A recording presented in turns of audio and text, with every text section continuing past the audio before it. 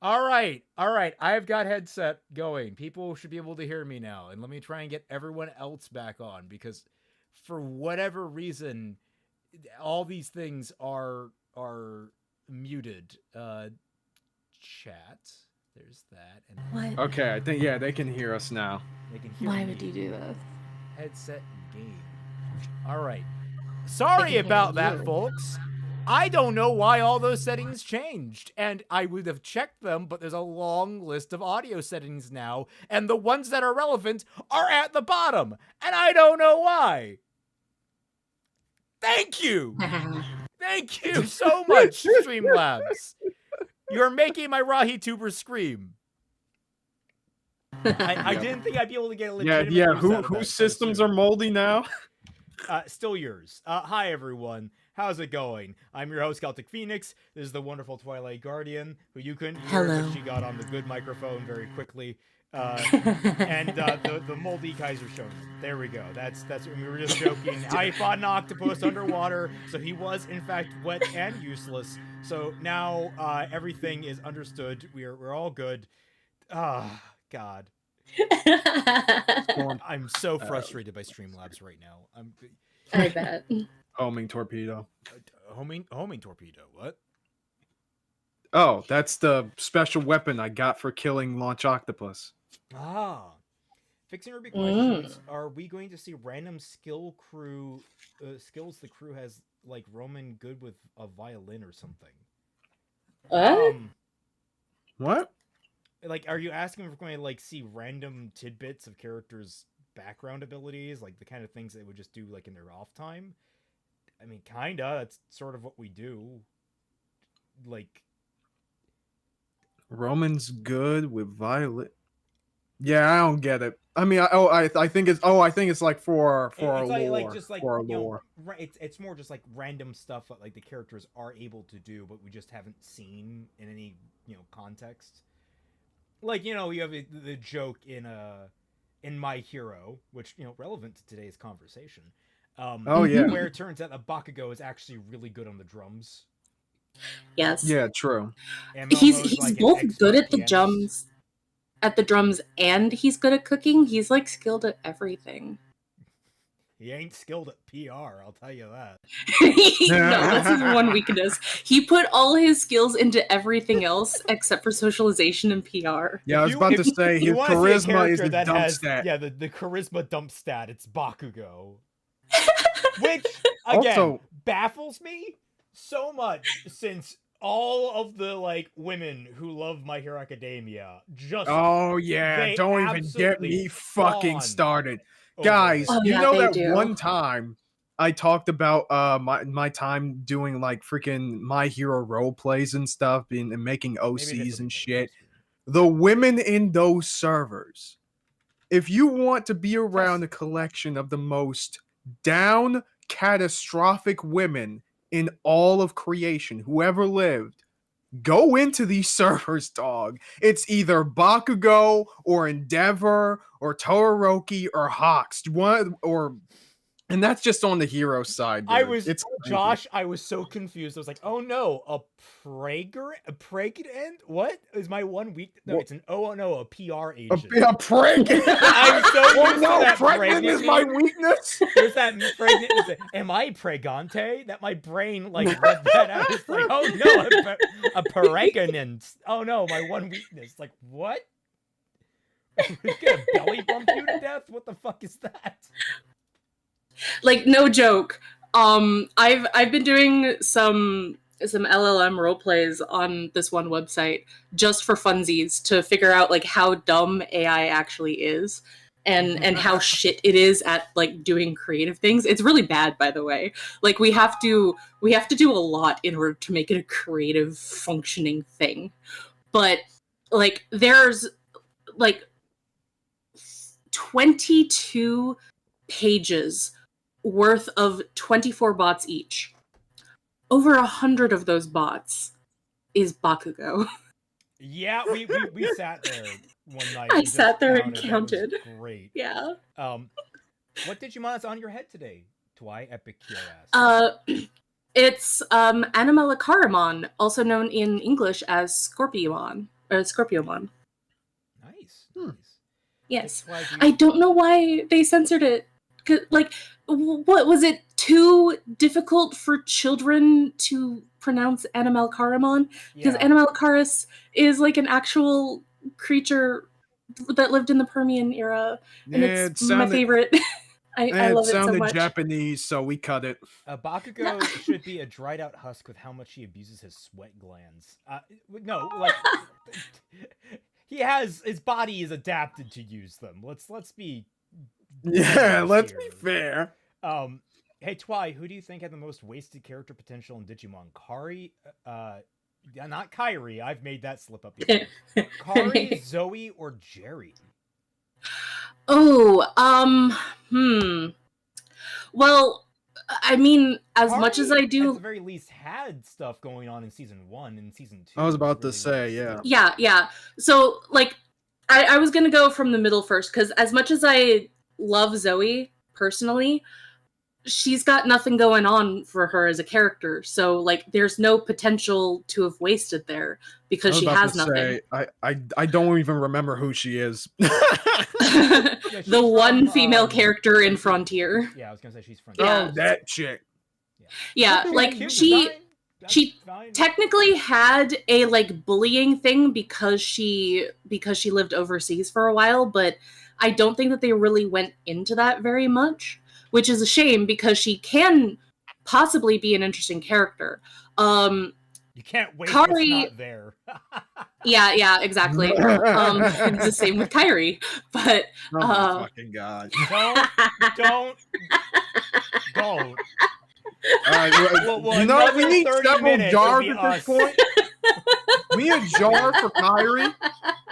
What? I'm making it now. I'm making the jar for Kairi.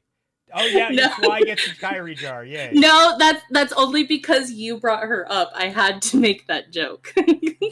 No, but you're the one who usually makes the joke about it. No, because you said not Kairi because I made that mistake before. Kairi. They spelled it as Kairi, and I'm like, Kairi. Okay. Fair enough. Somebody else brought it up.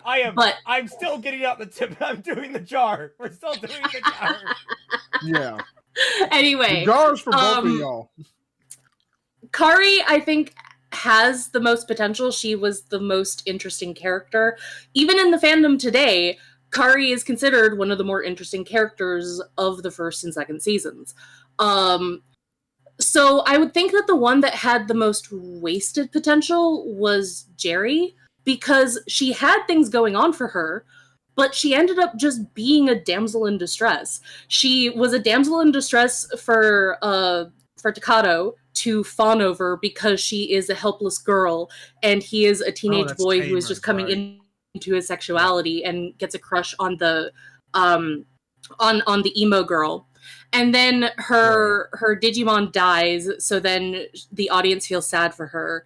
She has a lot of things going on in the background that never get addressed and never really get resolved all that much. And then she's just there to be kidnapped by the final boss of the series, so that Beelzemon could get his final character arc completed. Like, that is literally the only reason why she's there. I wish, because I remember back in the day, my main intro into like deeper discussion about Digimon was Jezu Otaku. I don't know if you ever watched any of her videos on the matter. I did, but I remember not liking her. Yeah, no. I know that, but I remember at least being interested in some of her thoughts and analyses, and she never finished her Tamer series. Like, I think she basically disconnected after that. After part 1 or 2 with that, and then basically everything else was just wiped from the internet. Someone said that she had more presence than a lot of the other female characters, and I disagree with that because she's kind of just Rika for one thing. Jerry for most of the series was a useless background character that kind of took up space.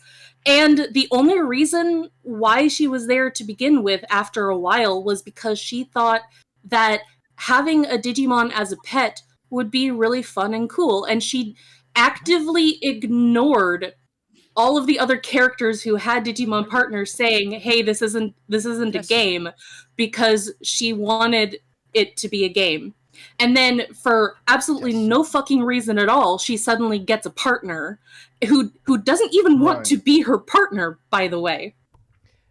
Yeah, doesn't Leomon kind of treat her like a load? Kinda, at first. And then out of nowhere, the next episode, he just accepts her, even though the previous episode, he was running away from her. And she was being kind of, like, creepy about it in a little girl has a crush on her teacher kind of way, but with the Digimon. After her Jerry analysis, is it here? Because I don't know, did she transition? I feel like there was something in there where she had, like, gender swap, but the... Jezo Otaku. What? I'm talking about Jezo Otaku. Otaku, not Otako. What the fuck? I was trying to stop burping, but like she transitioned. Okay. So he stopped making the retrospective after that. I can never remember. Otaku is male. Yeah, no, that's she transitioned from otaku to otako. We're all good. So people there were a few questions, and you're like, Sky High is people were pointing out I was quieter. Don't worry, I hope they fixed it. Has any of us seen Sky High? Oh yeah, I love Sky High. Yes. Oh yeah, I did. I love Sky High. Sky High is great. It's a great film. I don't quite think it compares to My Hero. I think My Hero is a much more serious setting, all things considered. Yeah. Like they're both relatively lighthearted, but definitely Sky High is much more in the parody camp as opposed to My Hero, which is much more in the homage camp. But I understand why people make that comparison, because for the longest time, like, that was the closest thing to My Hero that we had here in the West. Yes, for sure. And it's awesome, and I would have loved more of it, but I also wouldn't have wanted it to be ruined. Also, it had Kurt Russell in it, and Kurt Russell is amazing in everything, so... Yes. That's just an automatic win. And if Kurt Russell were to play All Might, you know what? Actually, he might be able to play All Might. Off. He could pull, like, not only, he might be a different All Might. It might be like a different interpretation of the character. But I mean, he's getting up there in age, and in All Might, he's supposed to. I mean, he's not the oldest guy in the box, but you know, he's like nearing his 60s. So the oldest guy in the box. Yeah, I was about to say the box. No live action. Put all the oldies in the box where they belong. Do you think MHA could work as a live action movie? Honestly, no. And it's not really because, for one, it would be prohibitively expensive in many ways. Yeah. Although, to be fair, I thought of One Piece would be that way too. And apparently the live action series, which we've seen 2 episodes of here, they're phenomenal. They're actually really damn good, and they're really well done. And they actually have the best costume design of any anime series live action I've ever seen. So, like, there is hope, but it takes a lot of work. But my main argument is it's just such a large story. I don't know how you would cover it in just a couple of movies. You would need it to be a like a Netflix series, like a series, like the way that NetPiece is doing it. He'd need to bulk up. He could bulk up.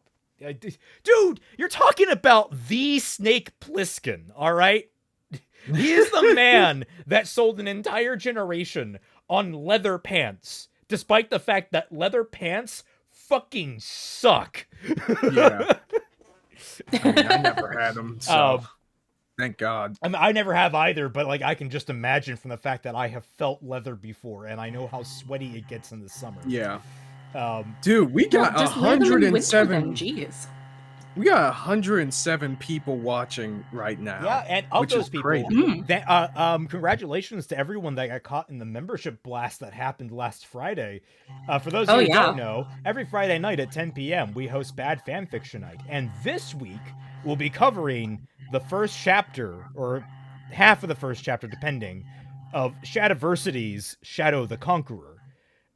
Oh hell yeah! Yeah, it's wild. I actually looked up. I made sure I had the copy and got things highlighted and ready to go, bookmarked, so we know where to stop and that kind of stuff. But last week was we were finishing up the last fic that we were covering. We were going on hiatus with a Ruby fan fiction. All 2 members of the chat, and technically a couple more, but like 2 big members decided to have a money ball contest where they just throw dollar bills at each other, and we got caught in the middle. Yeah. And basically, every almost, I want to say 200 something people got memberships, maybe more. Yeah. Like, I think it's something crazy like that. So yeah, everyone enjoy that. Remember, that means you have to hang out with us for the rest of the month. You're now part of the crew. And if you continue on sticking with us, you will go up in rank from recruit up into, what was the ranking that I had? I actually have a bunch of neat little ranks set up for everyone. Where did I put that? Damn, what a great captain for getting his ranks. Well, I'm sorry, it has been a little bit. Here's some support for helping me confirm my writing is better than Shad's. You're welcome, Trim. Oh my again. god. Woo. Dude. We appreciate the spite and the support, obviously. Okay, so for those of you who don't know, memberships start at... I should probably readjust this. They start at recruit. There we go. All right, I'm just gonna play this kind of fast and loose, nothing super fancy here.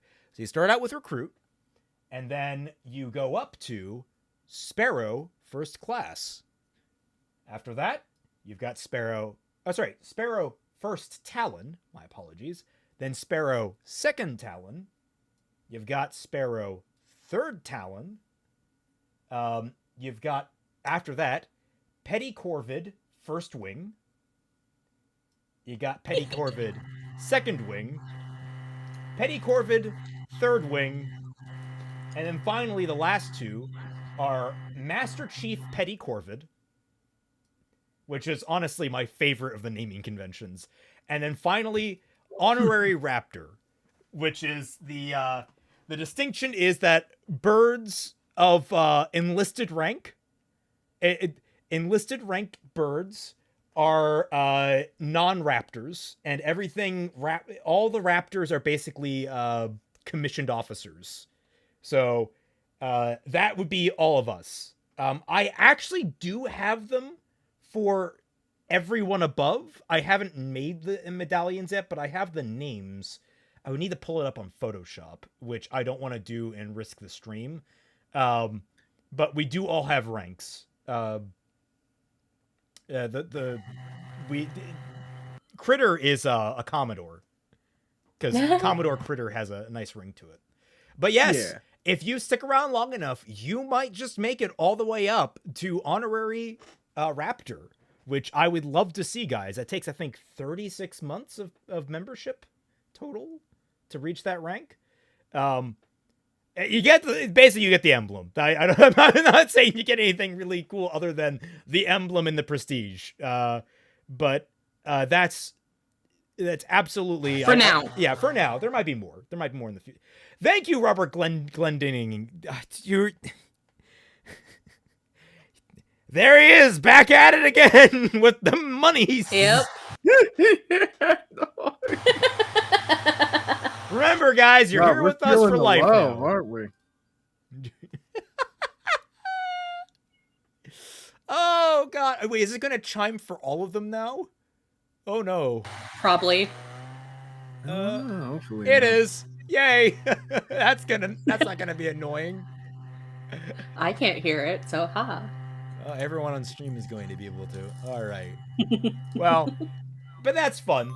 The war started again. Oh, don't do that. Don't give me hope. Yeah. We're gonna be replying to a video this time around. We don't need that distraction. Some weird feedback is going on with someone's mic. Is there feedback going on in someone's mic? Yeah, probably. Oh, I think it's probably Twilight's then. Also, I told you, my fan. Oh yeah, now we. Why we can hear it now that you're on your good mic. But I've been on my good mic since we started. Why are you only hearing it now? No, because you were on a lower quality mic just as we swapped over. Yeah. I didn't hear it then. I only just like I started hearing it now, but like my brain just didn't. Oh no, it's faded away now. Really? Yeah. It goes in and it's out. actually. It's weird. Well, I'm gonna turn on crisp just in case, so you won't hear my little squeaks if I laugh, but you won't hear the fans going on. So sorry about an unfortunate sacrifice. Yes. The Epikyo says emblem. Is it perhaps that of fire? Good Mike. Bad God. Mike. I'm the Mike with the gun. Toga Himiko is best girl? Oh, that is a... Dude, there is a lot of best girls in My Hero. I haven't really thought that much about it. But Toga... Oh, God. Well, I know she's best girl to you. I love her to death, but like whether or not she is like actual best girl, because like she's a fucking murderer twice. She has murdered a lot of people. I don't know if I want to give that best girl. And she doesn't even have like the Gazai defense, so it's like. So yeah. Oh, that's hard. That's hard. Because, like, I love, like, Momo. She's not very complicated, but I love her to death. I mean, I love Mina. I love freaking Kyoka. I love Toru. I love Ochiko. I love all of them. All of them are great. Suyu, oh my god. I can just keep going. La Brava. I can keep going. He doesn't love Mirko, though. Yeah, I like her. Well. I like her, but you're right. I don't love her. She's not really. There's a lot of people that are into the muscle mommies. Not really my thing. Yeah, I think it's mostly the personality for me rather than the muscles, because I appreciate that we get to see a muscular woman because it's something different. Yes. But I think her personality is a little bit too one note for me to really enjoy her. Yeah, sure. There's a lot of fanfics. It feels like a. You go. It feels like a beta version. Like I think the reason why I'm so on Mirko is because there's a similar character, not bunny themed, unfortunately, but a similar kind of character in Black Clover, Mary Leona, and she is just Mirko but better. So I'm all like, You like them just because they're attractive? Titania, you're coming in swinging. What the hell? Yeah, Titania always comes in swinging. Titania just like comes in here to fight. Yeah. I don't. Dude. Did you not hear me mulling over whether or not Toga was best girl? Okay, it was a joke. Good. It's hard to tell in text sometimes, but to clarify, I was just mulling over whether or not Toga was best girl, dependent on like how badly did she murder people? Like, does murder disqualify her? Uraraka is just, brilliantly nice and great. Oh. All right, but let's see. What else was in there? Amajiki's your favorite boy? Unfortunately, he is actually one of my least favorite characters. And I like him.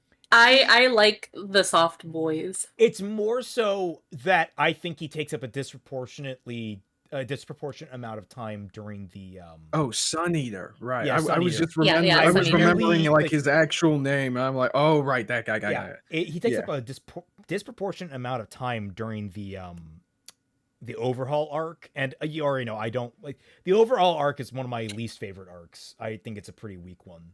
I mean, yeah, same. I like where else would you put his mini arc if not there? Well, that's an interesting question. Do we need his mini arc? I mean, to fill out other characters and make it so that not every single background character is bland. So he's and your lifeless. version of MHA version of Oscar. Then no. Whoa, whoa. Amajiki, from the first fucking frame of him appearing, has more character than Oscar through 4 fucking volumes of RWBY. All right, 5 fucking no 4 because volume 9 he wasn't really in. Also, you said Oscar. Oscar. I'm suddenly busted here. Oh, he has more personality than Oscar ever did. I don't want to hear you at all. Oh, it's so arguing. atrocious. Absolutely atrocious. Now get me a Philly cheesesteak. What are we doing here? Raymond is just scared of muscle mommies because they can crush them between their thighs. True. I mean, true, yeah. No.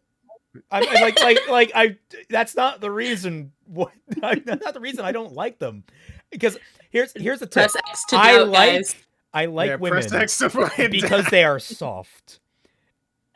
That is legitimately it.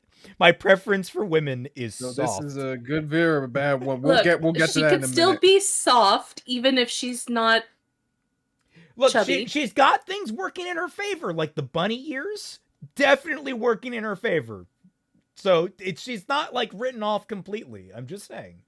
Not to mention, like, there are some fanfics that actually, you're right, that personality is also a big element of it. There's some fanfics that really do some lifting, some legwork with her that I really love. There are ones that, I mean, she tends to do that a lot anyway, so I don't know why you need more.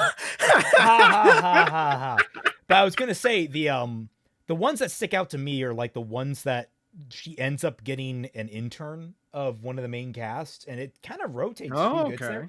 There. But like one of my personal favorites was Ochako becoming one, and like she basically beats the ever-living shit out of Ochako over and over again until she gets Ochako pissed. She keeps basically her entire thing is, I'm going to draw out of you the most violent, destructive tendencies you have, and then we're going to hone that shit into a fine-toned weapon. And it Damn. in the most current arc of that fic, they've swapped out the situation where instead of Bakugo getting kidnapped by the League, it's Deku that gets kidnapped by the League, and Deku and Ochako are dating by this point. And so someone calls up Miriko because they're like, yeah, this situation has happened, and you know Ochako, right? And Miriko's like, oh fuck, yeah, I'll be right there to help. She realizes, I have set this woman up to be a living weapon, and now she is on a one-woman death path towards rescuing her boyfriend. Yeah, she's gonna need my advice. Then here's the consequences for your actions. Hi Zaldonix says, can I just say how strange it is that Sue witnessed almost all the events with Toga but has nothing to do with her? It is a little, I do notice as it's a little strange that I wish Toga was more involved in that. Especially because I think their personalities, Toga? Yeah, like Sue and Toga. Toga was more involved with Toga? Sorry, Sue. I think Sue and Toga have some personalities that could really bounce off each other really well, but they only really do it at the beginning and end of the Toga story. Yugox, gasp, how dare! Sigh, fair Mirko didn't get as much writing attention as better MHA girl ladies. Even Lady Nagant might have gotten more. No, equitable to Lady Nagant, I would say. I think Nagant's is way more impactful, I guess, for a lot of people, just because she's at the very end. Sorry, my brain went to Mount Lady, not Lady Nagant. My bad. What? Hey, oh hell no, bro! Why? No way! Not even no, close. Because Mount Lady is actually quite present. Like, is about equally as present in the story to Mirko. So that's my brain was like. Going to that. I can totally understand that. I'm just saying comparing. No, I was going to say like that immediately. Now that it's Lady Nagant. No, yeah, you're right. Mirko did not get anywhere near the attention Lady Nagant got, and Lady Nagant is a really strong character. Lady Nagant's on there is one of the best girls. I love her. She's great. And you know what? But you know what, guys? She's kind of a muscle mommy. So you can't tell me You can't tell me that I put them off the list specifically because of that. You can still make it. You can still make it. Listen, here's the real reason, okay? Raymond is an arms guy, the rest of us are leg guys. Think about it. I would. We're not gonna forget them. We don't discriminate. I would kind of push back a little about Mount Lady getting only as much characterization as Mirko, because, like, she's been there since the first season, and we've seen her have, like, a subtle but definitively there character shift, especially when things got real. Yeah, I was gonna say, my equivocation was to the amount of screen time they receive, because Mirko comes in late, but then she's present for just about every other major arc after that. Yeah, that's because she's bloodthirsty bitch. Well, yes, and I love that. But like the other thing that I wanted to clarify on that is that Mirko doesn't really go through a character arc. She starts a bloodthirsty bitch, stops, it ends a bloodthirsty bitch. And her character arc is how fast she can remove all of her limbs. Yeah, I was gonna say her character arc is a flat line from here to impaling the enemy on a rock. Yes. Yeah. So, like, I could not believe how bloodthirsty she was. Like, holy shit. Yeah, it's an amputation arc. No, and that's like there are fics where I think I've seen Bakugo get mentored by her, which is interesting because you get to see like. I would be afraid. They're kind of awful for each other. I'm trying to remember which one. I remember not very much liking that fic, but I remember that being a highlight. Like, I would kind of say, like, Mirko only should exist in where she appears in the story, because I have a hard time believing that she didn't already lose her limbs by the time she appeared in the manga, because that woman has no self-preservation instincts, but despite the fact that she is a rabbit. I was about to make that joke if you weren't. Also, sorry. I know that rabbits can be vicious little creatures because I've watched Watership Down, but still. But yeah, so as you guys can probably tell, we are very, very familiar with the Boku no Heroes. Yeah, and we're we've been trying to stay away from giving out spoilers. But forewarning, we will more than likely be talking about everything in the My Hero manga up through the very end. This is gonna completely spoil it. We're not gonna avoid this video. Consider this your official warning on the matter. So if you don't want to spoil the ending of My Hero, I know there's a lot of people in here that might be waiting until the 8th season, which will be the last. That's you'd perfectly fine to opt out now, even though I will miss you. We love you. Damn. We're gonna talk about the movie final. No, actually, we haven't seen the fourth movie. Is that out now? I think I haven't been paying attention. I think I've seen like an animation for it. I'm pretty sure it's out. It's the only one of the group that like I feel is weirdly placed. The rest have can be explained pretty easily. But that one in particular is like, oh yeah, it's set during the war arc at the very end, but like after Deku returns, it's like while they're at that ancillary base, which now that I think about it, them being at that ancillary dorm room was a weird thing to highlight for them. So I guess maybe that was setting up for the film.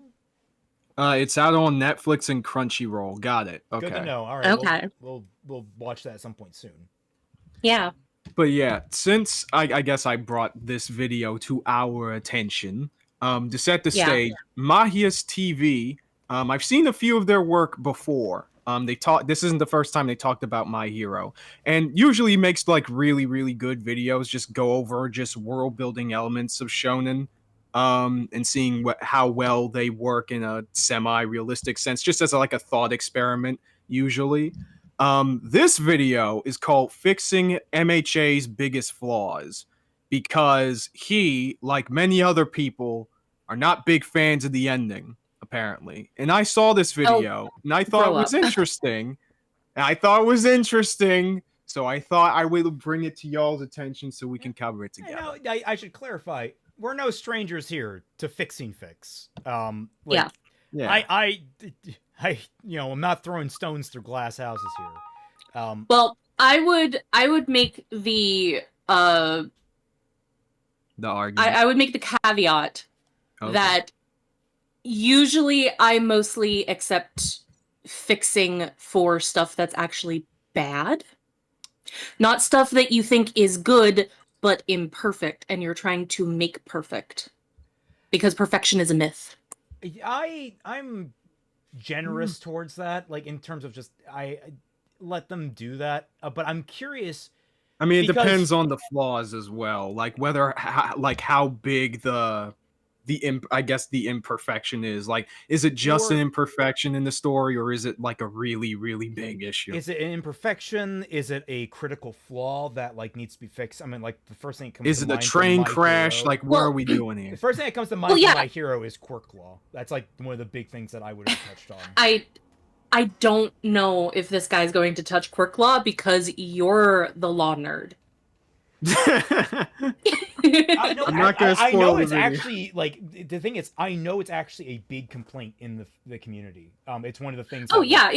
I have no doubts, but I don't know if that's necessarily going to be featured in this video because it's only 18 minutes long. And I know a good chunk of that is dedicated to other things because I did thumb through it because I didn't think that we were going to get to this video for many, many months.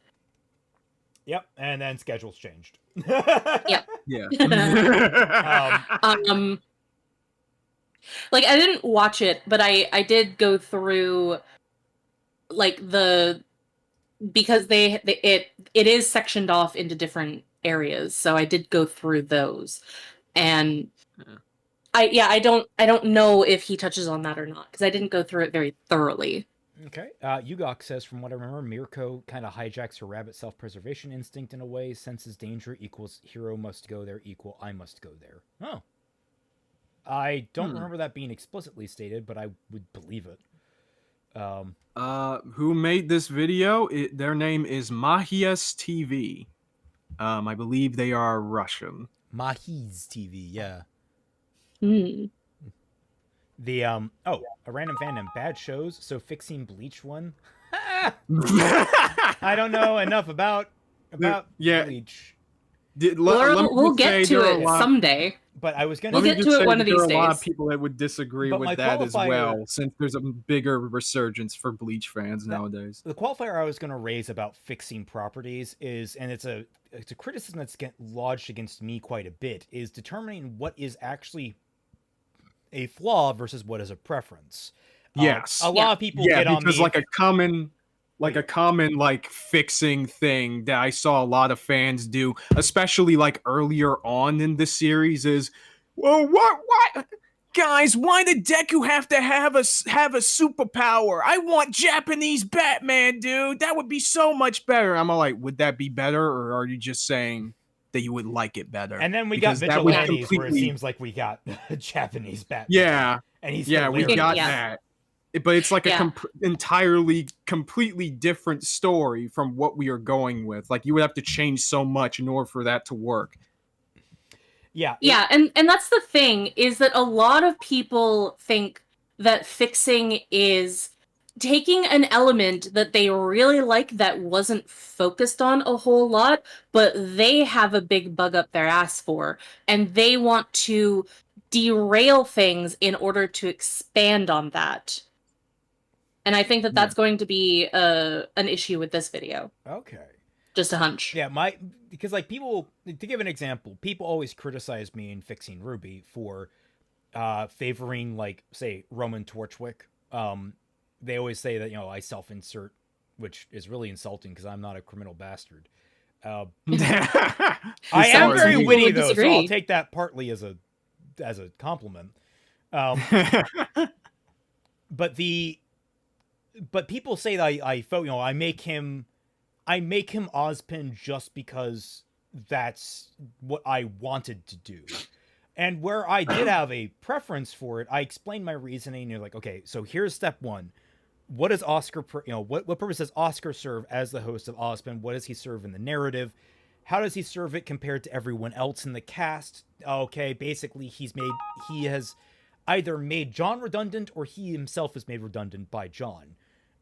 So do I give John Ozpin? Well, that's a potential whatever, but John already gets enough focus as it is, and he stands apart on their own. Mupa and I talked about how you could have given Ozpin to Ren, because Ren doesn't get a whole lot of focus. Ren was something that like I could have given him to, and I acknowledge that was a blind spot. I think I floated it, but I think also at the time, Ren was one of the most poorly characterized characters in the series as well. Like he's actually been not great. Yeah. Yeah, and I think that can get into some legitimate criticism. Now, some of the people who make that criticism aren't doing it in a way that is like a valid criticism when they just complain, oh, you're just making your favorite characters into main characters and yada yada yada. Right. When it's more like, why did you do this character instead of these characters, or why didn't you make this character into a more unique and robust character?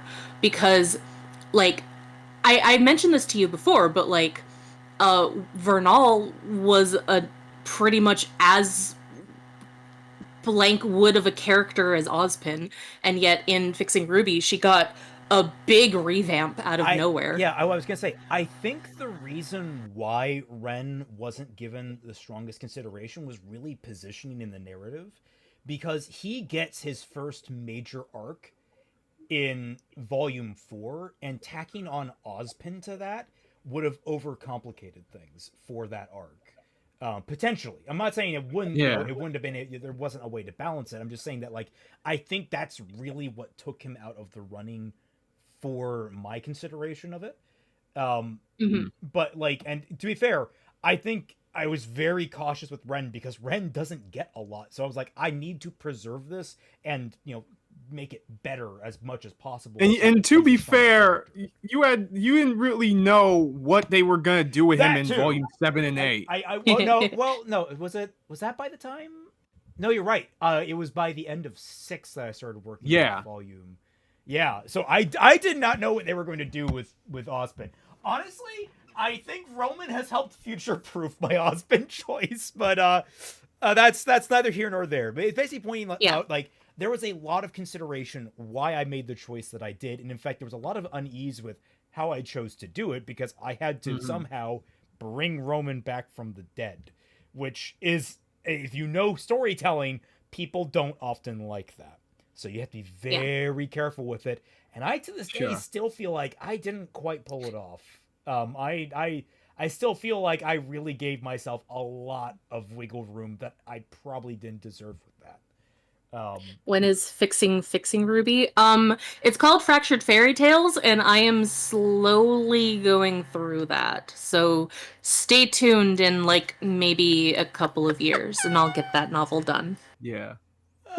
Can I Derek's art. Can I get this? Derek's art. Oh my god. Yeah, I put it in the Jack art. Should we get that super chat? Oh yeah. Well, do it. Name. Well, I can read it. We already got Japanese Batman. It's the Big O, which that's all. Big O! Showtime! There's and then user 225 says there's a take that the MHA's core issue is that it's pro-establishment / status quo, which clashes with the inspiration of American superhero comics, which are traditionally anti-establishment thoughts. I disagree. I disagree, because it's not pro-establishment or status quo, because by the end of the series things are changed. It's not it's anti-burn everything to the ground, which is what people have a problem with, because American comics are bombastic and they're dramatic and they try to make everything as up there as possible. Like everything has to be 10, 12, crank the notch up to max at all times. And that's not what My Hero is. My Hero is meant to fix things from the inside, not burn things down from the outside. That is the difference between My Hero and it's a Western consistent comics. story. It's a story with a beginning, middle, and end. And my thing is this: I do agree somewhat with the idea that like some of the ideas of My Hero in regards to societal structures could have been much better like fleshed out, sure, in order to make the theme a bit stronger, in my opinion. But I would never say that its core issue is that it's pro-establishment. I was gonna say, like, I think really the whole point of it is that the entire like main cast are supposed to represent the hope for the future, that things could get better. It's the push and pull. That's basically at the heart of it, which is a very American thing, believe it or not. As much as Americans have a staunchly individualistic, mentality, there's a lot of parts of America that are, I think, mostly after the Civil War, that are very staunchly unified. Before the Civil War, United States was much more focusing on the United States. And then afterwards, it became much more the United States, if that makes any sense. So you have sort of this duality in the lifeblood of Americanism, United States Americanism, to qualify, because I know Twi likes to qualify Canadian America. Elbows up, guys. But like the idea is that like we have a lot of people that love the idea that we are a big, powerful nation. And there's a lot of people that love the idea is like, you can just leave me the hell alone and I'm going to do my own thing. Tension between those 2 points, and My Hero captures a lot of that as well. Like, and it goes back to like why I have such an issue with quirk law and that sort of thing. But like, that's getting into the weeds. Miss Tech Master, I think it isn't just that people want Japanese Batman from Deku. They want actual underdog protag, not another chosen one. Okay, no, but stop. He earned his chosen one status. Like, that's that's a complete change from someone, oh, I'm sorry, Naruto, you were born and we had to seal the nine-tailed fox inside you, making you the super important person. Deku was you're a demigod, nobody. Actually. Yeah, Deku was a nobody. It's why anyone that ever like floated the idea that Deku was like, one for all, so all for one son or something like that, I laugh in their face, because like if that happened, I would drop the manga. Here's the thing, guys. Sorry, Kaiser. I know that you've been trying to speak. No, go ahead. But here's the thing, though, guys. Like, I people who say stuff like that, I don't think that they actually know what chosen ones are. These are usually King Arthurs, who are born royalty, but for whatever reason grow up to live normal lives until the time comes that they have to take up the mantle of greatness. These are people who are chosen by prophecies, who are born or chosen by some alternate force in order to take up the mantle. Whereas that's not necessarily what happens with Deku, because Deku has proven himself worthy. Not that he was worthy because he was randomly chosen for no reason other than the fact that he's the main character. He proved himself to have the right stuff in order to receive the quirk. And then he also had to work really, really hard in order to master it. 10 months 10 entire months arduous, non-stop training and lifting. Like, I don't even understand. I don't know if Horikoshi has an understanding of how fucking weightlifting fucking works, because the rate at which Deku worked should have killed him, but he got through it. So either Deku was built differently, he didn't see him resting properly, which All Might calls him out on. In fact, All Might says, look, you do this amount of work. He was rushing it. If you do this amount of work, you will get the quirk. But then Deku's like, okay, but what if I do double that? And All Might was like, no. And Deku's like, yeah, but what if I did? And All Might was like, fine, but we got to make sure you do it safely, kid. Like, Deku went above and beyond, not because he wanted a quirk, but because he wanted to be a hero. That is his driving motivation, is to be a hero and help people. That's also Yeah. that motivation of him working twice as hard was because he acknowledged that everyone else at that school would have had their entire lifetimes to master their quirks to the point of getting into the school. He had to catch up if he wanted to match them. Sure. So he had anxiety there. It was characterization as well. That he is a hard worker and that he is dedicated to the cause and he wants to be worthy of going to the school. Yeah, so like, yeah, with all this in mind, Ms. Tech follows up by saying, yeah, it was 10 months trained that we skip over in a montage, so it feels less impactful. I mean, that's okay. First off, feels less impactful, kind of subjective there, first off. Second off, though, like, it's not just the training. Like, in fact, the montage almost took up like most of the episode from what I remember anyway. It was a solid single chapter of the manga. Right. But it's not even just the montage. Again, it goes back to Deku having the qualities that All Might was looking for. Now, do I believe the scene where he exhibited those qualities first could have been done a little bit better? Sure, growing pains of first chapters, that's gonna happen. But everything in the story makes it very clear that Deku did earn it, not necessarily just by action, but as Twilight said, by character.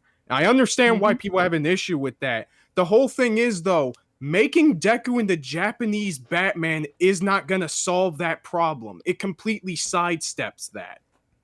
Because from what you're saying, let's say we agree that the 10 months thing in a montage is a problem. Okay, then let's make it like 2 episodes. Would that solve a problem there? What is it that would satisfy your desire to see him train in a way that would be, what would make it satisfactory seeing him train? Is it the amount of time spent training, or is it something in particular you want to see as part of the training that would make it more satisfying? Is there maybe some other element that you're not feeling that you can attribute to your problem, as opposed to the training being the problem itself? Because often it's a deeper underlying issue that you're trying to solve out. And I not gonna lie, I was pretty damn well satisfied with the entire opening of My Hero. I actually thought it was really freaking compelling. So it's very possible it's just a you thing. Yeah, it would just completely change the route of the story if you do it that way. Yeah, exactly. Because, like, the point of this story is for Deku to get his powers and to go to hero school, not train so that he can go to hero school. Like, that is not the point of the story. And a lot of magazines are very keen for the manga to, get going. That's why because readers will drop a story if things seem like they're slowing down and that they're dragging. So you have to constantly keep things moving, or to at least have it so that things are interesting. But if the character is doing nothing but training and straining themselves and it's not very interesting to watch, it doesn't matter how realistic it is. If it's not entertaining, you're going to drop it. Okay, we probably got to move on. I'm going to hit these last. Yeah, we got one guy there. But anyway, Mahias, what did you got for us? Sorry. Sora Hart says, "Hi everyone, quick question. When's the Kingdom Hearts discussion? Team Jack stream? You know you want to lol. We got to find a good topic on it. Someone said that maybe Lily has a video, and like we could look for that. I was gonna do that Lily video at some point. Yugok says Naruto was the son of a man whose face got chiseled in the mountain because of how great he was, and a woman of the special clan, and by the way, reincarnation of a god. Yep. Yeah. Mm-hmm. Yeah. It's that type of shit. He is the very definition of a chosen one. And I will say very quickly, because Sora Hart did ask about Kingdom Hearts, Sora is probably not a chosen one. He might be now. We don't know yet. We still haven't gotten to the next arc yet. But he is. He didn't start out explicitly. It's explicitly stated that Sora was not meant to have a Keyblade. He was not actually chosen by the Keyblade. He was the only other option left. Yeah, and that was a big outright plot got subverted in the first game. Yeah, because it was meant to go to Riku, but Riku was not worthy of the Keyblade, so the Keyblade went to Sora instead. And now that the first arc is done, it might be hinting that Sora might be a chosen one. I just get that feeling sinking deep in my gut.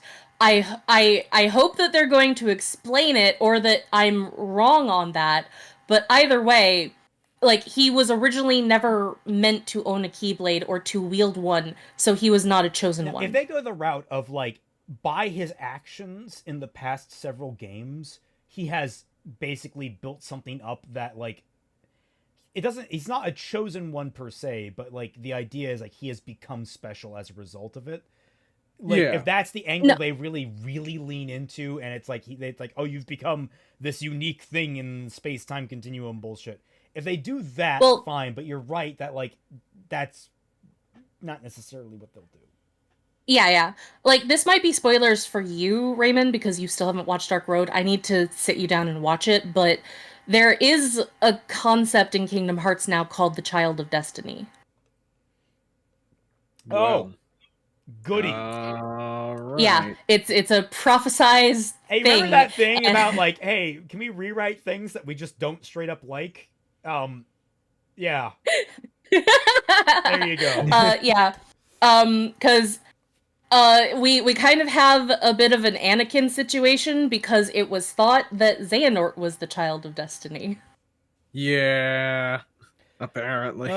Anyway, let's see. Ashbarian says, Kaiser, people want Deku to be Rock Lee type character, and I hate that Naruto trauma has negatively impacted other series almost a decade. Buddy, you have no fucking idea. Here's the question. Is Amuro a chosen one from Gundam? I can't remember if that was like... Amuro? Because he was just wrong place, wrong time, wasn't he? Yeah, he didn't get the Gundam. Like, granted, the Gundam was made by his father. That is true. Oh, okay. But he was not meant to have the Gundam, obviously, so because he was 14 at the time. He has a couple of steps on the chosen one scale. Okay. Yeah, like he's got. To be measured on a scale, by the way. Like Harry Potter is like I would say dead center. Is that like it's the actions of like someone very intimately close to him that ends up setting him up for what happens in the future. It's that sort of thing. And then you've got Naruto, who's basically divinely gifted towards it. Let's see, Ron, unpopular opinion, delete Gran Torino and give job to All Might. It he already had that job. The guy who has been OFA for the longest can barely explain how to use it. No, it's because he's a musclehead and could understand how to use it inherently, which is he has pure talent. Yeah, it's like Deku doesn't. Deku has to work for it. Yeah, and like the one thing that I found very interesting was like, you have a mentor, but your mentor is really bad at teaching you because fundamentally you both think very differently. So even though that he is mentoring you, the more important mentor is Aizawa. Yeah. So that's why, like, I find fascinating about it. It's actually a really good combination of things. Yeah, so All Might is the strength. Gran Torino is the wisdom. Aizawa is the heart, kind of. Yeah. So you have like a nice range there of different mentors. Yeah. Epic Kill says, would Asta from Black Clover be considered a chosen one? In one particular way, kinda. I'm being vague about it because I don't want to spoil anybody. But in most other aspects, not really. Yes, but only because he deafens all of his enemies. Anyway. That's literally all I know about Black Clover is he screams a lot. Anyway, we have literally been talking really here for an hour. Let's try and get into the video. And I am partly to blame for that. So you know what? I think we're all to blame. I mean, I feel like this might make it easier for people to clip, so, you know. Yeah, all right, here we go. If it plays. I believe that... Oh. No. I believe that My Hero Academia had the potential to become the perfect shonen. It had an entertaining world... Okay. What do you mean by the perfect shonen? What does that mean?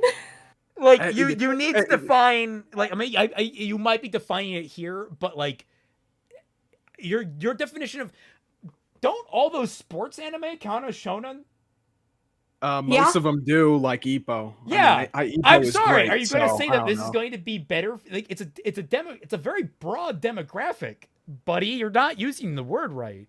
Also, spoiler alert, as someone who's read half of Ippo, My Hero is not better than Ippo. Hot take.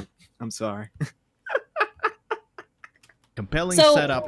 Oh, sorry. Sorry. I believe. So, like, Fucking, it's going to do that. I believe. It's there. Stop. Stop. believe But it- No. Peace. Stop. Stop, please. Watch together, God damn it. please. Have mercy on us. Maya, stop mansplaining when Twilight is trying to talk. Jesus. gee, this video is sexist. Okay, so I think that's just a poor way to start a video in general, because for one thing, that just hit us all in the face with, like, what does that even mean? Because saying the perfect shonen is like saying the perfect novel or the perfect TV show. Like, what do you mean? How can you have a perfect novel or a perfect TV show? Because, like, you need to have, like, smaller definitions. It's just so broad. The category is too big. It is a super category. Yeah, it's literally just a demographic for the magazines. I Yeah. want to say that it's probably hyperbole for saying, oh, it could have been one of the best. Yeah, gotta we'll take give him him at that his word for benefit, but that. that's a really hard open. Yeah, no.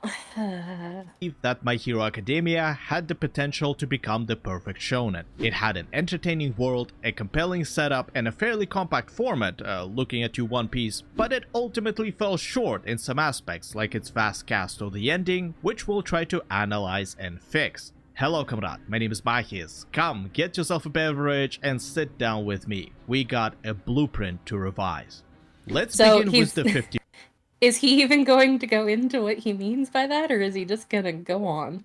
He said that it had a compelling world, it had a great setup, and it had a compact And format. a decent format for, Which- I guess, watchability, I guess. No, I actually think that I think the compactness actually hurt it in the long run, but that's Yeah, I was about to say.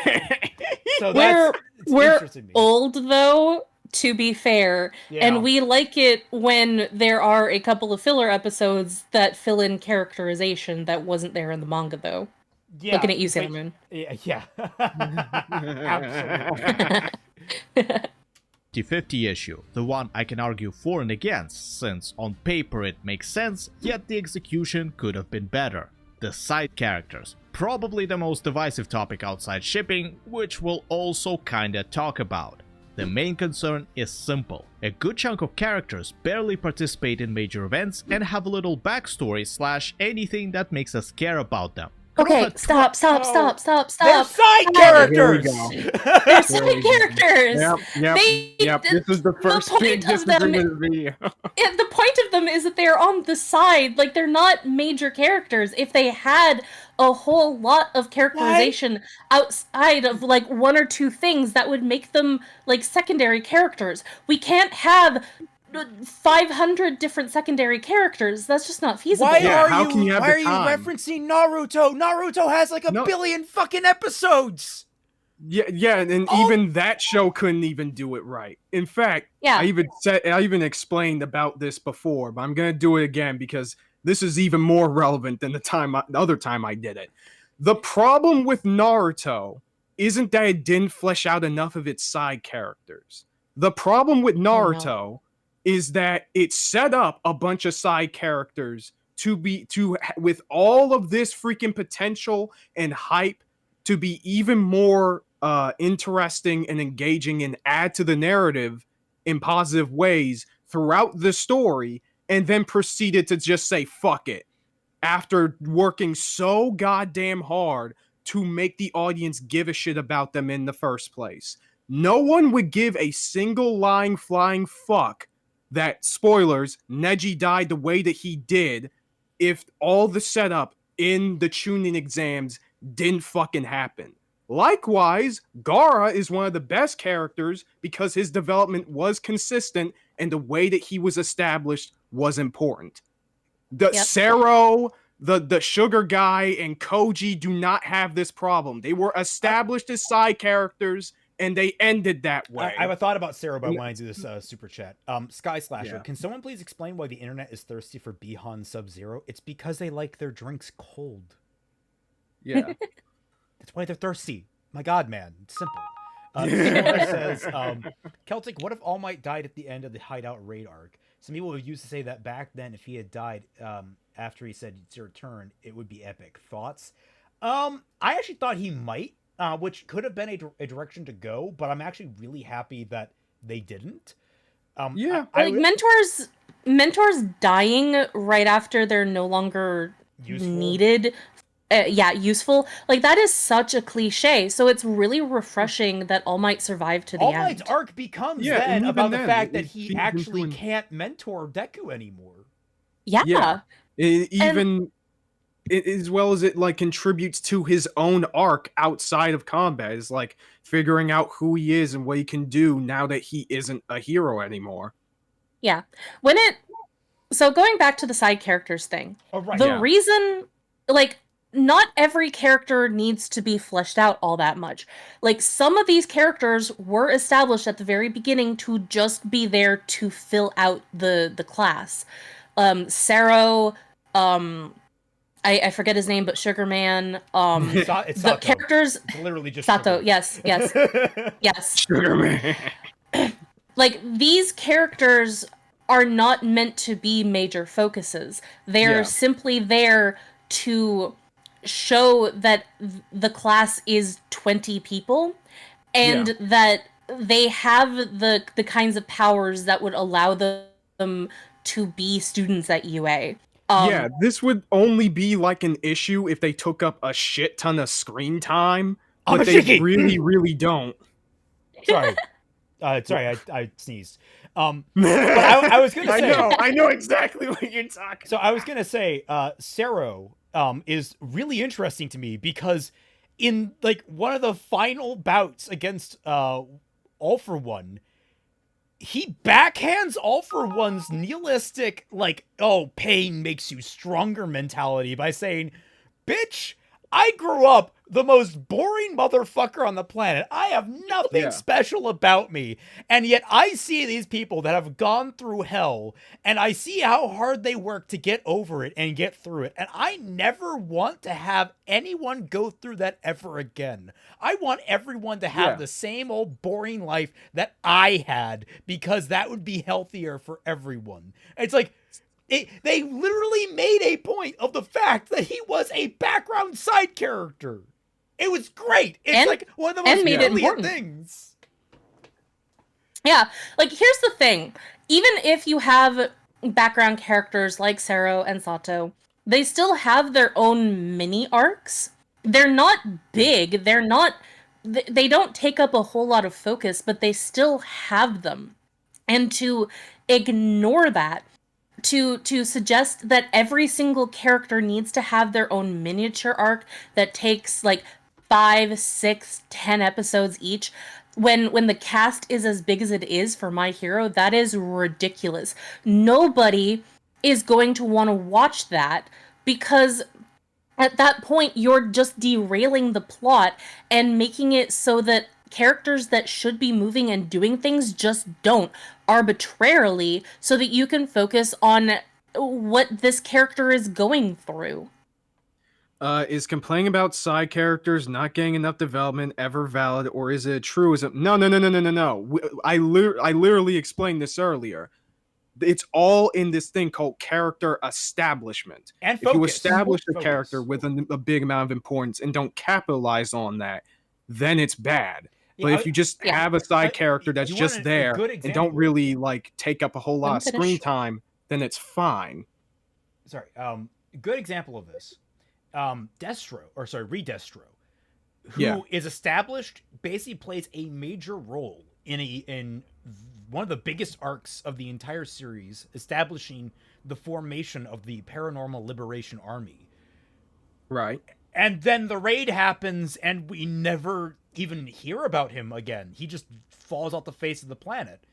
Yeah, he barely contributes to the rest of the story. That's a great example. Not barely, as in he gets arrested, and like the last thing he does is his clone kills the HPSC president, and then after that, oh right, I was thinking that he was still around. You're right. The only person from the PLF that actually I think does stuff is Skeptic. Maybe there's maybe another general or two that actually does something, but after that, it's mostly just the League of Villains all over again, and it really upsets. It's not really super upsetting that he served his purpose, but it felt like there could be more done with him, and it was kind of just left on the floor. Which is on top of the whole thing about Detonarat as a company and its place in the story, in my opinion. And could have been fleshed out way more than it ended up being. Yeah, there's a lot of elements that go into that. Introduced. But the point of the matter is that, like, it could be... There's a difference between how much focus is put on a character and when they show up. Like, that's basically the best we can give you. Is it's all about focus and establishment. All right. 12 basically was a few more faces. Except that I don't think it was that bad, simply because by the end of the series, almost everybody did something important, including students outside 1A class. Even Mineta was more useful than Tenten, for example, as he's pretty handy at restraining defeated villains like we've seen a few times throughout the show. I mean, in comparison to the top 5 of the class, he is a walking definition of an extra, but as we all know, comparison is a thief of joy. Not everybody is born or made equal. You can't expect somebody whose quirk is just one extra appendage to go toe-to-toe with the big bad, and My Hero Aka handles it somewhat decently, giving everybody a role they can fill based on their abilities. I know a thing or two about choosing the right character for the right role, as I had a lot of practice with— Oh my fucking god! Motherfucker! I was waiting for this to show up. It's so Motherfucker! No! You know what? It's Raid Shadow Legend. Let's see. Okay, let's try and guess how much of this ad read was him ad-libbing or like creating his own, or him reading off of a script. So I think that opening, obviously, I think was him actually like writing his intro in. It's awful, but I wonder how much of this is going to be stock standard. Was Raid Shadow Legends, who once again supported our channel and brought— What? You guys hear me? I was just wondering if like we could make it go faster, but yeah, we can make it go faster. make it the go fast. presence to celebrate an important milestone. Raid is a cross-platform collection RPG that is filled with activities like big bosses, PvP, and even a campaign. My personal favorite is team building, especially for the arena battles where you put your characters against other players. To get them, you need shards that can be earned through challenges and other I don't means, think as well as that these which I'll happily are provide. like two guys I just written got are by exactly what I'm looking them. for, but It's they'll be written by fine. the company. No, that's what I'm saying. It's like the stock writing, but like sometimes they're allowed to vary within it and like get creative. Yeah. I remember Count Dankula did an ad read at one point, and he talked about like, I like this character because she has big titties. And they got so mad at him. And he's like, it's in the contract. You let me ad-lib it. It's like, yeah, we're changing the next contract. He's like, all right, fine. Jake Patterson, people are so anal about a story's flaws, they let it cloud their enjoyment of its strengths. That is true. Yes. Yes. One of the things that I find very annoying about a lot of people who think that they know how to criticize when they really don't is that they focus so much on flaws. They don't really focus on the strengths, because part of criticism is also looking at what makes something work and why something is enjoyable, as well as the flaws. But if you only ever focus on the flaws, you're never going to get the full picture.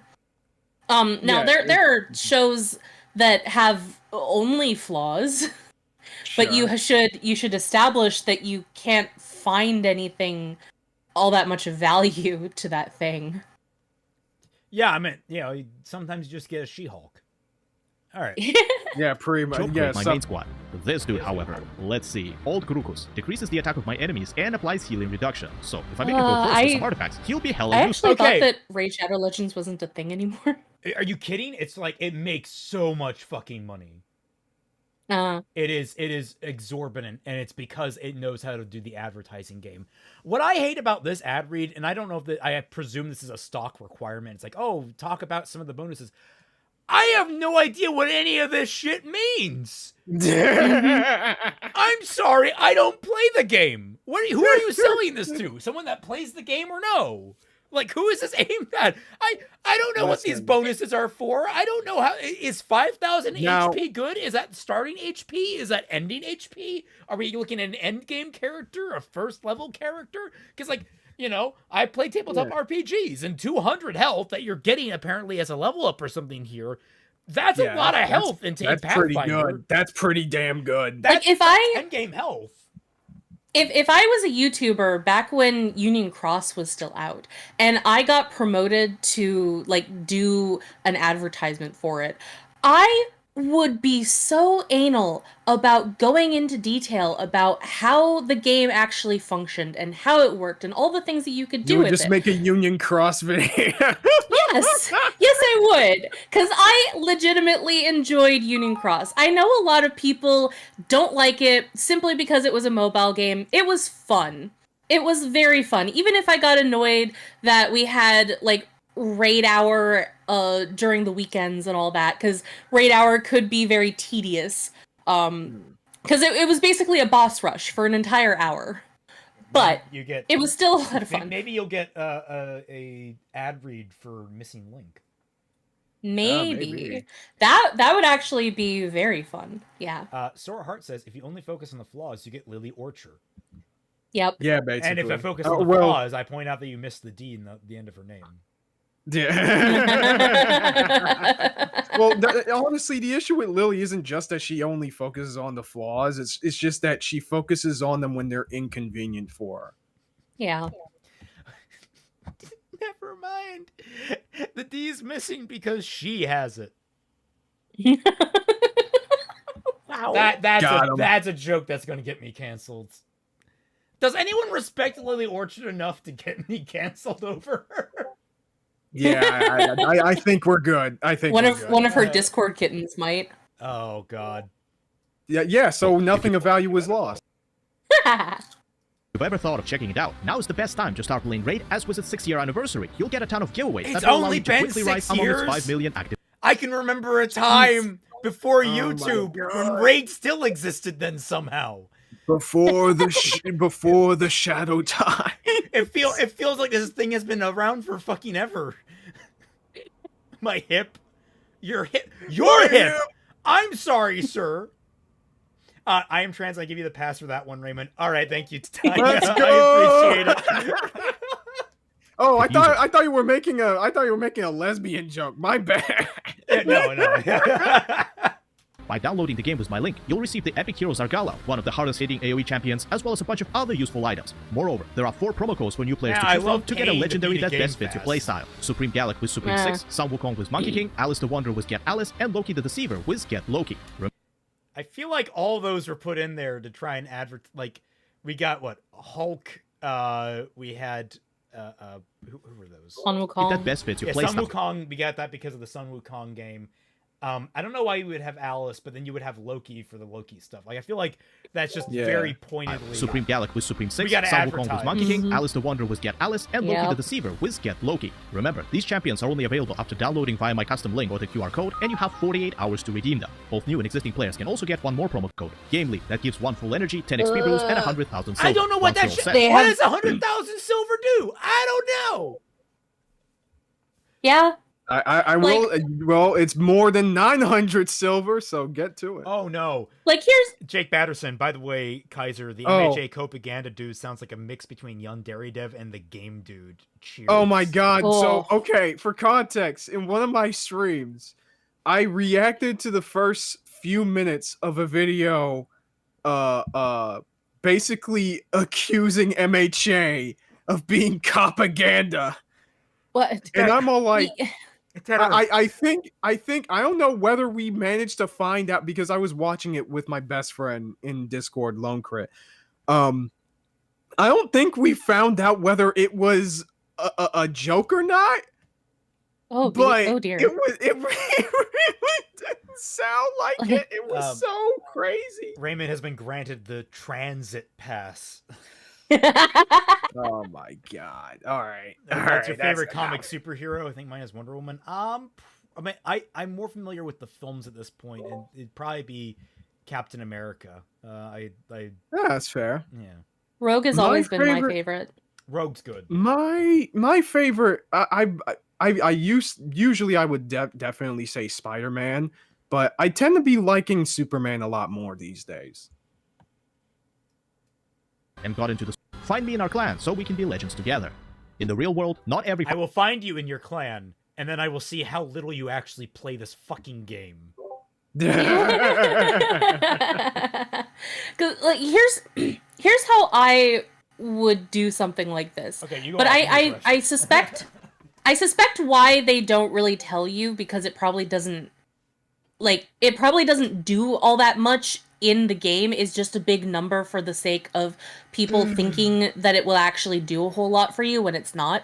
Because like when Union Cross was out, you could do a weekly pass sort of thing. You could buy that every week. If you bought weekly, you would get one entire pull and a half, as well as a whole bunch of goodies that were exclusive for you to farm, as well as to gather every single week. So you didn't have to do quests all the time in order to do these farming. You could do these special quests that were only available to you if you bought weekly, that you could farm again and again and again to get like way many more items than you could normally without it. As well as all of these free items as long as you bought weekly. Was it worth it every single week? No, but a lot of the times, especially towards the end of the game, it was pretty worth it. So like you could do that. And to get a pull and a half every single week, that would be I'm really bad at math, guys, especially on the spot. But like about 6 or 7 pulls a month. On top of all of the free stuff that you get just from signing in daily, which would also add up all the time. You could get easily 10 pulls in a month. Which would be a lot. So I know that I didn't explain that very well because I'm doing this off the top of my head, but that's way better of an explanation than that. Jake Babbitt just says he also made a shitty Attack on Titan vid, by the way. Oh well, I don't give a fuck about Attack on Titan. Yeah, it's a good thing I don't care about Attack on Titan. I've never watched Attack on Titan.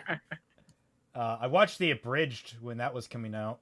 I don't. I've only watched up to the 3rd season. I haven't really watched past it because I just wasn't really into the show. You haven't seen the final season, or the final season part 2, or the final season? Dog, stop! No, or the final season, the final movie. Get out! Or the final movie part 2. Oh my, part 1, passage. Dude! The freaking I just saw a tweet one day around that time. I was all like, the tweet was all like, the word final has never lost its meaning. Hey, Celtic, have you seen Fate Abridged? Which one? Yeah, which one? Not only are there multiple abridged series, not only are there multiple Fate franchises that you need to account for, not just Fate series, but franchises. But then inside those, you have multiple abridged series for all of them. I was in one of them. Yeah. I was in Fate Apocrypha Abridged. Which one? I don't know! Yeah, I'm pretty sure just for Fate Zero, there's like 3 of them that I know about. I gotta. I don't care about any of them Abridged. Fate is garbage. Which one? Are you talking? Well, okay, I'm not gonna be hyperbolic anymore. They're probably talking about the one by Project Mouthwash, aka Blazing Azure Crow. That one is really good. I don't know. Possibly. I don't think I have, but I don't know. I kind of really I don't recommend like Fate. No, that's fair, but I recommend it. It's actually really, really funny. Like some of the people from Something Witty Entertainment are in it. Right. Me and my friends just finished Apocrypha anime on Netflix the other week. Oh, fun. For you guys, not me. I don't like it. Yeah, I didn't think that. The guy show who was leads good. the project, I think it's Blue Drachma. I think his name. No,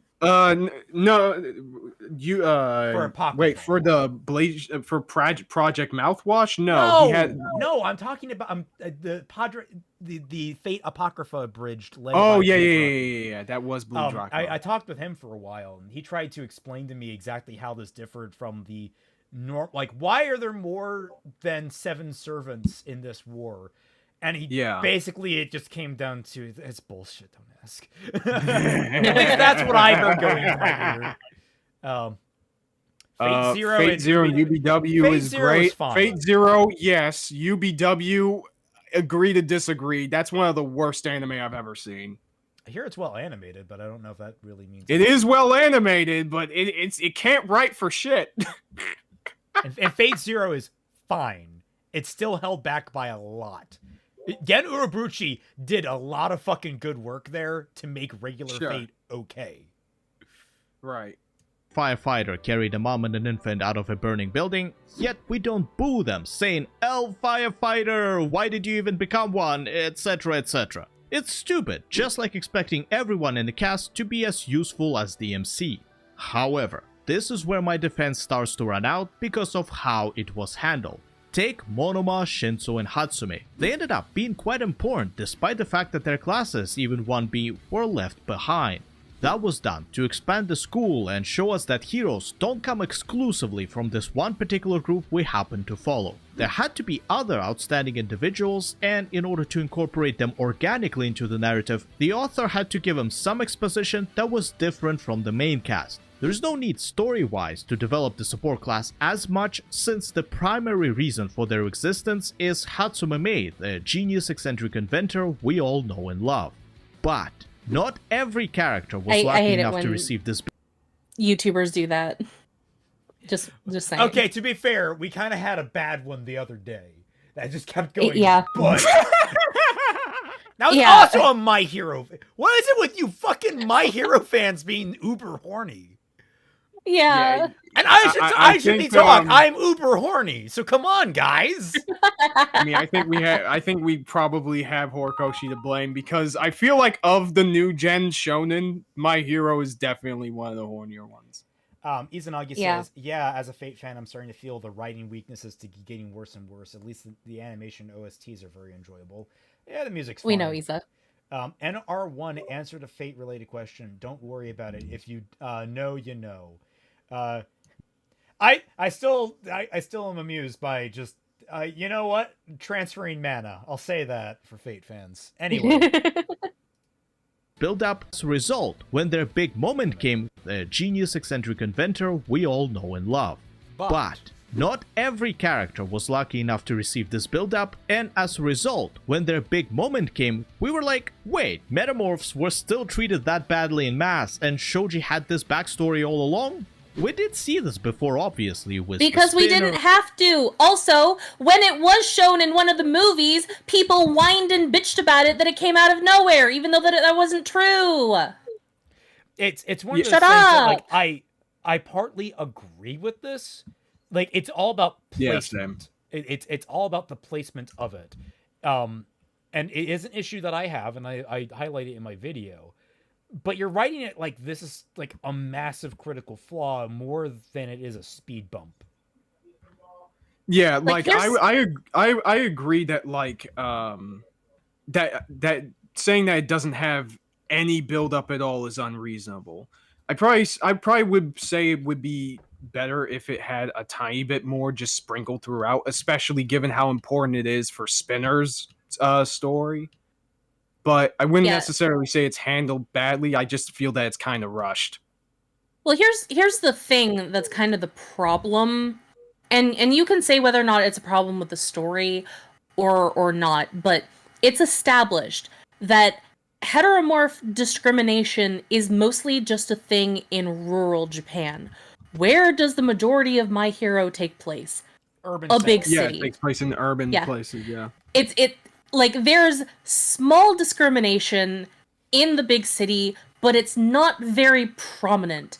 In rural Japan, however, it is a completely different ballgame. We never go into rural Japan, so we only just hear about it. And that is true for a lot of the other characters. Even they say, yeah, I'm a heteromorph, and I've heard that in rural Japan there is a lot of discrimination about it, but I've never seen it personally myself, because they grew up and lived their whole lives in a big city. We understand that it is a thing, and there are even like small prejudices that have been noted that a lot of the criminals that we see getting locked up, the majority of them are heteromorphs. But Mystic Master says, like you brought up earlier, some people just want a part they like to be more focused on, and I get that. Yeah, I wouldn't. And this is where, like, in my video, I make a distinction between 3 different things. I make it say the good, the bad, and what I would want. And I always make that. I try to make that distinction as like, what is, I think, as best you can say objectively good, what is as best you can say objectively bad, and what can you say is. And then the third one is just, well, I would have liked this more. Like, I'm pretty sure the disposable characters is something that comes up. And for me, Yeah, the disposable character thing would definitely fit the third category. Yes. If it was like in a spectrum, I would probably put the whole heteromorph racism plot line in between, I guess, good and bad. Like, it's not it wasn't terribly handled. But given how much it was time it was dedicated, especially during the final arc of the story, it probably could have done better with at least some more like a little more focus early on. Yeah, a little more focus early on, especially when we're giving it to show. There's also an argument to be made, and I get into this in my video just a little bit. There is an argument to be made that's kind of intentional, in that it's supposed to be like you don't see it until someone points it out to you, and like the idea that you yourself are prejudiced against them. Yeah, and that's kind of the point, because Spinner's whole thing is that nobody notices. Nobody pays attention. That's kind of the whole thing for the entire League of Villains. Nobody notices the people who fall through the cracks. A lot of those people are out of sight, out of mind. And even though they're suffering, because you don't see them, doesn't mean that it's not a problem. You know what? I feel like I might have cracked a bit of the code, and y'all could probably disagree with me if you want. I feel like part of the issue is, and why people are experiencing it this way, is that Spinner probably could have used a little bit more time.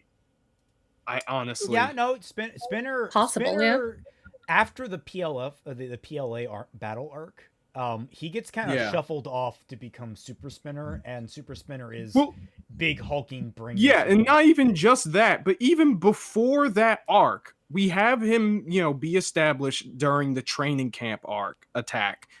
And then we barely see him or have that much interesting characterization for him until PLF. Bakugo calling Mina raccoon eyes. Okay, no, but she gave him a pass for that. Also, I will say, like, the thing with Spinner is that he was also kind of going through the motions. He didn't have any strong aspirations himself.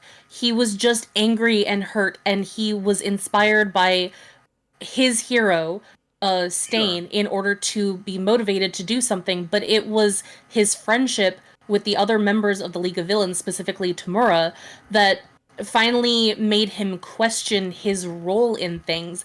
But because he hesitated, and because he didn't have clear convictions, that allowed him to be used in order to become this multiple quirk monster, in order to rile up the other heteromorphs. So he was used as well.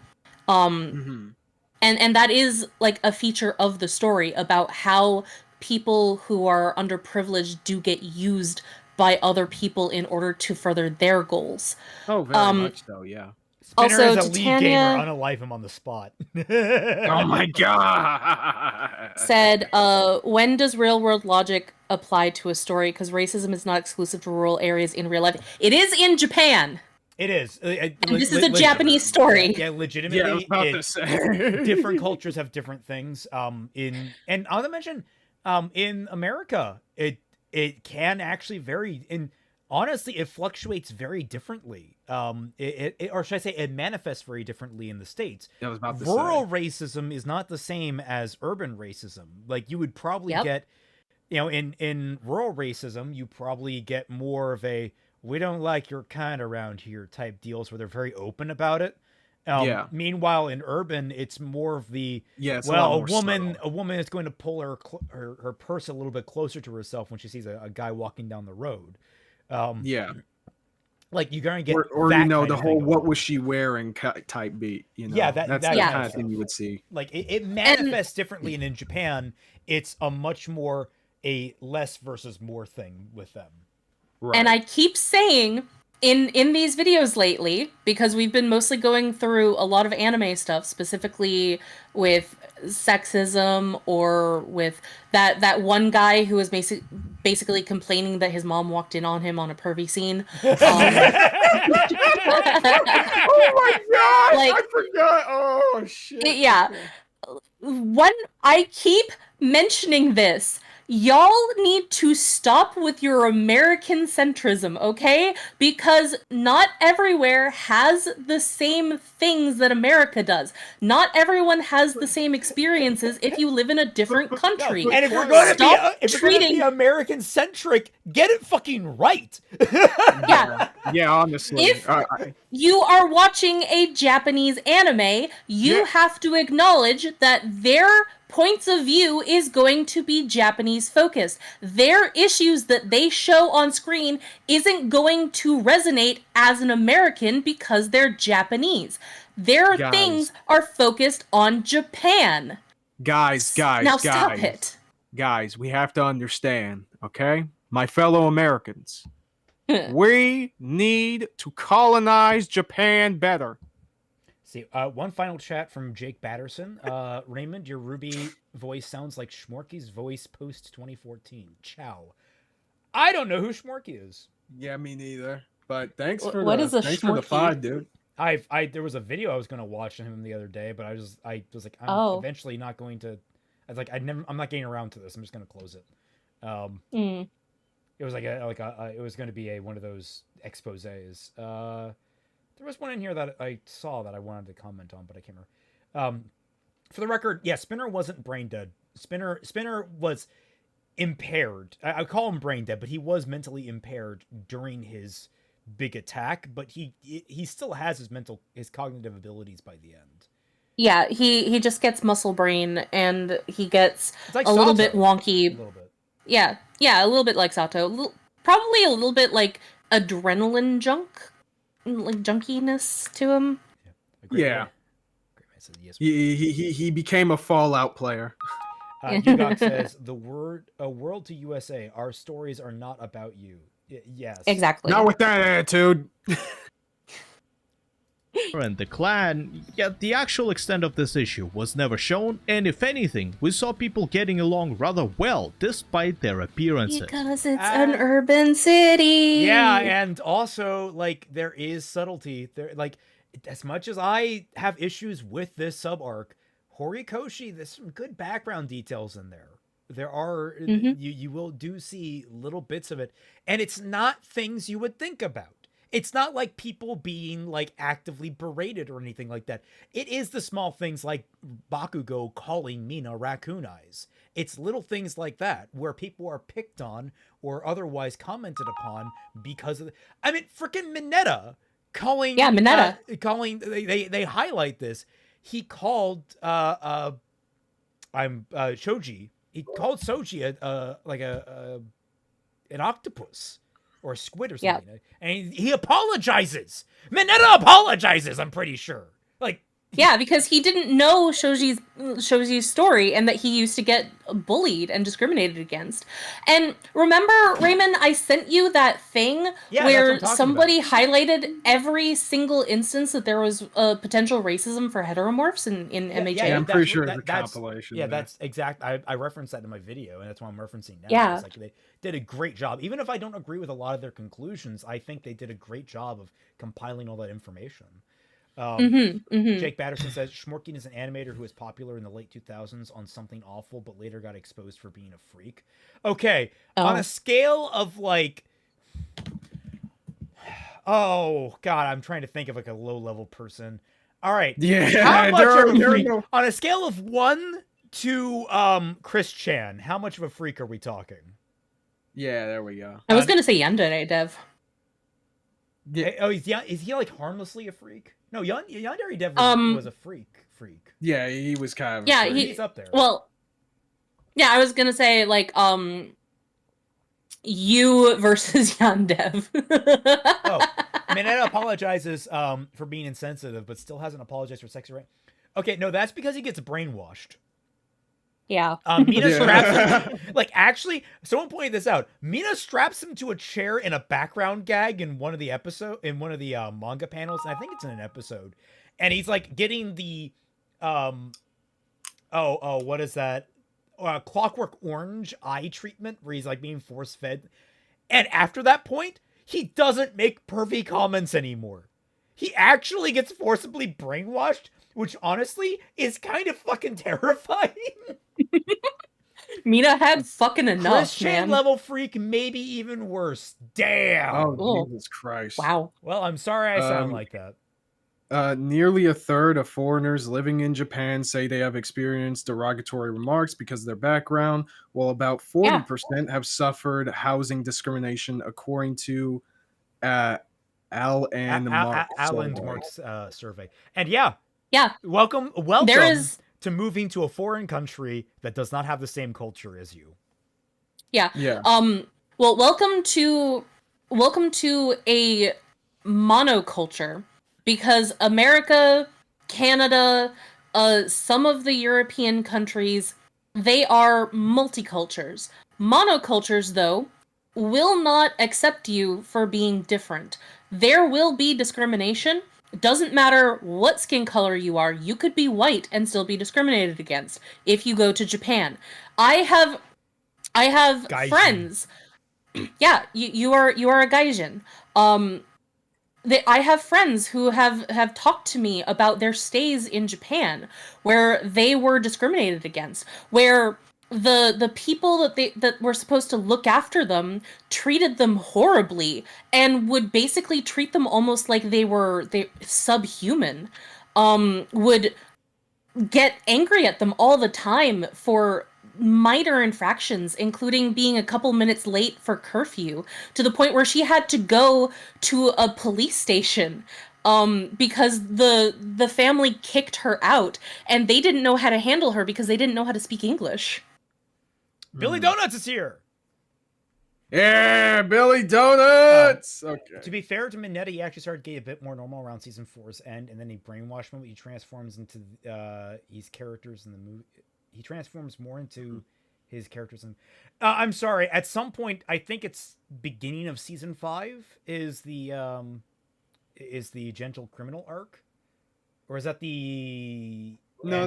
That's like I believe that's like the middle of season 4 because it takes place right after the overhaul arc. Well, right. Yeah, I think it actually goes towards the end of it. Regardless, he has his worst moment. Then it's such an unforgivable moment. That was I think one of the first episodes of season 5. Yeah. Tanya, I need you to like chill out and listen to what we're saying, because this whole time we were saying that discrimination wasn't exclusive to rural areas. We said it was worse in rural areas. We talked at length about how there was still discrimination in this big city, but it was different.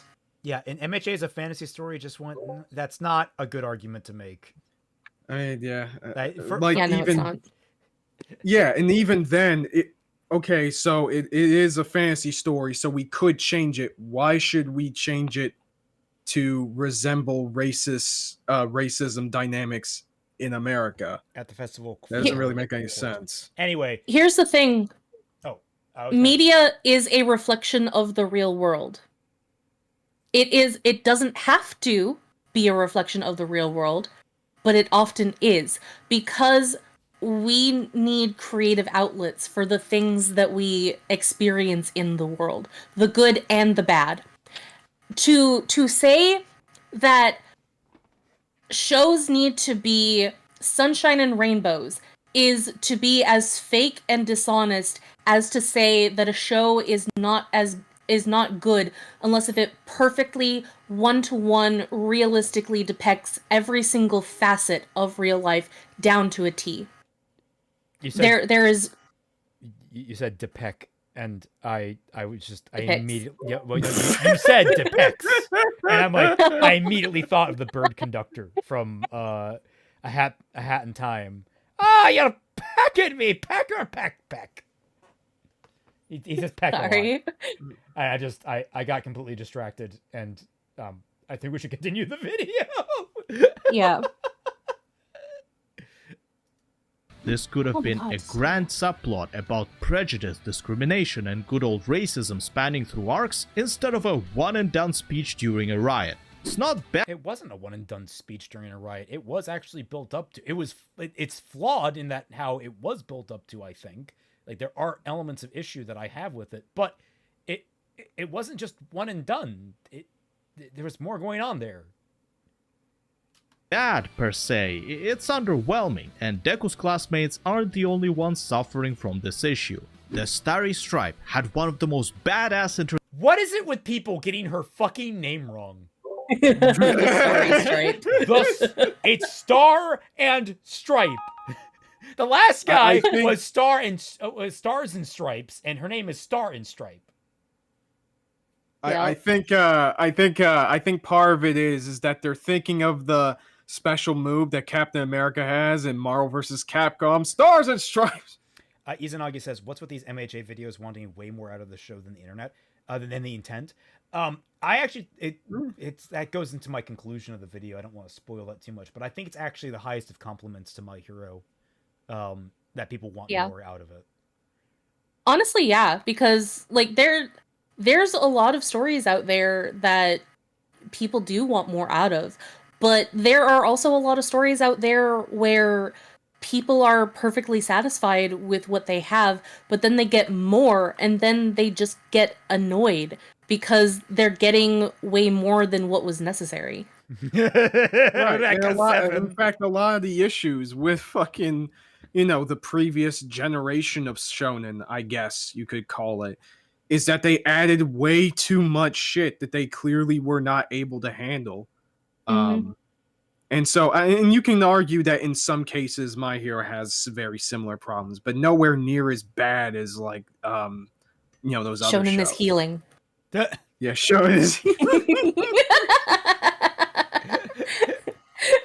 Introductions in the story. Hell, this was one of the most American shit I've seen in 20 years of watching anime. Was suffering from this issue. The Starry Stripe had one of the most badass introductions in the story. Hell, this was one of the most American shit I've seen in my 20 years of watching anime, with the only thing missing being a Van Damme split using fighter jets instead of trucks. How was she used? To sprinkle a bit of irony and Kamikaze the Japanese supervillain taking some quirks down with her. Don't get me wrong, it's the heroic sacrifice at its finest, but it came and went as a random stiffy, leaving everyone confused and unsatisfied. Being such— Oh my god, dude! The horny! Wow. He makes a lot of jokes like this in his video. Oh god. I mean, like, everyone complains about the Star and Stripe arc. It's a relatively fair... It's not an unsatisfying arc, but I definitely know where people are coming from with it. And it's one that, like, I would have liked to know Star and Stripe more as a character. I would like to see more of the interactions. It's one of those things that, like, it is underwhelming that we didn't get even more about her. Though I will say I am a defender of Star and Stripe. I think she actually does serve quite a big purpose in the narrative. She doesn't just tear away a couple of quirks. She ends up permanently damaging All for One. Right. On a deep spiritual level, which, holy shit, that's impressive. Yeah. Personally, I don't think that we really needed more of her, because her purpose there wasn't necessarily to be a character that we should get to know as a person. She was meant to show that there are more heroes out there than just in Japan, that there are more heroes that have strong quirks on the level of All Might in other countries and how they hold their own. And we get a little bit of that in the third movie. Yes, although I should clarify, I'm trying to do my best to keep the movies out of contention. Yeah. We got a little bit of her backstory in the actual anime, but her actual introduction, the inspiration for her to become a hero, was in the first movie. Yes. No, and the thing is, I like Star. Like, I actually really, really like Star. I think she's actually an interesting character that has a very strong core to her. And it's one of the reasons I want to see more of her. I'm actually more concerned in the Star and Stripe arc with the broader spanning, like, political implications that suddenly get injected into the story. And it's like, okay, we have a lot we need to actually start contending with now. And I don't know. Sure. The story just kind of, like, sweeps it away, and it's like, okay, but there's some really interesting stuff over there. Are you sure you don't want to? Okay, all right, we're moving on. Okay. Well, again, it kind of goes into, are we going to pause the ongoing build up to the climax of the story in order to focus on all of these political machinations? Oh no, absolutely. My recommendation actually is more, there's that huge time skip that happens during the Endeavor Agency arc, / during the same time as the PLF, the My Villain Academia arc. Like, they happen simultaneously. There's like a 2-month time skip, and that's where World's Hero Mission happens. And I think there's plenty of time there to just do shit. You could do a number of things, and they could all be relevant towards building things. Again, a lot of that will be in my video, but like, there was room to do things in the story. If you're going to make suggestions, be specific about it. Like, that's really one of the things that I learned, is like, because you can't just say, I want more of this. We could have had more of this. No, give us an idea of like how you would have handled it, where you would have put things. Try and actually be more detailed with it, because it gives us an idea of like, you're actually thinking more deeply on it. Especially for each example, right? Like with the freaking, what was it? Well, I guess he's giving multiple examples of how this sort of thing with the characters manifest, which is what this part of the video is about. But like, okay, I can kind of intuit how you would fix the whole the racism subplot thing. What about Star and Stripe? Like, what place would you probably give her in the story? I'd be curious about that. Oh, me? Or him? Sorry, what? Me or him? What? No. Him. I'm asking him. Okay, all right. Yeah, that's what I'm curious. Like, to go on with this before we move on, very quickly, I was actually going to say that I complimented the whole lack of international heroes thing due to bureaucracy and red tape and stuff, because that is what happens in real life. A lot of things that is international gets bogged down due to red tape bullshit. And the only reason why Star and Stripe came was because she came to help, was because she said fuck that shit, and then she went against orders. Like, all of we saw that there were other heroes like Big Red Dot and the Egyptian one, I forget his name, but like, they wanted to, Salam. They wanted to come. They wanted to help Japan because they have friends there. They have companions there. They have coworkers there. But they couldn't because their governments wouldn't allow them. They were tied up in red tape. And Star and Stripe was the only one who said, fuck that shit. I am a hero. I am going to go and save people because that is my job. Yep. No, it works. I feel like it could have been done better. That's really the broad scope of it. But like, I think what's there is functional. I'm not hashing it that hard for that. And I feel like I really am curious what this guy wants more. Yugok says, by the way, speaking of heteromorph, remember Ordinary Woman? You mean Ipan Jose? Not gonna lie, I love that she got that name despite wanting an actual official name for her. Yeah. I wish we had more of a name for her. Feel like Rush at the end as Hori was dying and had to skip a lot of stuff that was set up. What? What? When Hori's when fine. was that ever stated? Like, he might be burnt out, but he's not dead. I thought the issue in regards to like My Hero's ending and stuff like that and why it turned out the way it did had more to do with like editors stuff. No, like the thing with a lot of mangaka is that they get burnt out and they get injured because their jobs are just that intensive. And I can speak for that experience too, because I have the same kinds of injuries.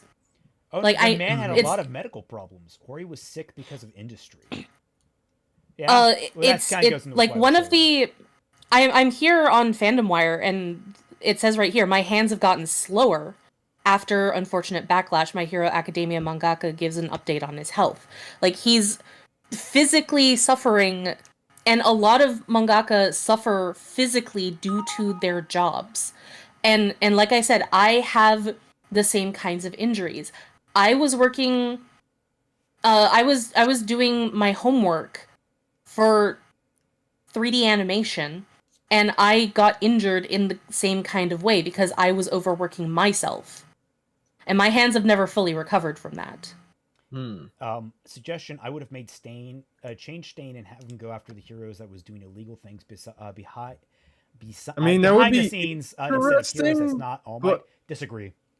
Yeah, like that would be interesting, but like I feel like that just fundamentally changes Stain's goals, because Stain's goal is the reason why he's going after heroes that aren't All Might is specifically because they don't exemplify his very narrow narrow view of what heroism is his absurdly high standard. So having him go after the worst of the worst just kind of, I mean, it misses the point there, right? Yeah, Stain is interesting in that, like, he has a balance of being right and certain points. Like, him calling out Ida is a great moment, but he's also so driven by his ideal that he forgets that people can grow and learn. He doesn't have a concept of forgiveness, which is such an unheroic virtue, and you would think that you would understand. He would understand that forgiveness and growth from mistakes is an important part of heroism, but he doesn't. Right. I would not change Stain at all.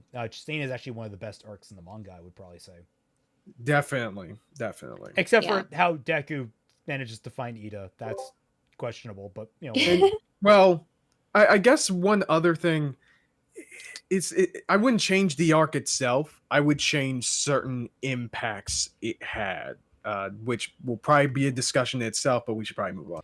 What makes Ida's brother a bad hero in his eyes? Did he say that Ingenium was a bad? No, he did. He didn't say he was a bad hero at all, as far as I remember. He was using him to drum up. He was using him to drum up sensationalism, which is another thing. Well, not even just that. Like, Ida's brother was trying to stop him from killing another hero, and he was in the way. Yeah.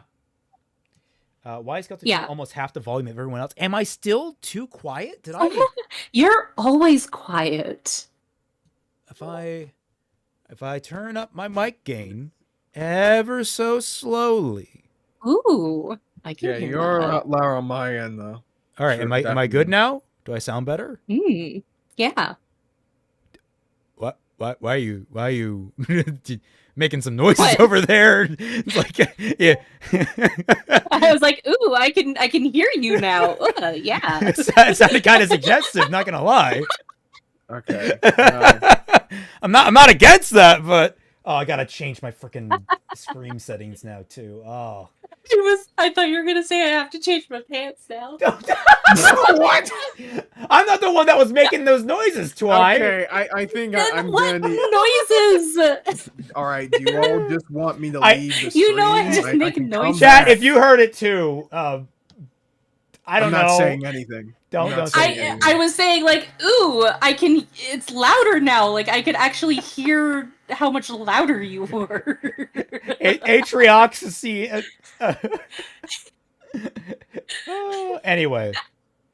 Such a major character in terms of the world's lore, Starmite needed a much bigger role with more screen time to not feel like a slightly more powerful cannon fodder. You have to plant seeds and fertilize the soil if you want to have any hope of growing a fruitful plant. That's why shows like One Piece and Attack on Titan stand among the top shonens of all time, as the biggest developments in their stories feel satisfactory due to foreshadowing and proper build-up. They don't need that for every single tiny little thing, though. Elaborate. You may be doing this later, but elaborate, my friend, on what you would have done. Because I have a very clear idea of how I would have introduced foreign heroism in a much smoother, more natural way than they ultimately were. And it would have happened earlier in the story. But, like, do you? What is your idea? Yeah, I mean, in regards to the whole racism thing, I feel like the fix for that would just to be to characterize Spinner a little bit more than he did in the original story, and we can already have context for the whole racism thing. That's how I would do that. It's 15 minutes left to finish. This is the fourth time now. Manticoris, we happen to pause when we think that there is a point with which we can give commentary.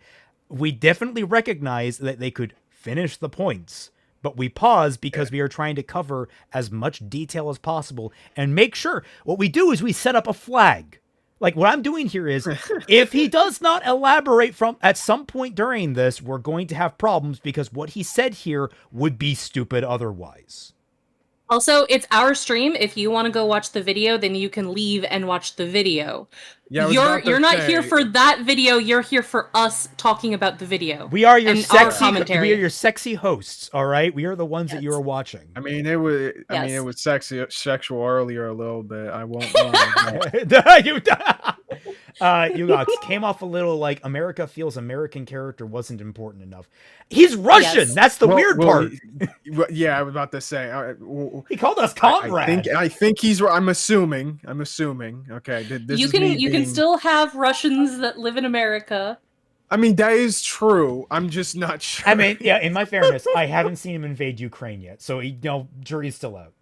Yeah, that's true. Are we allowed to make jokes about that now? Am I just being a grim asshole? Okay, anyway.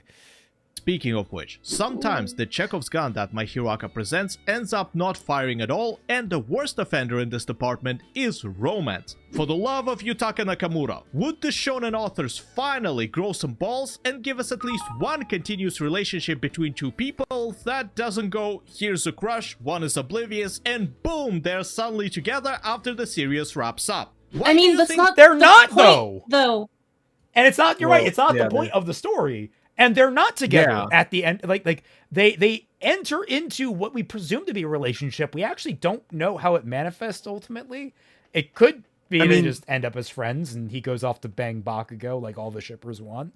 But sure. But I presume that they got together, and they are a married hero couple afterwards. Yeah. But here's the thing though, is like, yeah, he has a Japanese population going down and all that. Yeah, that's because the medium age of the Japanese population is in their 40s. A big chunk of them are like much older than that. But the thing is, like, Japanese work culture is a thing, and we do see that in My Hero. Why do you think that the majority of the characters just aren't in a relationship? And why do you think specifically Midoriya and Uraraka have stated that they want to focus on their careers and not a relationship? That is partially due to work culture in Japan, but that is also partially because, like, having a relationship is a really big commitment, and that can get in the way of a lot of other things. So, therefore, they actually did the responsible thing and admitted that, they like each other, but they have other things going on in their lives. Yes. We have seen, I'm pretty sure all three of us have read chapter 431. So yeah, we all did. Yes. I'm pretty sure. That's so yeah, we know where things end off. It's fine. Sure. Where was I going? Yeah, so with the work culture thing, I'm actually proud to say Horikoshi finally at the end, he did Abe-san proud. He finally told Deku and Uraraka, please have sex. Yeah. But also, like, the thing actually... is, when did this come out? This came out. Oh yeah, no, this is after he made this way after the ending happened. Oh, so. is this after 431? Yeah, this is way after. He's gonna mention it later in the video. If he didn't know, okay. but... He's gonna mention it. Okay, so that... Don't worry, he's gonna say a common criticism about that aspect of the ending in a bit. I mean, to be fair, I had to pivot my video because 431 came out and I was complaining about this, and then 431 came out. I'm like, oh, well, that's all. Yeah, my video was made 4 days ago.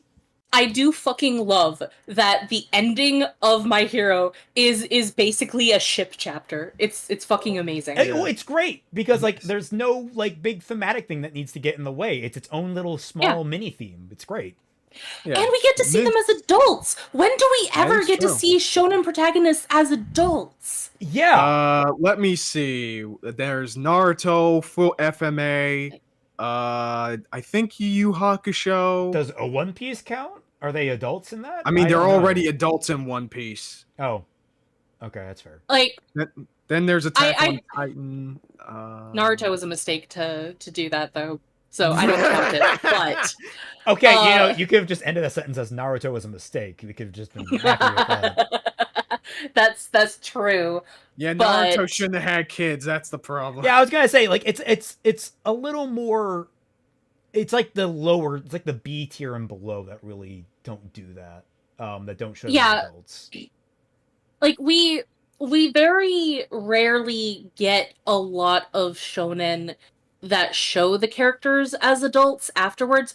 Like with shoujo, we're actually getting a heck of a lot of really big shoujo from back when I was a teenager. We're getting sequel manga where they continue off with the characters as adults, or they continue off with them with their children. Fruits Basket is one. Peach Girl is another. Yeah. There's another one that's name is. Do you mean Adventure 02? Shut up! We don't accept that here.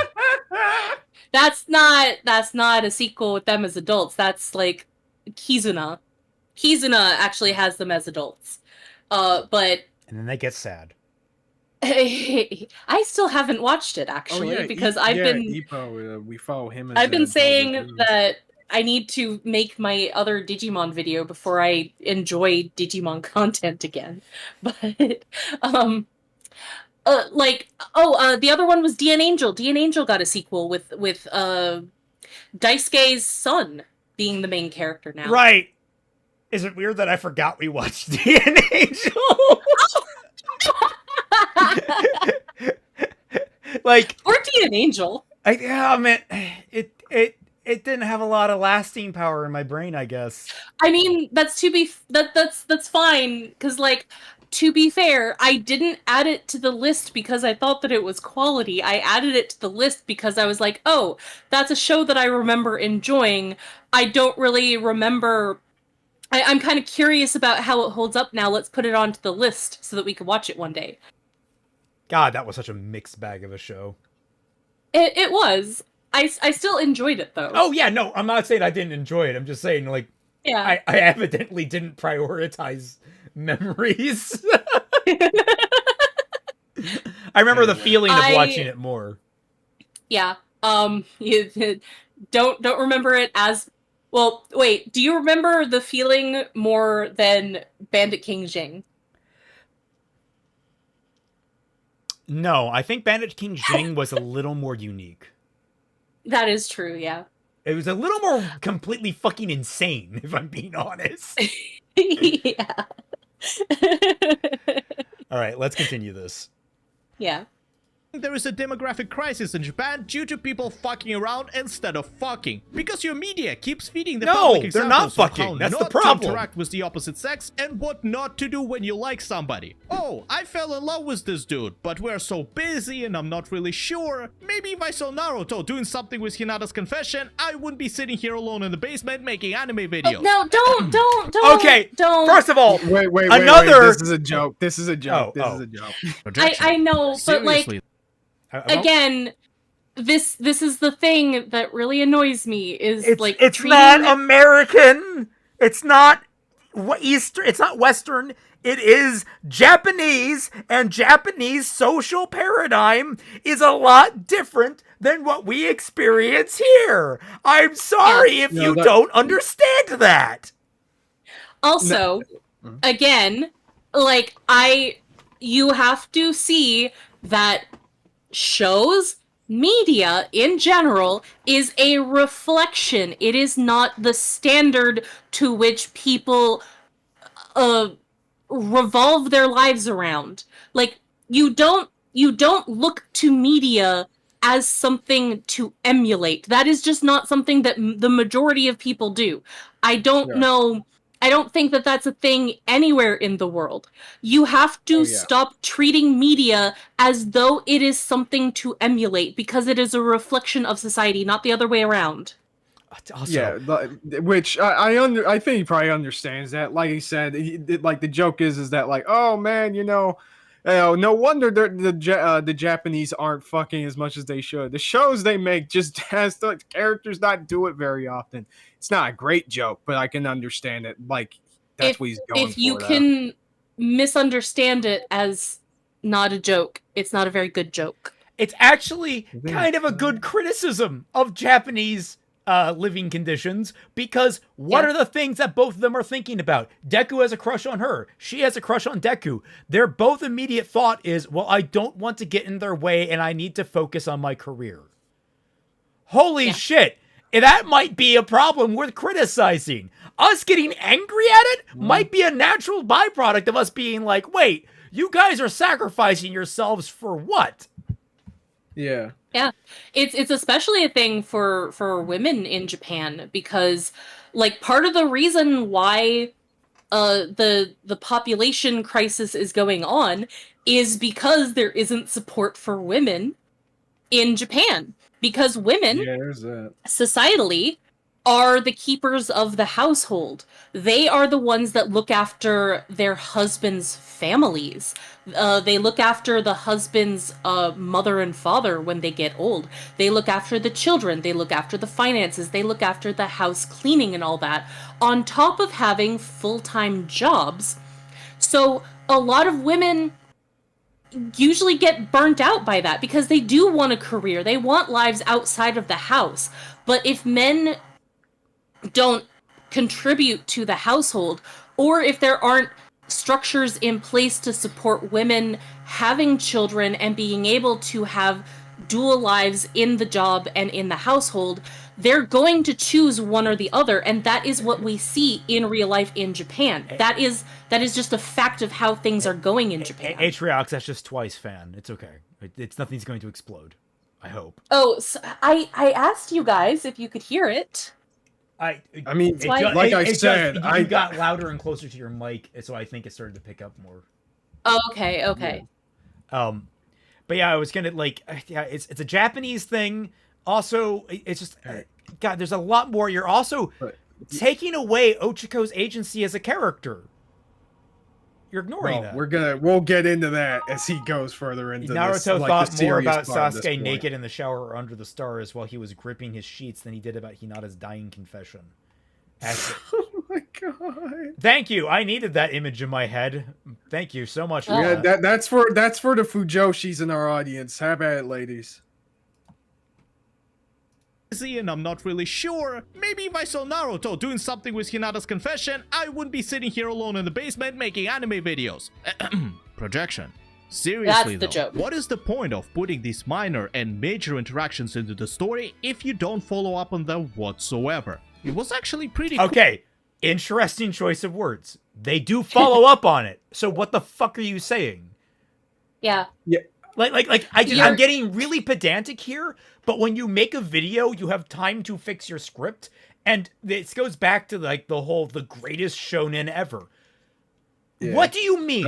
What are you actually trying to convey? Because right now, it doesn't come off as like exaggerated. It comes off as if you are genuinely saying nothing was done with this, when we know, in fact, something was done with it. It was the conclusion to not just Ochiko's arc and Deku's arc, but also Toga's arc. 3 people in one go. Yeah. There's that. Schools. Number 1 unpredictable ninja and the Byakugan princess finally getting together, with even the fandom largely accepting it. Why? Because it was there all along, and everybody saw where this was going. No. People hated them getting together. People still hate them getting together. The only people who accept it are people who already shipped it from the beginning, but that's not the majority of the fandom anymore. Let me in on this. Go ahead. Naruto X Hinata is absolute fucking garbage. That arc, that little snippet that you showed on screen, dude, that was like a little bit either before or after her match with Neji in the tuning exams, which is all those two basically had until they meet again in Shippuden, which is several hundred episodes apart.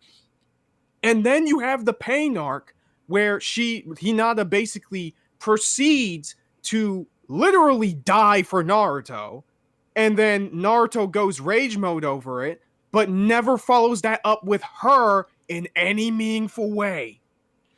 I love... And then the freaking movie, they don't even get together until the movie happened, where the only reason they got together was because of moon memory juice! Memory juice from the fucking moon!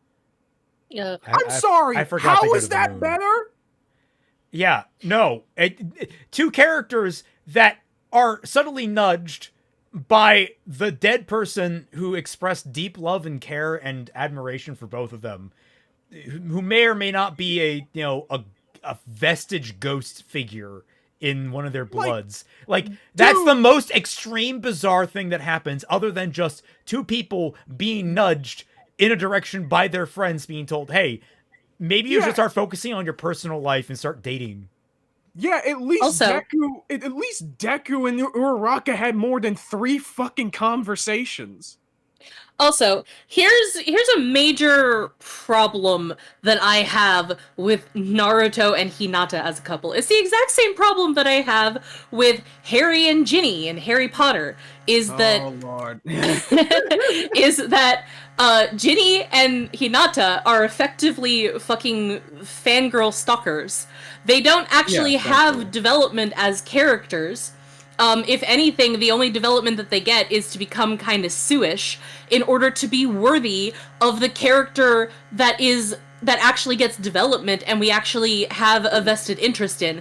In order for them to be worthy of being with them, they have to be these amazing pseudo-Sues in order for people to accept them. Not to actually develop their relationship, but to suddenly have the main character get interested in them for no goddamn reason at all, other than the fact that they were the first people to confess to them legitimately, and therefore, suddenly I have attraction to this person, even though that I never paid attention to them before in my life. That is ultimately the problem that I have with both of those couples. It is the exact same issue. Titania, don't try to get us started on the whole house elf thing, all right? That's complicated. The last thing about the Naruto and Hinata thing is that probably the worst part about it is that it wasn't known right away. In fact, a lot of that has to do with the fact that Naruto was into Sakura for most of the story, and that we thought, okay, Sakura's gonna get over Sasuke because he's an abusive dick, and she's going to get together with Naruto because he actually gives a shit about her. That's going to be the arc, and they have all this screen time with each other. If anything, Sakura X Naruto and Naruto X Hinata have the exact same problem because they actively collide with each other and make their respective stories worse. Okay. No, Sakura and Sasuke is actively, like, legitimately worse. I was gonna say, like, I'm already imagining, because I love the archetype of the quiet girl in love with the social outcast. Yeah. Maybe a bit of projecting there, being completely honest. No, there's a reason why Naruto X Hinata was like a big deal. Yeah, because like a lot of the outcast boys feel like, oh, the cute shy girl is totally going to come over and be fully in love with it. Like, I get that totally. And I'm already imagining in my head, okay, so the way the math would work out if I were to write that ship from the ground up, and welcome to fanfic theater with Celtic. The idea that Naruto pines for Sakura, Sakura pines for Sasuke, and you got Hinata pining for Naruto. Right. Eventually, during the story, Naruto, after becoming more and more, experienced and kind of tired and jaded, is like, oh, it's Sakura. Huh.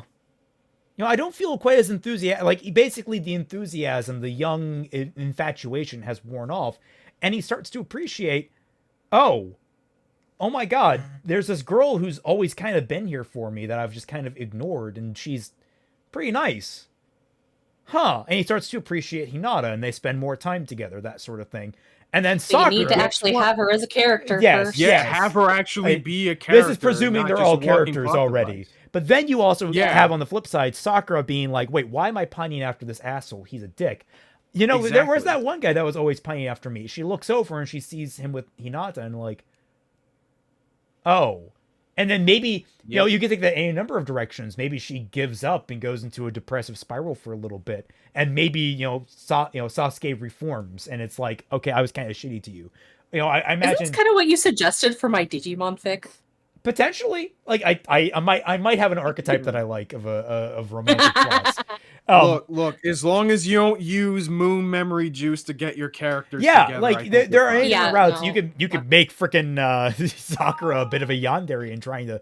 She could be a bit of a Sai and try to sneak in to maybe Sai DMs for Hinata. That's a crack ship right there. No, Sai from Peach Girl. Sai from Peach Girl. Yeah, SAE, not SAI. Yeah, but Saya, not Sai. Yeah. Like the only legitimate ship in Naruto that I would accept for the main characters, due to how the plot was coming out, would be Naruto and Sakura, because the dynamic was right fucking there. Yes. It was right fucking there. Yeah, like the development. So much... The development was good. The development was working. Yeah, they spent so much time. You mean to tell me that all those really bad fucking tsundere gags between Naruto and Sakura were all completely for fucking nothing? What the fuck, dude? Yeah, and by the way, Spider... I'm not saying this because I like them both together. I'm just saying that that's what the story was telling me was gonna happen. Mr. Spider says... Also, no. Sasuke and Naruto is not better. They are just as fucking toxic. Yeah, they are. Maybe not as toxic as Naruto, as Sasuke and Sakura, but they are just as fucking toxic. At least and I do not support that. At least it's interesting. Mr. Spider 236 says, "What would you guys say is needed for a good / interesting relationship in fiction?" That's broadly, so that broad and story. nebulous. It's so I'm sorry. It feels like I'm not giving you the answer you want, but like it's such a broad topic that you're gonna have to get more specific. Yeah, I guess like in terms of what we can broadly categorize, as long as it enhances the story and makes it more compelling, you can have whatever kind of relationship you want. You just need to ask yourself, what do you ultimately want out of it?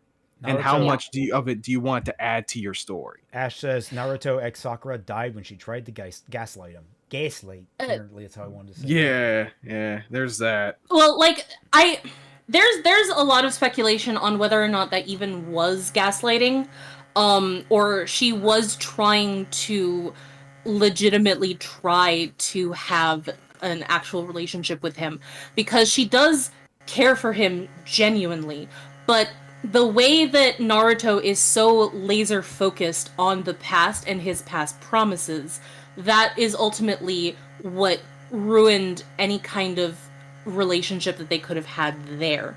And Sakura didn't follow up on that.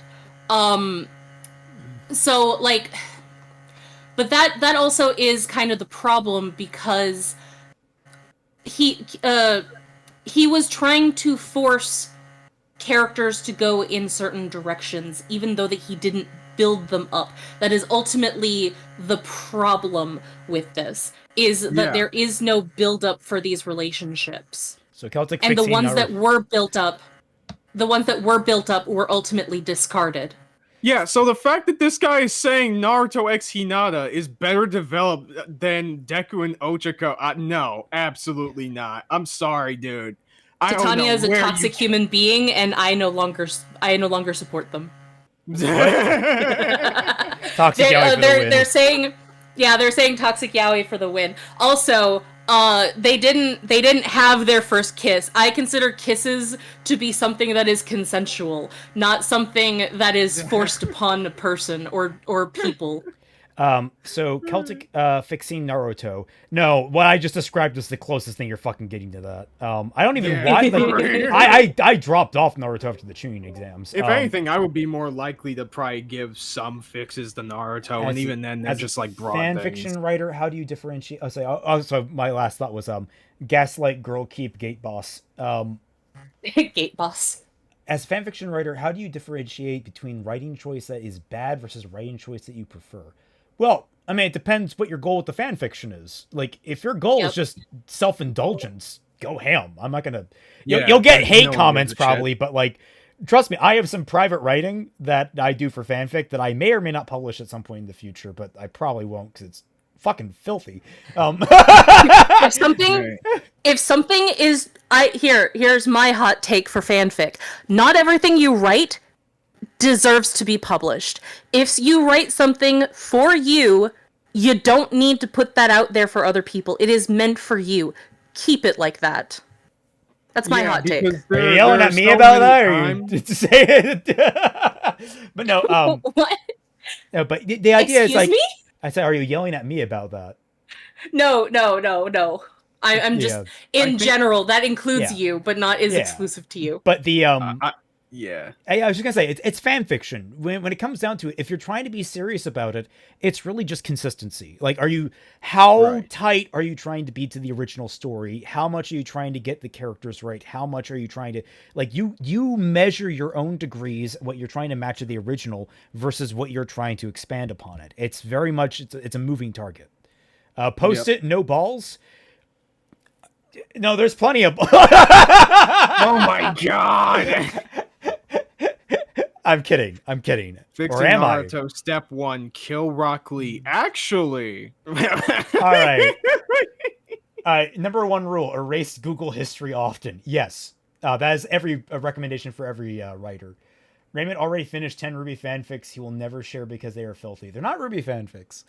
All right, let's go. Hey, Pete. They're Madoka fanfics. Am I wrong, though? Yes.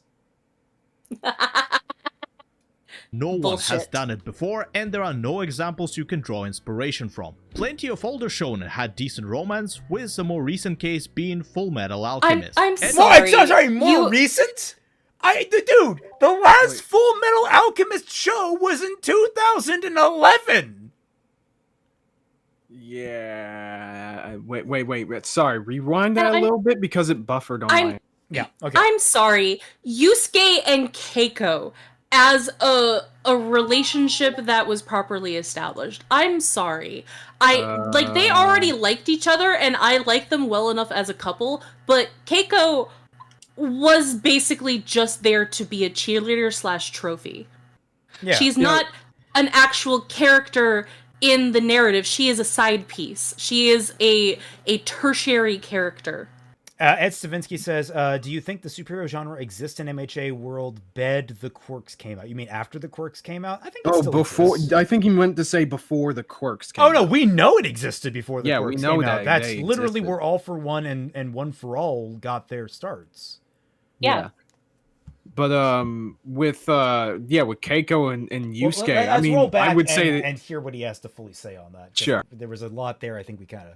Princes finally getting together was even the fandom largely accepting it. Huh. Why? Because it was there all along and everybody saw where this was going. It's not like no one has done it before and there are no examples you can draw inspiration from. Plenty of older shonen had decent romance, with a more recent case being Full Metal Alchemist. Ed and Winry went through one of the most believable and wholesome love arcs where neither had to outright say I love you in order to start acting like it. They were about the same age as Midoriya and Uraraka, as well as lived through an equally stressful time period, so why did the latter, even after internally accepting their feelings, not pursue them? I know. Because they're Japanese. Well, yeah, number one, they're Japanese. Number two, this is something this is a complaint that they have a lot, and they're going to mention that, like, oh my god, it took years for them to get together, blah, blah, blah, blah. Listen, Deku and Uraraka are not Edward and Winry. They are two different sets of characters with different feelings about not only just love, but also just pursuing relationships in general. Edward is much more, I want to say, not necessarily mature, but he's much more abrasive and upfront about things. So he would probably wise up a lot more in regards to his feelings for Winry faster than Deku. That just makes sense given who Deku is. Also, what the fuck are you talking about? Ed and Winry only officially got together at the very end of Full Metal Alchemist. Yeah, that was number which was 3. years after the fucking fight concluded. Yeah, they did the same thing. They did the same exact thing as Deku and Uraraka. It's the exact same fucking thing, just different characters. If I were to say... Go ahead. You have multiple things working against you here. For one thing, even though that they're both Japanese manga, the characters in MHA are based off of Japanese people. The characters in Fullmetal Alchemist are not. They are based off of European, specifically I think Germans. Yeah, they're Germans. Yeah. You have the fact that they do go through the exact same fucking things as Midoriya and Uraraka. And you have it so that they end up in the exact same place at the end. So, like, what the fuck are you talking about? But, like, if I were to... Okay, let me just make this point in your video better, okay? This is fixing MHA's biggest flaw is Kaiser cut, okay, guys? How I would probably say it is that we see a lot more interesting interactions between Edward and Winry that do a much better job at getting the audience invested in their relationship, so that even though that, you know, of course the ending happens in a similar vein to Deku and Uraraka, you end up having much more reasons to care. The story establishes more reasons to care. Edward is also a better character. Disagree. I think they're different characters. Wait, what did you say? You know, we don't have a fucking character list in the same way that MHA has a fucking hero list, okay? There's not different... That's why! Even My Hero is like, hey, the hero list is kind of shitty. We shouldn't be doing this. Yeah! That's why you shouldn't have character lists like that, because there are different categories of characters. There can be more than one best character. Also, who said, was it about better characters or whatever? That was Ratman. What did he say? Edward is also a better character. Oh, you mean Edward, or are you talking about Deku? Edward is a better character than Deku. That is what he's saying. I mean, I wouldn't necessarily doubt that, but... No, I would. I think Deku is one of the most solid fucking things about My Hero. The worst thing about Deku is he forgets he has legs. Yeah. If all that's right? all you have to say as a downside to this character, I think that you're doing pretty fucking well. I mean, yeah, that's a different argument, though. Like, I wouldn't say that Deku is a bad character either. I'm just not sure if I would put him above Edward in characterization. I mean, maybe not. But what I'm saying is, like, he's better or not. Like, the skill of the writing, I might argue, is better with Edward. But, however, the quality of the character, I say they're both really quality fucking characters. Yeah. I would need to think a bit about that, but yeah, maybe. know that in the chapter 341 they ended up doing something I can't really show on YouTube, but that was 8 not fucking years later. Come on, you seriously tell me that two people who went through so much shit together and risked their lives for each other, since day one mind you, didn't become extra close when they literally live in the same building? You can say Mahi is. Yes! When they are zero focused on their careers, when they have gone through traumatizing incidents, when they have lost people they love and care about, when she witnesses a person that has openly expressed her undying love in front of her die while giving her fucking blood. Yes, good sir, that might put a bit of a fucking damper on their romantic pursuits. Just a little bit. Also, again, if you're trying to like fucking compare it to Edward and Rinri, they didn't pursue each other until the very end. So what are you talking about? Yeah, like Deku and Uraraka were already thick as thieves by like the midpoint of the fucking series. So she was the one that was there for him when he got Black Whip. She was the only one that could pull him out. Yeah, like if we're going to say somebody like which is something she will never do again, by the way. Anyway, sorry. He established that Aang and Katara were a good couple to emulate in shonen type stories, and yet Uraraka does the exact same thing to Midoriya that Katara did for Aang, and he's saying that they're not a good couple. What the fuck are you on about? Double standards? You see, one is American and the other isn't. Not a romance anime.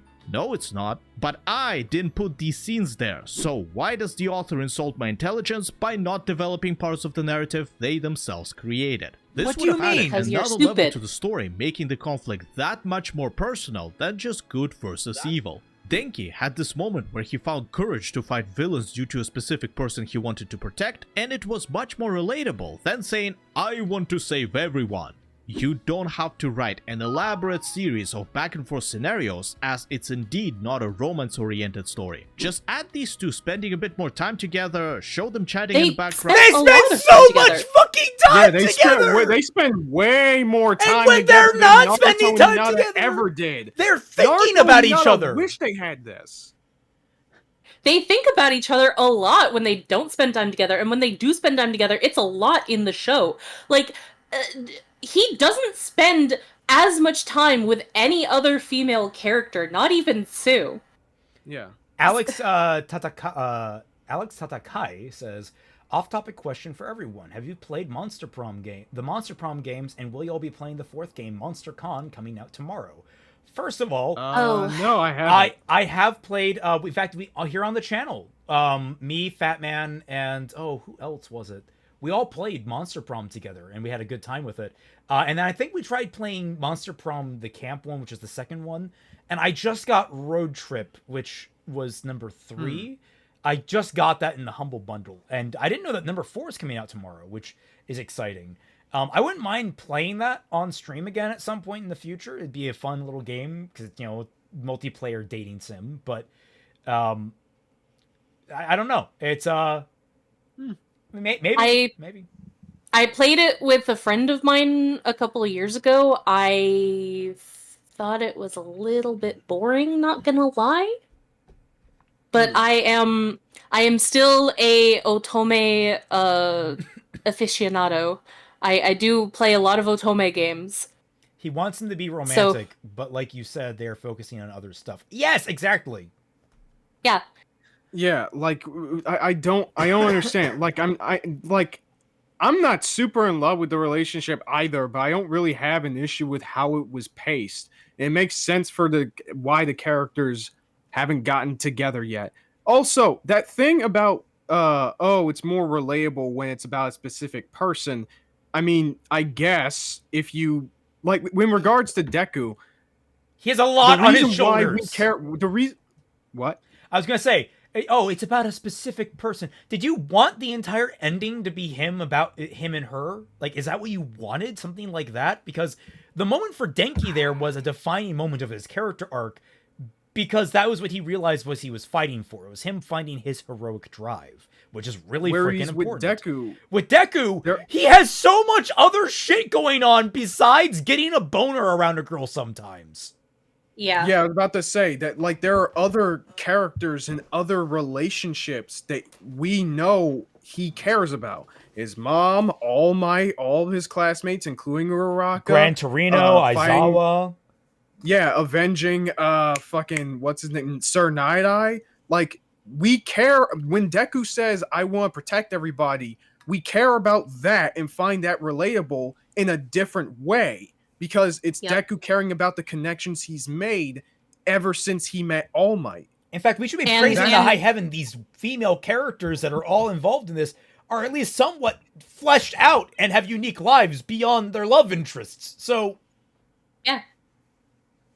Like, it baffles me so much that so many people can fumble female characters when criticizing or talking about these shows simultaneously sometimes, but not often. Praising but also criticizing the female characters for being interesting but also flat, for wanting to have more to them but also wanting them to stick with mainly being love interests for male characters. Well, Twilight, the path to sexism is a path to many things some consider to be unnatural. What? Round, make the others tease them a little, and after the dust settles, give them a moment for a heart-to-heart without others interrupting them. Please stop this cliche. They do! It's not funny, In 31! It doesn't benefit anyone, just stop. Before we continue to the more serious flaws, I want to quickly address my little pet peeve that has to do with time frames in the show. Okay, so those were the serious flaws, and these are the pet peeves. Okay. Well, I think he said he's taking a break from the serious flaws for a moment and just stick to like one pet peeve he has, and he's gonna get back to a serious thing. Also, like, there's one small thing that I want to say before we move on. Like, the whole final chapter of MHA is Bakugo mostly telling Deku, you need to stop being a fucking idiot and start caring about one specific person. And then Deku going, because he's stuck in Bakugo's car. Yeah. Like, his whole thing is like, Bakugo knows that he has feelings for Ochako. And he's saying, like, you need to stop caring about everyone and being concerned about everyone's little problems and start focusing on your own happiness, start focusing on one person in particular. It's the whole chapter is other people, like, telling these two people that they need to stop, that they've done everything that they need to do, that they're in a place now in their adult lives where they can slow down and start thinking about other things. And them both realizing, hey, yeah, I do have that opportunity now. I can actually go and talk to him or her and start the relationship. It's both of them at the same time. It makes even more sense as to why, if anything, it makes even more sense as to why they haven't gotten together like as soon as, they could, as opposed to, say, Ed and Winry, because in the case of Deku no Ochako, they literally have to rebuild society from the ground up, with one of them literally having to create the foundation of superhero social work and mental health. Exactly. Yeah. So I'm like, I don't know, man. I feel like that would eat up a shit ton of time. Yeah, like, it makes sense why it took them 8 years to get that done, because they've been fucking busy. And these guys have been the future, the change that they all wanted in society, and that was partially because of their experiences that they went through the show. Like, Ochako's whole character arc was her wanting to be a hero specifically for her parents, and then pivoting because of the people that she's met in her life and the experiences she went through, including meeting Midoriya, that what she actually wanted was to help other people, not just her parents. And like she got the direction in which she wanted to go with her life, which was superhero social work, or technically quirk social work. Okay, hi, it's Alex. You almost made me vomit. Deku would be better if it had been through the same arc like Shiro Emiya in saving everyone. Oh my why god! my scroll Don't broke? Why am I scrolling break? Scroll up. I almost saw it. Hi, it's Alex. Did you do Deku and Ochako could be like Shiro Emiya and Artoria Pendragon? Are you doing that just to piss me off? Are you doing that just to piss me? I mean, granted, I haven't. It's been a while since I've seen Fate Stay Night. I hate UBW though, and Shiro's arc was terrible. Shiro is an awful character. He is quite literally the most boring hero, like average kid thing. Dude, in UBW, it's worse than him being boring. His writing is actually incomprehensible. He is probably just as bad as Ruby characters in terms of just absolute fucking stupidity. Dude, I don't know. I think I would. Oh, the video died. 1 minute. Right, 8:57. Oh shit. R.I.P. Oh no, I mean not the stream, but just the video over here. No, the still Okay. R.I.P. There we go. Shiro Emiya is a good character. Agree to disagree. Agree to disagree thoroughly. He is worse easily than some Ruby characters, by my remembrance. Yeah, it has been a while, easily. but he is easily worse. He is absolutely Shiro- terrible. Oh. Now, if you want to see a video that gives a thorough breakdown as to how bad he is, you can you know him, watch. Twy. He's the one that's on the image of people die when they are killed. That's true. Oh, Yeah. he's that guy. He's the main Yeah. character of Fate Stay Night. I think he's the main character of Unlimited Blade Works, but Yeah, I he think is. that's technically He's Ren, the isn't it? main character in all three routes. I mean, I don't care about that. I mostly know him as the people die when they are killed meme, but also he's like the redheaded poster child of generic anime boys. Yes, exactly. He's just so like bad. The Mystic Master, the animes can be bad, but most people when they talk about Shiro and Fate are referring to the original VN, not the anime. If you cannot give me a consequential difference between the two, other than just saying, oh, there's more, they talk more about things. Tell me what they talk about more and like how meaningfully different the two versions of the characters are. When you tell me about that, then we can talk. But I have not at all seen. Shiro Emiya is this aspirational character who wants to save people who have flaws in self-sacrifice. Save people. That's every shonen protagonist. That's every shonen protagonist ever.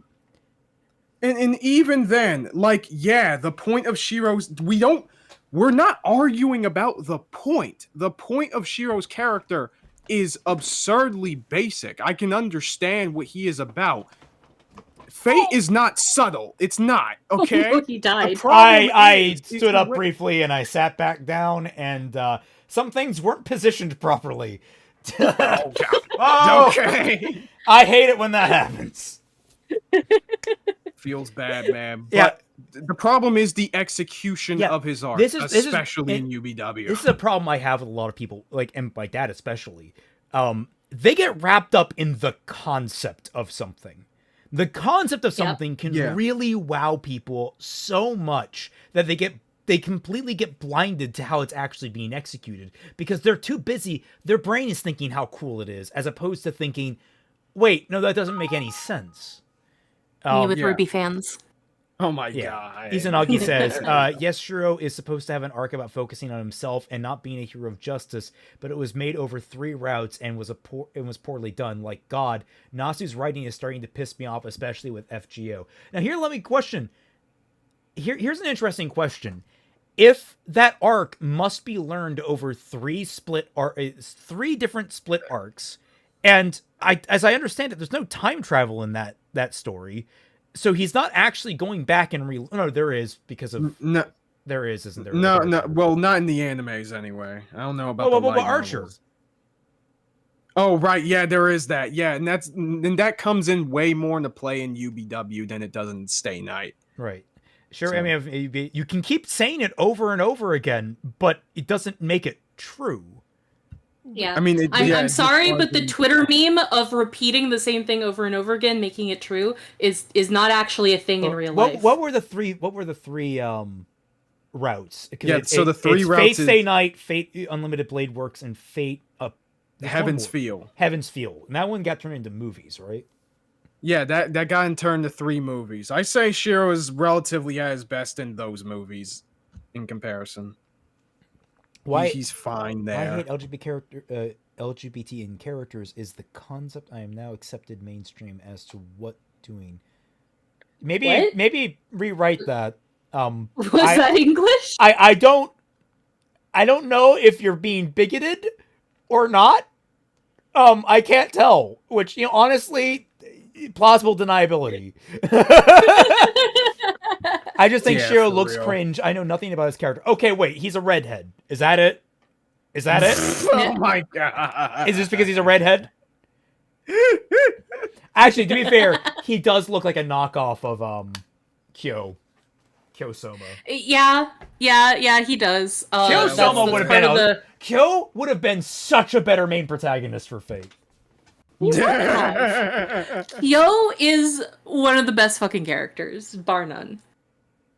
You only said it like I liked it for the concept. That's why I said it. But you said, and for the execution. We are telling you, we have someone here who saw him on Unlimited Blade Works who is telling you the execution is shit. So you can't just say... you didn't just say that you liked it. You said he is a good character. Those are 2 different things. As somebody who doesn't deal in Fate at all, other than when people kind of foist it on me in conversations, I don't know anything about this character other than the meme, and that's probably because there isn't a whole lot to him that's all that special in terms of characterization. Because there are a lot of characters out there that I know a lot about and have been talked to me about, or I've just seen out in the ether because people praise their character so much. This character is not one of them. I'm gonna close my window. Depends on who you ask, I guess, but yeah. Window. Well, thank you for the running commentary, Raymond. Yeah, restroom stuff, but it's like, okay, arguing about Shiro's character is gonna take the entire night, but yeah, that's just my opinion on. And like I said, I watched the show like last year, and I talked about it with Pete. I feel like Pete, you can probably talk to them about this if you're still in chat. We fucking hate Shiro. He's so also among bad. the proud proud pantheon of older brothers whose younger sisters want to sleep with him. Anyway. Ugh. Oh my god. Gross. Yeah. Thank you for that, Prisma Ilya. Thank you so much for that. Now, at least they're not blood related. Yeah, Fate Unlimited Blade Works was a mess, trying to be the midpoint of the routes and failing. So yeah, entire night topic. Yeah, thank you. Maybe we'll find Fate coverage at some point. Again, Fate fan, but even I hate Shiro. Thank you, Izanagi. All right. All right, let's continue this video. Constructed the coffin in the sky and other I understand that was addressed my little pet peeve that has to do with time frames in the show. No way they've constructed the coffin in the sky and other high-tech stuff so quickly. I understand that with the help of quirks, heroes can erect an entire cluster of dorms for the students, yet to make a floating island with an intricate system of mechanisms that move around and resupply the destroyed parts in what feels like a few weeks is very unlikely. I don't think Hirokoshi has ever worked in construction, so he might not know just how much time even simple wiring can take. This thing is an incredibly large structure with complicated machinery taking up to probably 60-70% of its volume, making it an impossibility for such a small group of superhumans even considering their space-age technology. No, I wouldn't say that it's an impossibility because even you said, like, they have quirks, and I know that you said even with quirks, but that's your assumption that they wouldn't be able to do that. I'm going to point this out. This is actually one of my biggest critiques of the entire series is the sheer scale, especially when you get down to like the final financials. Now, again, there are things that offset it. And honestly, it's the HPSC that I find the biggest issue with, if I'm being honest, because they're spending like entire fucking Olympics worth of money on shit. But the amount of material and the amount and the speed at which things are constructed and the complexity of the things that are constructed in the period of time that we are allotted is basically, you would need a quirk nothing short of overhaul in order to pull it off. And even then, I'm sure he would be the alien in the bed after sex. That's what he would be by the end of that entire ordeal. All right, he'd be drained fucking dry by the end of that, and he doesn't even expend parts of his own biomass as part of his quirk. So it's one of those, like, I actually agree with this point pretty firmly. I think this is actually pretty realistic. Weirdly, I find it hilarious. This is his nitpick. This is a nitpick. This is one of my key critiques. Like, this is a big point for me. He's like, oh, it's a small thing. It's like, what the fuck? We're like reversed here, buddy. I can agree to a certain extent, but I will still maintain that there is some room for interpretation due to their quirks. I acknowledge that Cementos really does help with quite a bit of this. Well, it could also be others in there as well. We don't know who else is working on this. Who are we assuming is building it? Is it just the UA staff and students, or are there other construction workers working on these things? That's actually a good question. We don't know. Yeah. And also, so, and it's not really important enough to focus on because that's not the point of the story. No. I think it is important enough to focus on because it helps determine the stakes. One of the big, really, it's not even the cage is big, the wall is big, the housing is manageable, but the biggest thing that actually is the issue is the transit system. The transit system is patently one of the most insane, superstructures. Oh no, I would agree with that. Hang on. Yeah. Yeah. I would agree with that the Did she cut out? No, I got a knock on my door. Okay. Okay, sorry. I would agree specifically for the transit stuff, especially since it goes all the way to fucking Shiketsu.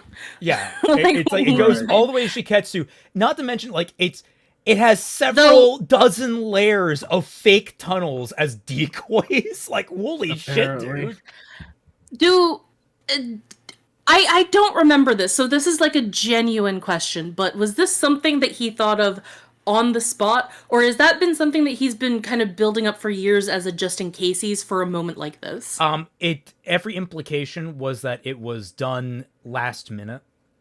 Okay. No, last minute in terms of after the war with the PLF. So basically the minute that shit goes sideways during the PLF raid, or the PLA raid, right, sorry, is when that starts to be happening. And the other big point is it's all funded. Money still means something apparently, because they had to highlight that it was all being funded by Nedzu based on his quirk morality counseling. What the fuck does that mean? What is that? What is that? What?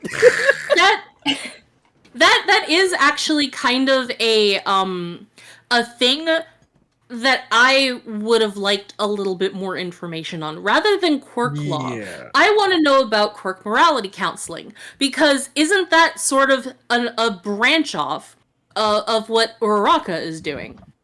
Yeah, essentially, in fact, I'm pretty sure a big point in a couple of the villains or certain characters in the story is that they end up the way they are because they receive like lackluster amounts of counseling, or they didn't receive counseling at all. So getting some insight as to exactly what that is and what that looks like might have really helped matters and sell the importance of it. A big issue is like a lot of these underlying things that contribute to the main theme about the nature of this hero society are things that go relatively untouched, unfortunately, and it's things that I think really could be beneficial. Like I talk about in my video, I would have loved to know more about the court counseling we see with Toga. Like Toga's the only example we see of that. I wish we had gotten more on like different characters that had gone through it or something like that.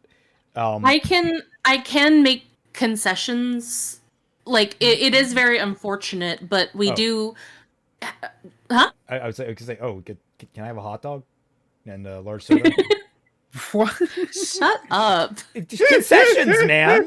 I'm thirsty and hungry. Anyway, because we corner now. I'm not saying I'll deal with you later. I'm not saying anything. I will say that we do have to take in real life stuff into account with his health. And that can make for a little bit of that can make the manga be a little bit rushed because you're in pain, you're kind of sick, you're not really feeling all that well. You have deadlines that you need to do. You can cut some corners. Your knees weak, your arms are heavy, all that stuff. Yeah. Like while it is a shame, I do understand if things like that are cut due to his health.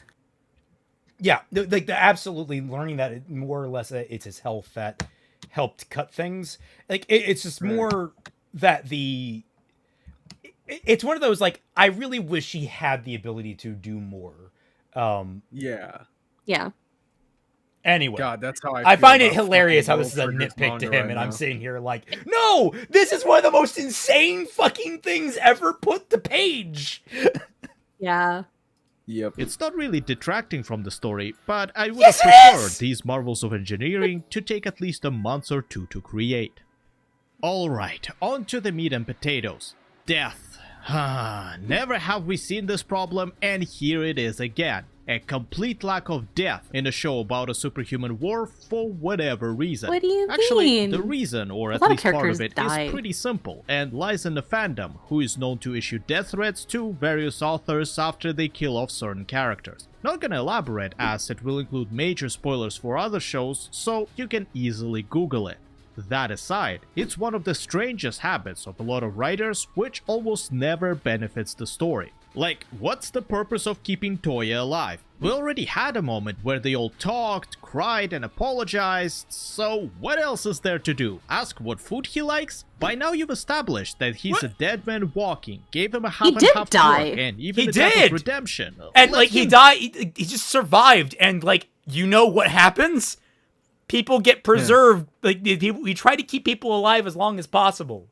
It's a thing that we do medically. Like the whole point of that scene, and like keeping him around so that Todoroki, it's closure. And, Dabi could, it's to gain closure between the two after he gets captured and sent to jail. He's saying he survived too long. It's for them to actually talk to each other like brothers about casual things and indulging in that simple pleasure one last time instead of just going over their fucking daddy issues the entire time. It's already been established that the whole reason why Toya is alive in the first fucking place is because he's too fucking stubborn to die. Like, that is the whole thing why he became Dabi in the first place. He was too fucking stubborn and too angry to die. Yes. It's really silly. It's not like Toga where, like, her final moment was this dramatic goodbye to Ochako and was, like, the pinnacle of her character. Even Toga, technically speaking, got more afterwards because she became a vestige, but but like there wasn't any actual conversational closure there at that moment with Toya and his family. It was just everyone. That poster keeps fucking falling. Damn it. I have a metal heard it, poster. too. I need to get better adhesives for it. Yeah, it's just he didn't. There was no conversation actually rounding things out, and that's what the ending was. That's why he was kept around. So whatever. Yeah. She became a vestige. Yes. That was not just a hallucination Ochako saw. That was a vestige of Toga. Oh. Yeah, it's a little bit of it's a little bit of Japanese Shintoism in there because they're like people do believe in spirits and stuff actually, in let Japan. me ask you something. Do you remember what All for One said about the nature of quirks and why there are vestiges? Right. Oh, right. Yeah, there's that. There's a common. I thought that was more. I thought it was just quirk related, but no. There's a common Japanese belief that I am firmly under the understanding exists in My Hero, where parts of people's souls transfers with their organs. And what is a huge fucking organ? Your vascular system. Yeah. I mean, it's not technically an organ, but it's a part of your body. So, I mean, it's yeah, it's pretty important. That's literally why Jehovah's Witnesses won't allow for blood transfusions. No, you guys need to understand. It's not that she wouldn't have Toga's quirk. That's not how this works. The vestiges are a byproduct of a part of a person's body being transplanted. A quirk is a part of someone's body. So when you get someone's quirk, you get a part of them. That's why you see a copy of Hawks inside of All for One at the end of the series. Yeah. But for Toga, she just gives a bunch of blood to Ochako and it just absorbs into her. So yeah, so to make it easier, not all transferred organs result in quirks, but all transferred quirks result in vestiges. Yeah, and it also, and to clarify, it's probably a weaker thing because I think the nature of the All for One and One for All allow certain elevated interaction with vestiges in a way that typically wouldn't be done. I think the sheer amount of like body material that was transferred into Ochako is the reason why she can even see Toga at all. Yeah. I think it's like just the sheer overwhelming, like you got enough body in you so you can see and interact a little bit, but it's not clear because it's not very strong. You know, might be pretty emotionally scarring and why they also didn't get together very soon. So it's also because it's established in the series that quirks aren't just like in the entire body. They manifest mostly in different body parts. For Overhaul, it's mostly his hands. Once you get rid of his hands, he's basically quirkless. Like he can't use his quirk anywhere else. For Toga, I think because she's mostly blood based, I think her quirk mostly manifests in like her blood, in her DNA. So when she gives Ochako her blood, she basically kind of gives her enough in order to give her a kind of vestige. So what you're saying is, okay, so what if Mount Lady transferred her butt? I'm kidding. Go for crying out loud. It's over. You're just creating redundancy that leads nowhere and stains those important moments. No! Same thing with Gran Torino. He doesn't do anything after he gets hospitalized due to an All Might punch through the gut. Okay, this one I can't defend.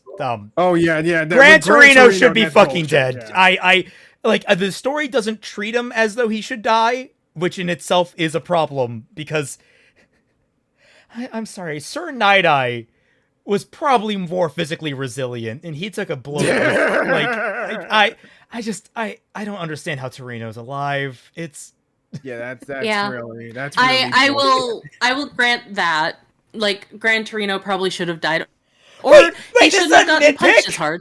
Or did you say they were leaving the nitpicks? I don't know.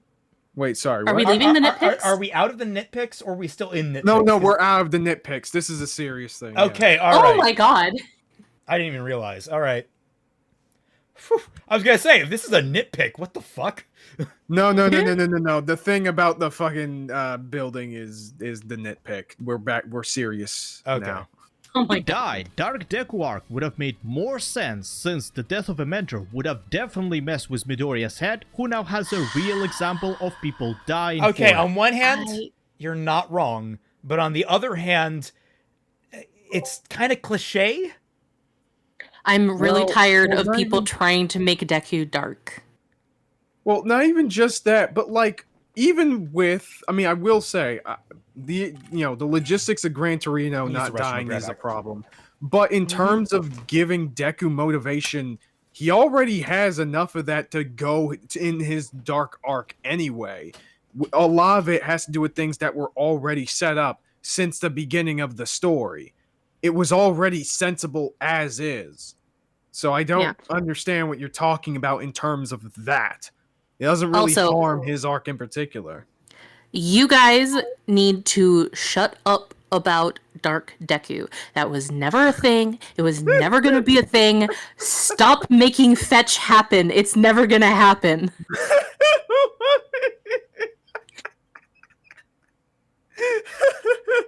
If you literally thought that it was going to happen, you haven't been paying attention to his character or his character arc. I'm sorry. But no. I mean, like, yeah, it's obvious it wasn't going to happen for like a very, very long time. Like, I would, again, I would just argue that like it probably could have used maybe a couple more chapters dedicated to that time period, but other than that, it's like fine. Although there might be a couple other things I'm just not remembering right. Yeah. But yeah, the I don't know. Like, there are already enough motivations for Deku to go into this path. So, like, I don't know why you would need more in terms of that, or that you feel that, Gran Torino being put in the hospital cheapens that. Like, if Gran Torino got put in the hospital in a way that's way more sensible without him dying, that would still drive Deku to do what he does, because it's like, I don't know about you guys, but when you see a loved one like go through a whole bunch of shit, whether or not they die, you're gonna feel some type of way about it. Gang wars have been fought over that shit. Yeah. Regardless. I don't know. I was gonna say, it is the dark hero arc, but really, like, the way to describe that is it's dark because it's the self-destructive Deku arc. Yes. That's the reason it's dark. It's not dark because he's an edgelord. It's dark because he's literally wearing himself to death trying to be a hero. It's not even called that. It's villain hunt. He's hunting villains. So like it was never a there are different names for it. Dark hero arc is one of the more accepted ones as well. On top of villain hunt. So well, yeah, but I'm pretty sure that on the scale, the dark one is more exclusively fanon in terms of like wish fulfillment. I mean, like, I'm trying to figure out like who named it, because like there might actually be a source for it. Tumblr probably. But I'm pretty sure that the main reason why that arc is called like the Dark Hero arc is specifically because of the desired wish fulfillment for Deku to go dark and to go vigilante, rather than what it actually ended up being, because there was a lot of backlash when he didn't end up being that. But that's what it was mainly called because that's what people expected it to be. I am finding very few places that actually call it the villain hunt arc. It's dark because it takes place at night. Well, there you go. Yeah, I'm finding more places that call it Dark Hero arc. Like that, I think that is the official name for it. Okay, fine. Yeah, fair enough. I still think that it is a very. It's probably the quote unquote official in that it's like referred to in like meta media by the creative team, that sort of thing. Yeah, I still think that it's a flawed name for it though, because it does give off different vibes to it, and that like calling it that can still contribute to a lot of people getting really pissy Fair enough. about the end of it. Sure. Well, Sir Night-Eye kinda did, but the circumstances were You mean a bit kinda different. did? That's why I love Death is a yes Nemuri's or a no death. thing. That came There's out no wrong. maybe. That's why I love how Nemuri's death was handled, because just like in an actual war, she met her end in the middle of the battlefield without any glory or drama. In some ways, her death was much sadder than the others, as there she was a minute ago, and now she is no more. Stripe and Stars, for instance, was there Stripe for and like Star. 2 Stop calling her the wrong name. She deserves more respect than that. Carrie. Yeah. Oh. episodes, yet her disintegration lasted several times longer than Midnight's, who was there from the very beginning. But Midnight didn't get disintegrated. Yeah. What the fuck are you talking about? What is the point of this section, really? Is it that okay, so one of the things is that he's saying that characters that have been established who have died got less time than a character who had only been introduced in order to die, but also that there aren't very many meaningful deaths in the first place, because motherfucker, I can tell you right now, as soon as we start culling off a whole bunch of fucking characters, a lot of people get kind of fed up and tired of it. Yeah, look at The Walking Dead. Yeah. Yeah, I was about to say. My personal pet peeve, the 100. By the end, there's only the 2. No, I'm kidding. Well, Actually, I no, don't know. no, you had to introduce offshoots of humanity that have gone into space, because you have killed off so many people that there are no longer any characters left, pretty much, except for the main fucking 5. Every single death in Battlestar Galactica of the entire fleet, there's thousands of people in this fleet.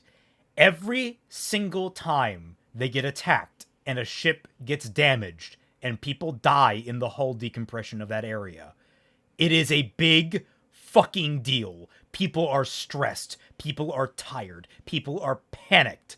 It is very easy to forget and get tired, but the show also keeps our main cast mostly alive until big, important moments. It's a fantastic show, but it also knows very smartly when to kill people off and how to treat it. Yeah. Also, like, these characters are dying for different reasons. You can't really compare their deaths, because their deaths aren't comparable.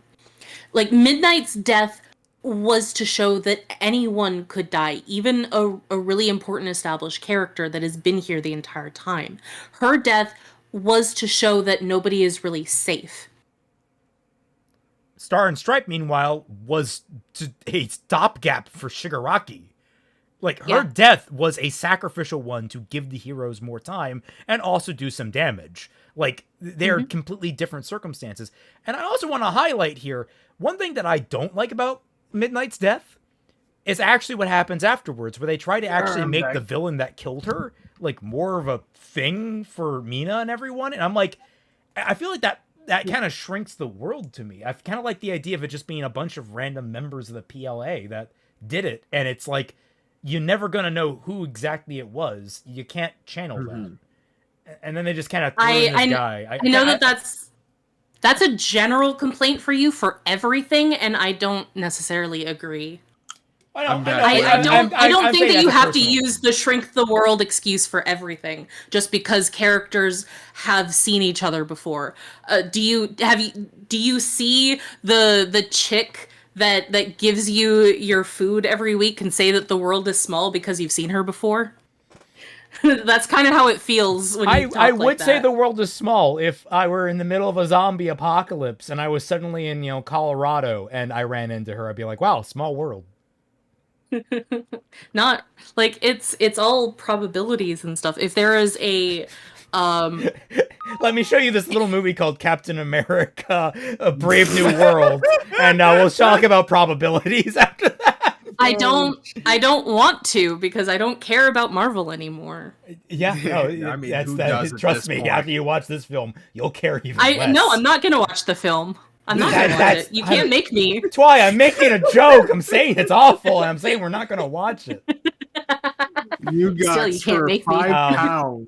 Let's see. Says, You not got. gonna Oh, lie, yeah, you Lil, not gonna lie, Lil peeve by how many solutions come down to killing off characters. Yes. How many this one should get axed are we down to already? Yeah, that's the Maim sort of your thing, characters. Maim them. Don't kill them. Yeah, like how many more meaningful deaths should like I do agree that like okay, the Gran Torino was stupid. I think we can all agree on that. And of course, there's also the best genus thing. How many more deaths need to happen? Yeah. Who needs to die? Tell me. I'll Like- kill them. Let's ram on the death note.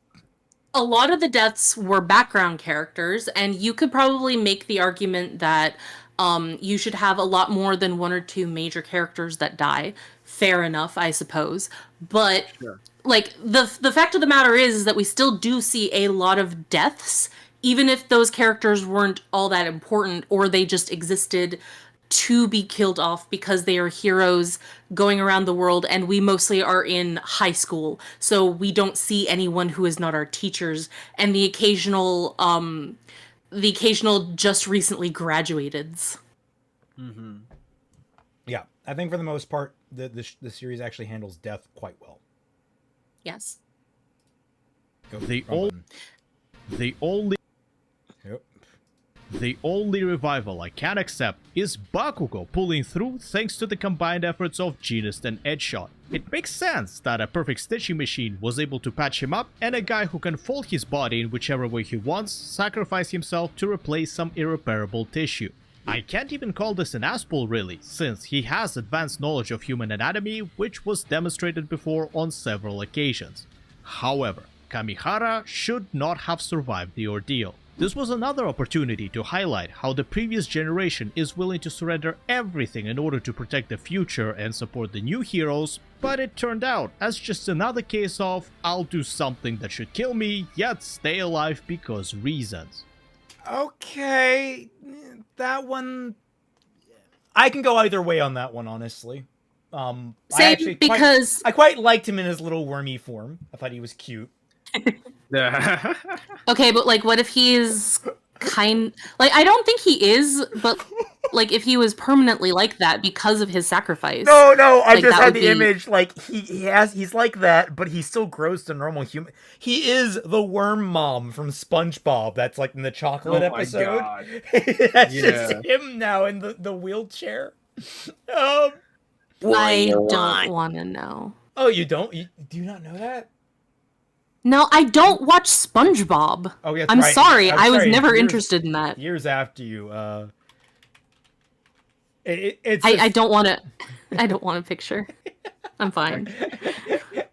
I'm sure that'll be good, Father. Chocolate episode. Wait, what did you say? Chocolate. Okay. The what was I going to say about it? So that I could go either way on. The real one that's kicker for me is Bakugo should not have been able to fly kilometers all the way to the final battleground and kill. Yeah. That was insane. The fact that he was able to do that much immediately after basically dying and being brought back, I'm like, okay, bro. Like, what the fuck? My new crack ship, Ed Shot and the Worm Mom from SpongeBob. No, that is not what I was suggesting. You turn your brain off now. Mods, delete that man's MySpace account. Oh, all right. I was just gonna say, like, I was genuinely shocked when Bakugo had gotten killed.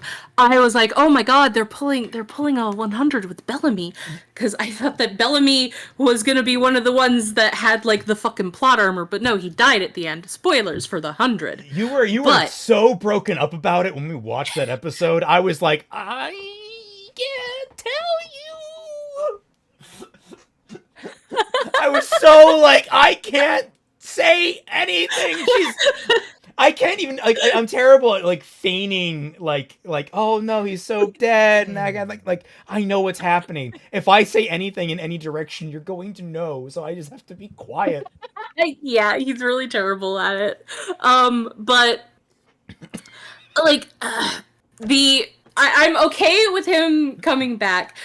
Him doing all acrobatics and fighting as though he had never gotten shot through the heart is a bit hard to stand, but yeah, that was still a shocking moment. Sorry about the schmorky comment, Raymond. Thanks, Jake Batterson. But I'm fine. I don't know who this guy is, and I'm gonna keep on doing my Ruby anyway. God, that was a terrible impression of it. I'm tired.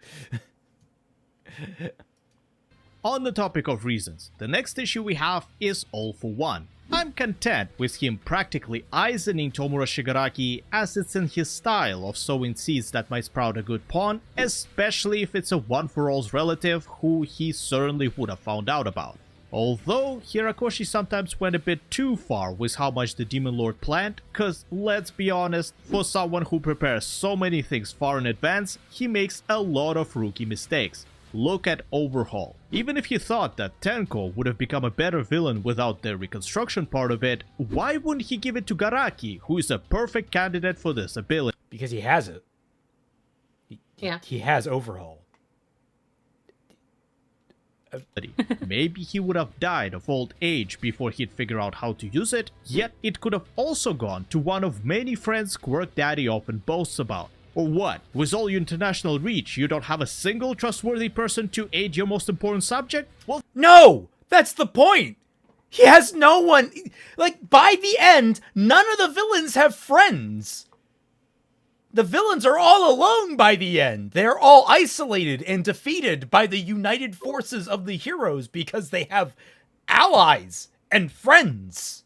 Like, also, gonna be honest, if you have the overhaul quirk, that's already gonna put you at a significant advantage against All for One anyway. So that's probably it actually makes you a huge threat to him. Also, I don't know why this is a problem, and I don't know why people have a problem with this in the first place. Because there are so many stories out there where it's said that the villain character is so smart and he's playing like 4D chess all the time, but we don't see it. And then the moment that we fucking do, people still whine and bitch and complain about it? It's because he loses. Well, like, people can't imagine a smart character ever losing.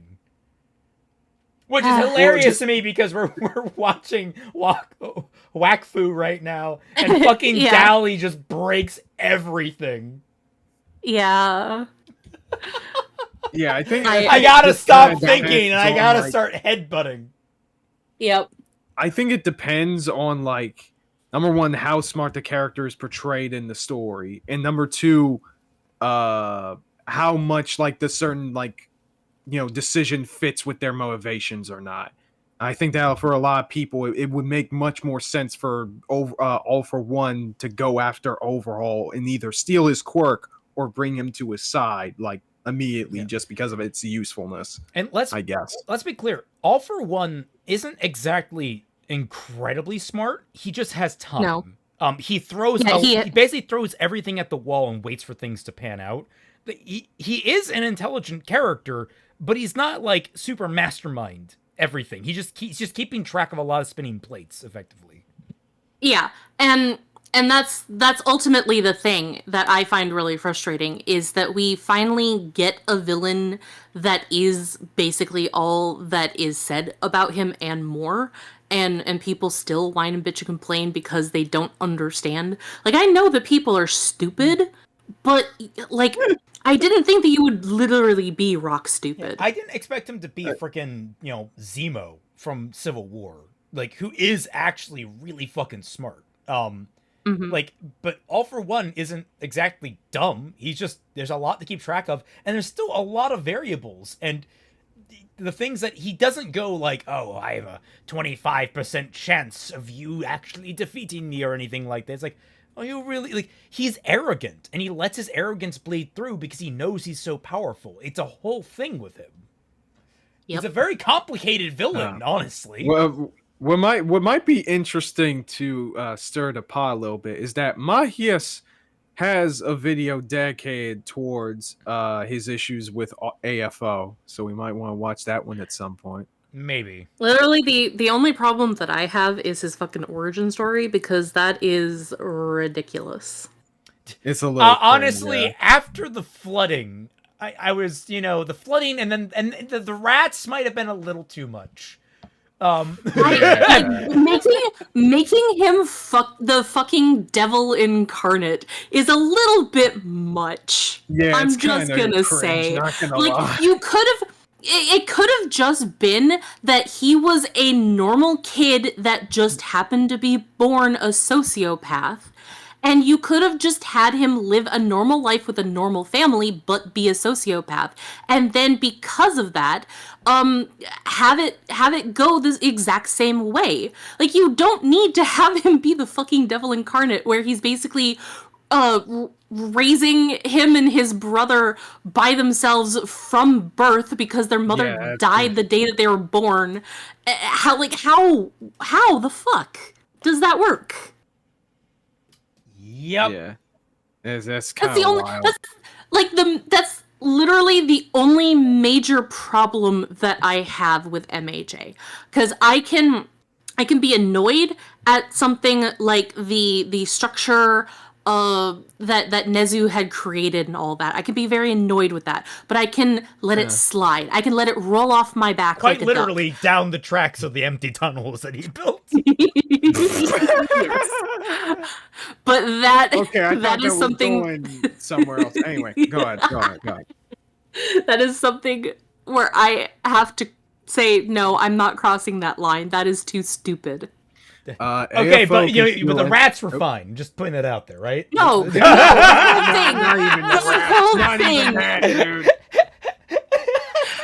whole thing was not acceptable. Yes, we learned Rat Lives Matter on Bad Fanfiction Night. AFO can steal any quirk he wants, and there's never mind. I was gonna read it out. Yeah, AFO can steal any quirk he wants, and there's no established limitations on this ability. Because of this, nothing is stopping him from taking him and using Overhaul, which would have helped him in his goals. He's had Overhaul. He has like the actual quirk? Yes. Yes. There's a panel that shows that Overhaul lived in the orphanage that we saw Dobby grow up in. Yep. It's a brief thing to mention. The fucking Decay is a sheared in half version of Overhaul. He basically ripped out the recombined version of Overhaul and just gave the destruction element. Oh, and right. Fuck, I forgot all about that. So basically, Decay is just one half of Overhaul.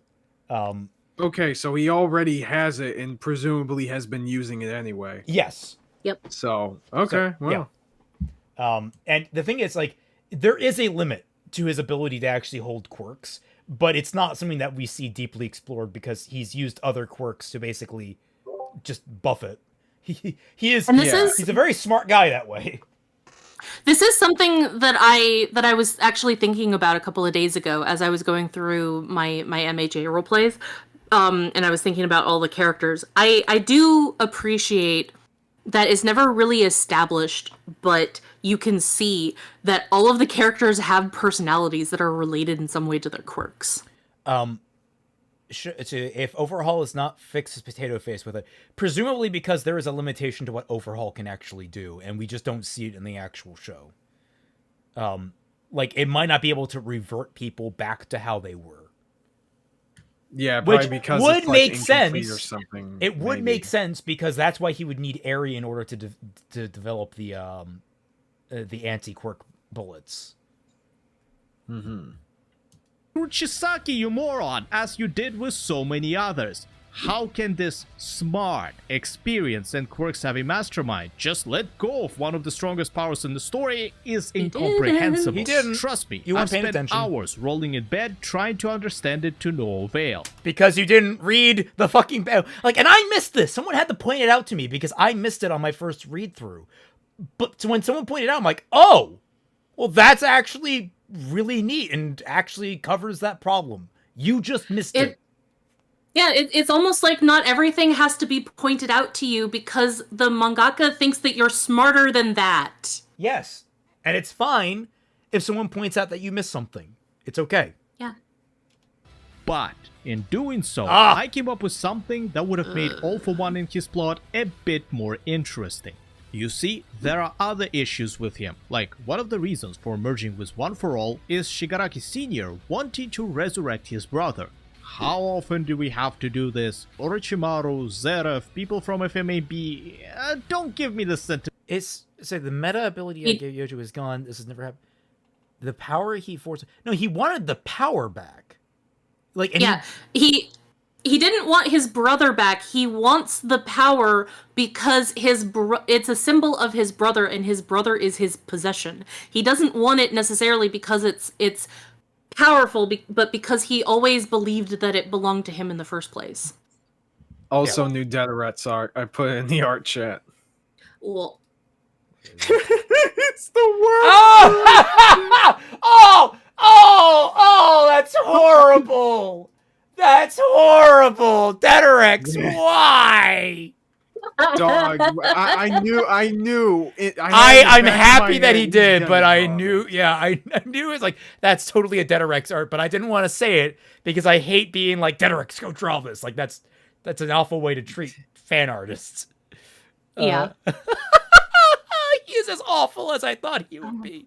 Actually, honestly, I thought he'd be cuter because he actually has his form is teeny tiny and like not worm. Gangly. Yeah. Yeah, he doesn't have the nodules. Oh God. Okay. Undo. All right. Mental crap. Keep him as a selfish overlord who wants to take over the world. He is! The other reason for stealing One for All is to complete his original quirk, which in turn will allow him to enhance other superpowers and stockpile more of them. It works as a motivation, yet with All for One already having very little limitations, it doesn't seem too crucial. What if his own power only worked on the first, maybe second generation quirks, and he needed One for All to be able to steal more complex powers like the New Order? That would have explained why he can't do anything with Overhaul, minus recruiting him obviously, and would have given him a bit of a weakness and a sense of urgency, since the latest generation of quirks is so powerful now that some of them can single-handedly put up a decent fight. It was his plan all along, to complete himself and then still be— I'm not against this fix. I'm trying to think if that actually directly runs into conflict with anything.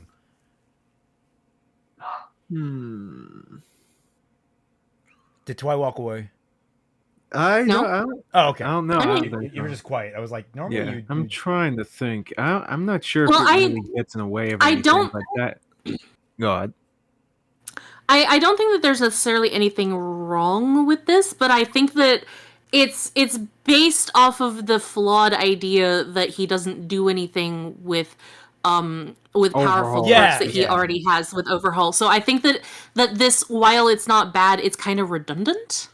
It would also be kind of weird because I'm not sure how this would interact with the Tomura transfer into Tomurafo. Yeah, there's also that, and also like the Nomus and stuff like that. Yeah. Oh God, the Nomus would not work with this. So yeah, I don't think.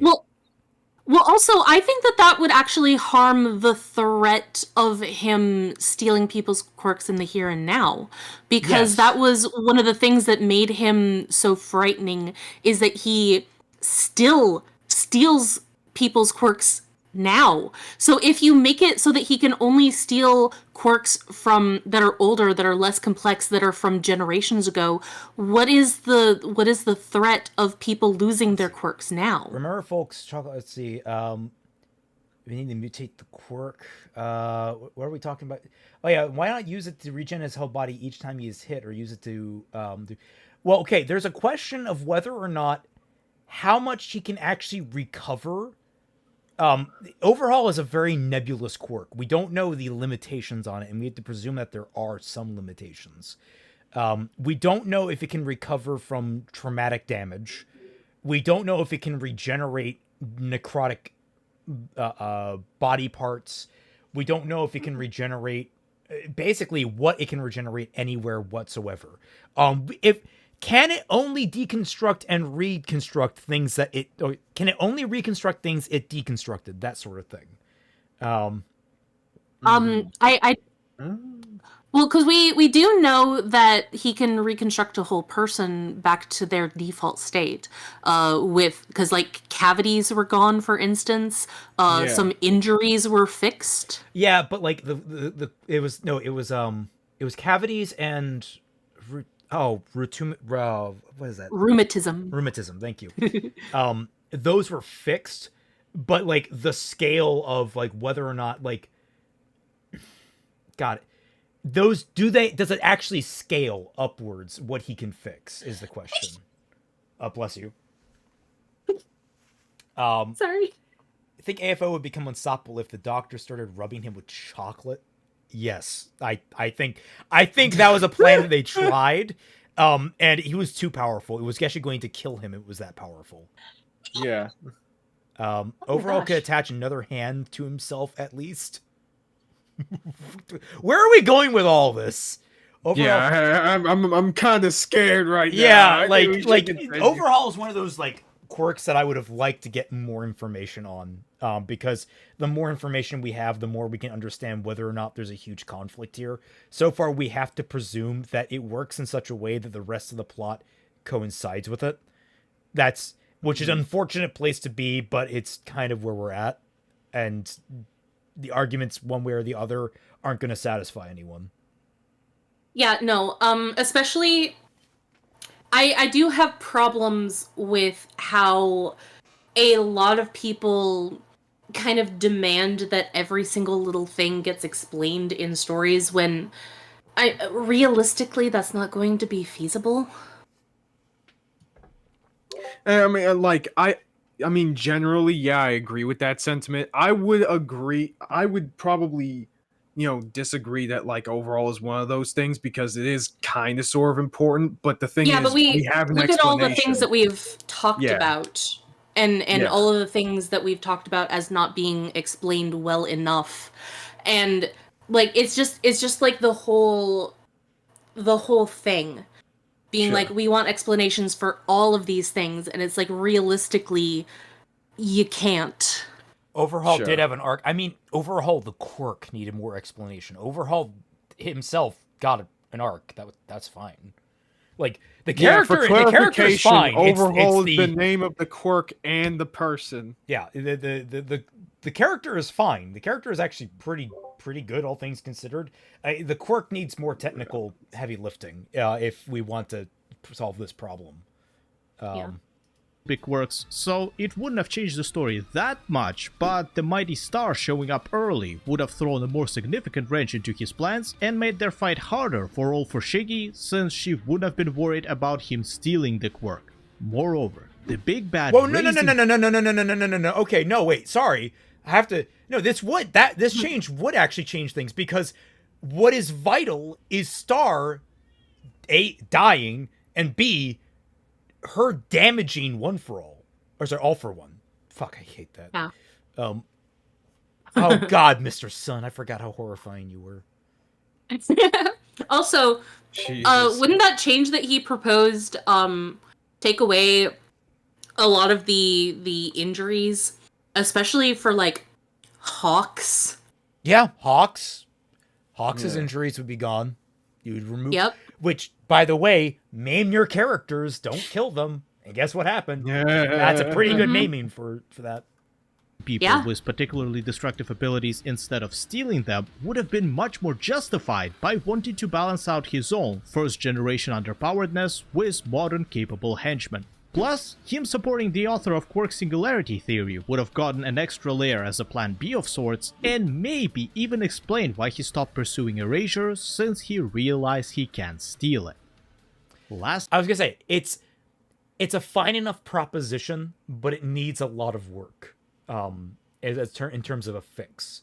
It's not awful, but there's a lot to account for if you make that change, and understanding where all those changes narratively will change things. That's just a big thing. You can't, like, the broad scope sounds promising. this is why I did my full fixing Ruby thing, is like, I put my money where my mouth is. I actually put it all into practice. I would be interested to see you try and make this and see where it goes, but I imagine you'd actually end up with something very different than you intended. Instead, Starry Stripes weakening Shiggy, his plan to rub chocolate on himself backfiring. He finds he's allergic to this stuff. No! Dude, what y'all are rubbing chocolate? I don't know what's happening anymore. We just mentioned the chocolate SpongeBob episode. Y'all yes, just going crazy. I shall rub this chocolate, and then that's it. End of sentence. Period. Dude, is rubbing chocolate like code for like? Is it like a similar thing to like? Oh, I'm gonna send you to the Shadow Realm. I'm going to rub you with chocolates.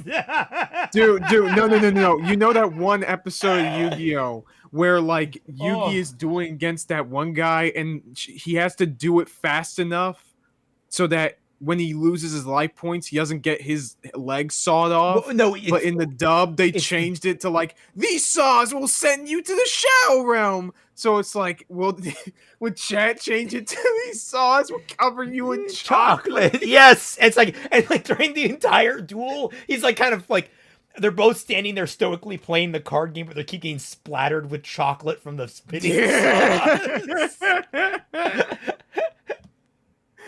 And very appropriately, I want to talk about the ending. To be frank, even though Amahi's Deku losing his quirk and becoming a teacher doesn't bother me as much as it does to realize that I've been lied to. If we go back to the very first chapter, it clearly says this is the story of how I became the greatest hero, which...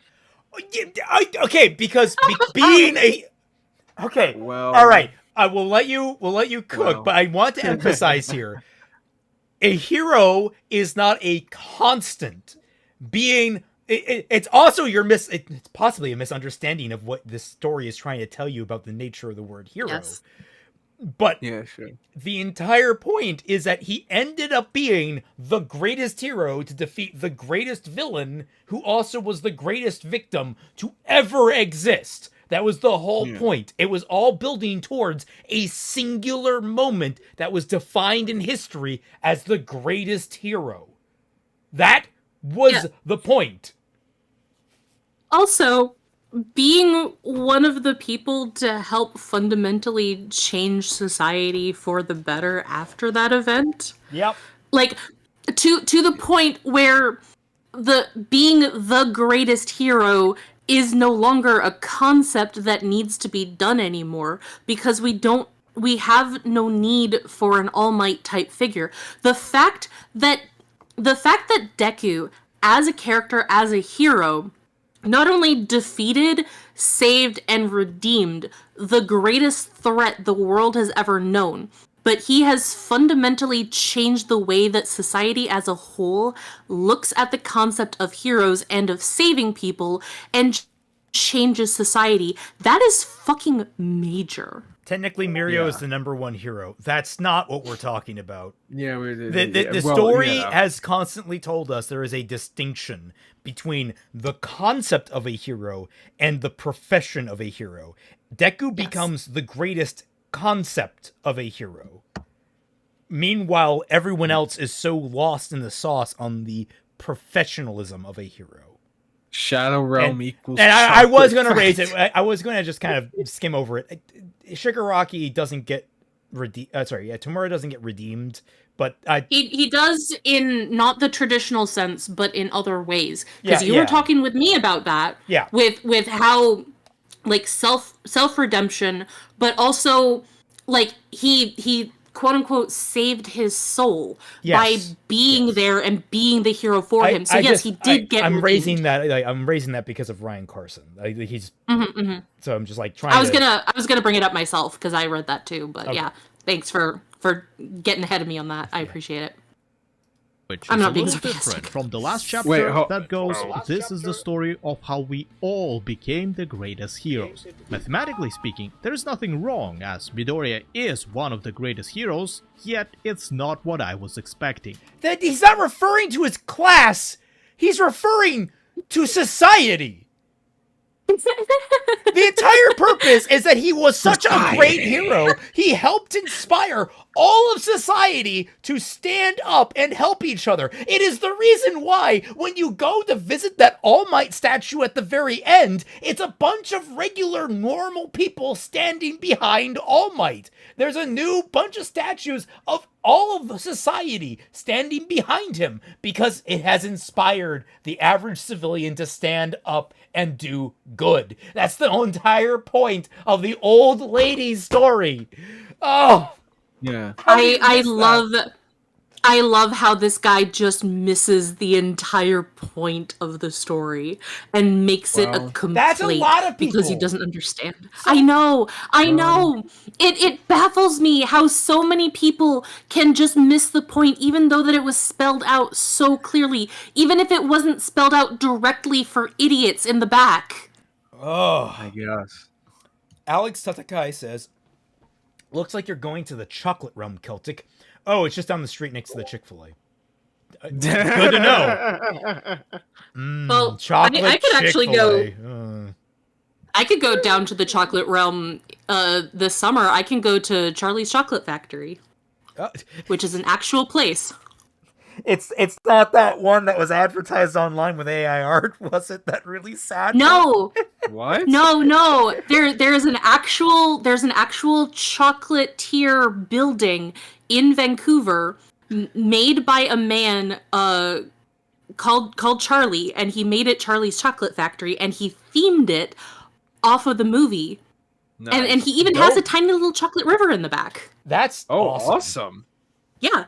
With the meth Oompa Loompa. The poor woman was trying her best. Yep. Yeah, dude, that's another reason to visit Vancouver at some point. Yeah. Yeah, I gotta see the meth Oompa Loop. We gotta try for next year. Yeah. The greatest in my mind means someone who can't be surpassed, unlike the number one Forbear is one of the greatest heroes, yet it's not what I was expecting. The greatest in my mind means someone who can't be surpassed, unlike the number one, for example. They had to have dealt with some unprecedented threat in the most heroic way possible, and to me, that was Midoriya sacrificing himself to end All for One once and for all. I was fully expecting him to die, as such an honorable title can only be granted post-mortem. Even All Might wasn't No! No! What the fuck are you on about? What are you talking? Also, what do you mean All Might wasn't called the greatest? Yeah, he was! He's constantly been talked about as the greatest hero there ever was in the beginning of the story. Man ruled for 4 fucking decades being called the greatest. Yeah, what are you talking about? He literally speared the big resurgence of heroism and hero society. He literally carried that shit on his fucking back, dude. He literally did. And that was an era of hero society. And then Deku shattered that and fundamentally changed society. And that is why he is now the greatest. Even if he doesn't have his quirk anymore, even if he is just a normal person now, that doesn't change his deeds. Because it is the deeds that make the person. It doesn't change who he is either. Like, no. he is still, we see at the very end, still trying to help and save people. And he's doing it as well through education as well, because he wants other heroes to be just as brave and heroic as he was.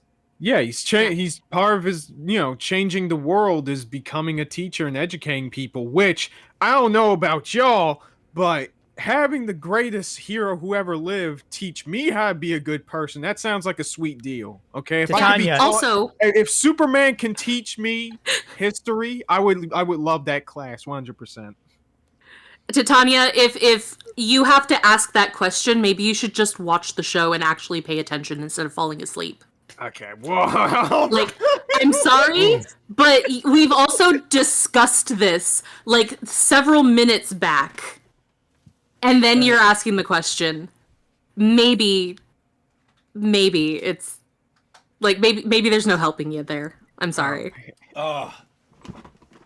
how do people know about Shigaraki's story? Wait, is that the standard by which we can say that, like, how do people know about the world is because of changed? Spinner? Spinner, yeah. Spinner wrote a literally book. made an entire book. Deku was like, make it into a comic book. My point is, people don't know what happened. You're pretending like news about Deku didn't eventually get out. Quite literally, Ochako begged people to let him back in because All For One ceded all the information he had on Deku to the populace and made him persona non grata to the general population. Like, they still think Shigaraki's a terrorist in the news. I mean, he is. He is. Yeah, just because. They don't. Just because. Wait a minute. Sorry, it doesn't matter what they think. Second. He is still a terrorist by the end. Yeah, wait a second. Just because we know a terrorist backstory does not mean they stop being a terrorist. Yeah, what the hell? That's not how that works. Yeah. Wait. like you know what? You know what? Okay. Real world. If I learned the backstory of, say, the Boston Marathon bomber. Oh yeah. Thank you, YouTube. Hopefully you don't demonetize me for talking about this at all. But if I learned the backstory and I learned that this was a poor kid who got bullied or whatever, and it just led him down a path of bad decision after bad decision, and he just kept falling down and down, I would have pity upon him. I would feel sad. I would feel as though that somehow, if I had a chance, there might have been a moment where I could have helped him if I had known, if I had been there. I would have liked to believe that just by being a good person, you can help lift someone out of a bad space. There is a lot you can learn from learning why horrible people do bad things, because oftentimes, more often than not, 95% of the time, awful people were once good people that just had really bad days. And that is really... poor Tomura got fucked over so hard. Yeah, there are lots of bad people throughout history. We learn the history about that we still call terrorists or dictators or fascists or whatever the fuck. And that's the thing. That is the important part of the end of MHA. That is so important. Is not only, like, it's not enough that you learn about the character's tragic backstory and you feel sympathy. The point is, and what those kids had done in the manga was take that knowledge and change society so that more people don't have to suffer what they suffered. Taking that knowledge and using it to make society better. Also, wait, are we just ignoring the fact that the entire final climax was filmed by a fucking news station? There is also that. Yeah. Like people. Well, it wasn't a news station. Well, yeah. Well, like it was the business kids. Right, the podcasters. No, sorry. The business kids, but also the in the helicopters. You had the news crews. Yeah, there were news crews in helicopters. Yeah, literally everyone helped. Yeah, literally, and everyone that's was a part of it. That's also why Hero Society is no longer focused on the actual hero job as much anymore, because people realized what other people have done to contribute to making society the way that it is. Now that it's support and other factions of people that are getting just as much recognition, not just heroes anymore. And that was another big change. Yeah, here's the thing to consider. Deku was quirkless. What if you learn that the greatest hero of your time chose what people considered basically trash societally and said, I'm going to take this kid, I'm going to give him my quirk, which I can just do, by the way, and he's going to end up becoming the greatest hero of all time and saving us from a cataclysmic apocalyptic event. And then how would you react? I would be, if I had I would be like, fuck, okay, quirkless people are pretty dope, and I guess I was right, I was wrong about a lot of things. Yeah. I mean, Martian, please, no. I disavow that statement. Whoa. No way. All right, we're moving on. Yeah. We got 2 minutes left in this fucking game. Not gonna lie, I thought he meant the Mario character. And I was like very confused. Okay, all right. That Luigi has done nothing wrong. That Luigi deserves a kiss on the nose from Daisy. All right? Yes. Called the greatest, took me a minute. so whoever that title went to had to go a step beyond. You can say it's my problem for imagining this grand ending and then getting disappointed with the actual conclusion, but again, I didn't put the word greatest there, nor did I change these lines. Nor did necessarily the original Japanese. I don't know, because we're looking at the English, which can interpret things. Yeah, and now apparently somebody in chat said that the translation read as a great hero, not the greatest hero. Yeah, really? Okay, damn. See, this is why I pointed it out, because Raymond and I know for a fact that the English translation of My Hero isn't the best. Oh fuck, Stain. Remember Stain? Yes. Remember the fact that the Japanese made reference to the fact that there had been quirkless heroes in the past and they got phased out in like a 1-sentence line? That literally one word change makes all the difference? Yes. God damn. Oh, fuck, man. Translation is hard, guys. All right? Be nice to translators. That's a big mistranslation, yet welcome to translation. Yeah. It's so difficult because Japanese is such a fundamentally different language from English that a small little change to make it English can fundamentally change the meaning and the context of the sentence. And that's why in things like Kingdom Hearts, you get issues like people getting upset that Sora isn't the Keyblade Master anymore because it was implied that there was only meant to ever be one of them, even though that we saw in the first game that there was more than one. Yeah, I've been watching a little bit of that video talking about the translation. Okay, actually, in the first game, what is the second? Okay, Dark Keyblade was fabricated. So, but what was the other one besides? Mickey. Right. Well, that was the one for the Dark World. That was the Dark World Keyblade. Yeah, but one of people's criticisms of Kingdom Hearts is that Sora was meant to be the special. He was meant to be the wielder of the Keyblade. But now there are many wielders of a Keyblade. And that is their criticism. I had something similar, but it was more so around the fact that, like, the Keyblade was this thing. Riku was supposed to be the wielder of the Keyblade. And then, of course, it goes to the, he's not fucking worthy. I guess we'll just go to this kid now. And Sora's just kind of, he's the one stuck with all the negatives of the hero's journey. And he has to make all the positives himself, which I find that very enjoyable. Yes. Now, if they go the he's always been the chosen one route, that's going to be rough. Yeah. Also, another translation error that people have noticed was the issue with KH3 and Xehanort's motivations. So in the English, he said he wants to purify everything, pretty much. I'm not saying it verbatim, but in Japanese, he basically said he wanted to return everything to a blank canvas. And that fundamentally changes how people in English interpret what Xehanort's motivations are, as opposed to what people know in Japanese. Right. Mm-hmm. All right, so let's roll this back. It's grand ending and then getting disappointed with the actual conclusion, but again, I didn't put the word greatest there, nor did I change these lines. If it was simply, this is the story of how I became a hero and we became heroes respectively, there would have been way less confusion with no changes to the plot.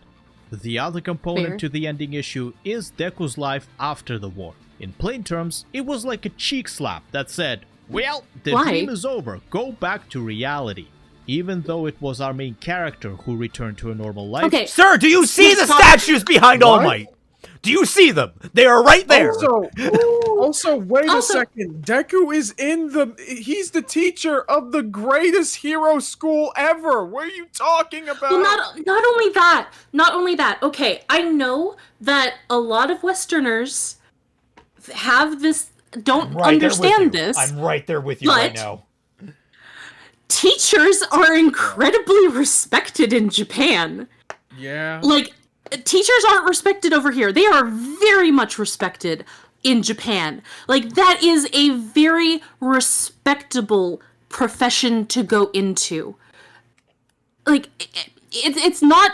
I know that he has shown, and I have seen all of the memes of him now working at McDonald's and whatever, but because that is because they don't respect the profession of teacher. But that is not the case in Japan. I can't stress that enough. It is a very important job in Japan. And also, like, it's like, Deku achieved his dreams of wanting to save people, and he saved them from the greatest threat to ever have happened ever. And there is less crime, and therefore less need for heroes. So he's gonna need to do something else. And the whole point of his character is not only fulfilling it, but being satisfied and moving on and using that knowledge to better the world around him in other ways. Because My Hero Academia isn't just about becoming a superhero. It's becoming a good person and someone who can help people. According to Japan, teachers aren't according to anime, teachers aren't respected. How does that make sense? You're gonna need to cite sources, because I've never seen an anime where teachers aren't respected, or them being awful people aren't taken as a huge fucking deal. Like, either they are the what was that movie with with J.K. Simmons? What was that? I don't know. Whiplash. Okay, so the bad teachers in anime are typically the Whiplash kind, where they are the brutally hard teachers, but they get the most out of their students. Or it's treated as a massive scandal when they're manipulative and evil. Yeah. It's just bullshit being spouted. Yeah, no, I figured as much. Like, I'm just kind of pushing back on it. Yeah, that's crazy. Yeah, I just... Yeah. They are incredibly well respected. How is it? Like, I don't actually know all that much about Japan. I just learn more than the average person, and I learn. You and I know quite a lot about Japan at this rate. Like, we're I guess that's true. Yeah, we're not the average. Yeah, I'm doing the Japanese thing where I humble myself. Say I'm not an expert when I am. Achieved true weeb status, chat. Everyone knows about Amaterasu, all right? Everyone knows about that story. Yeah. Don't you? Like, basically from my childhood, man. Like, jeez.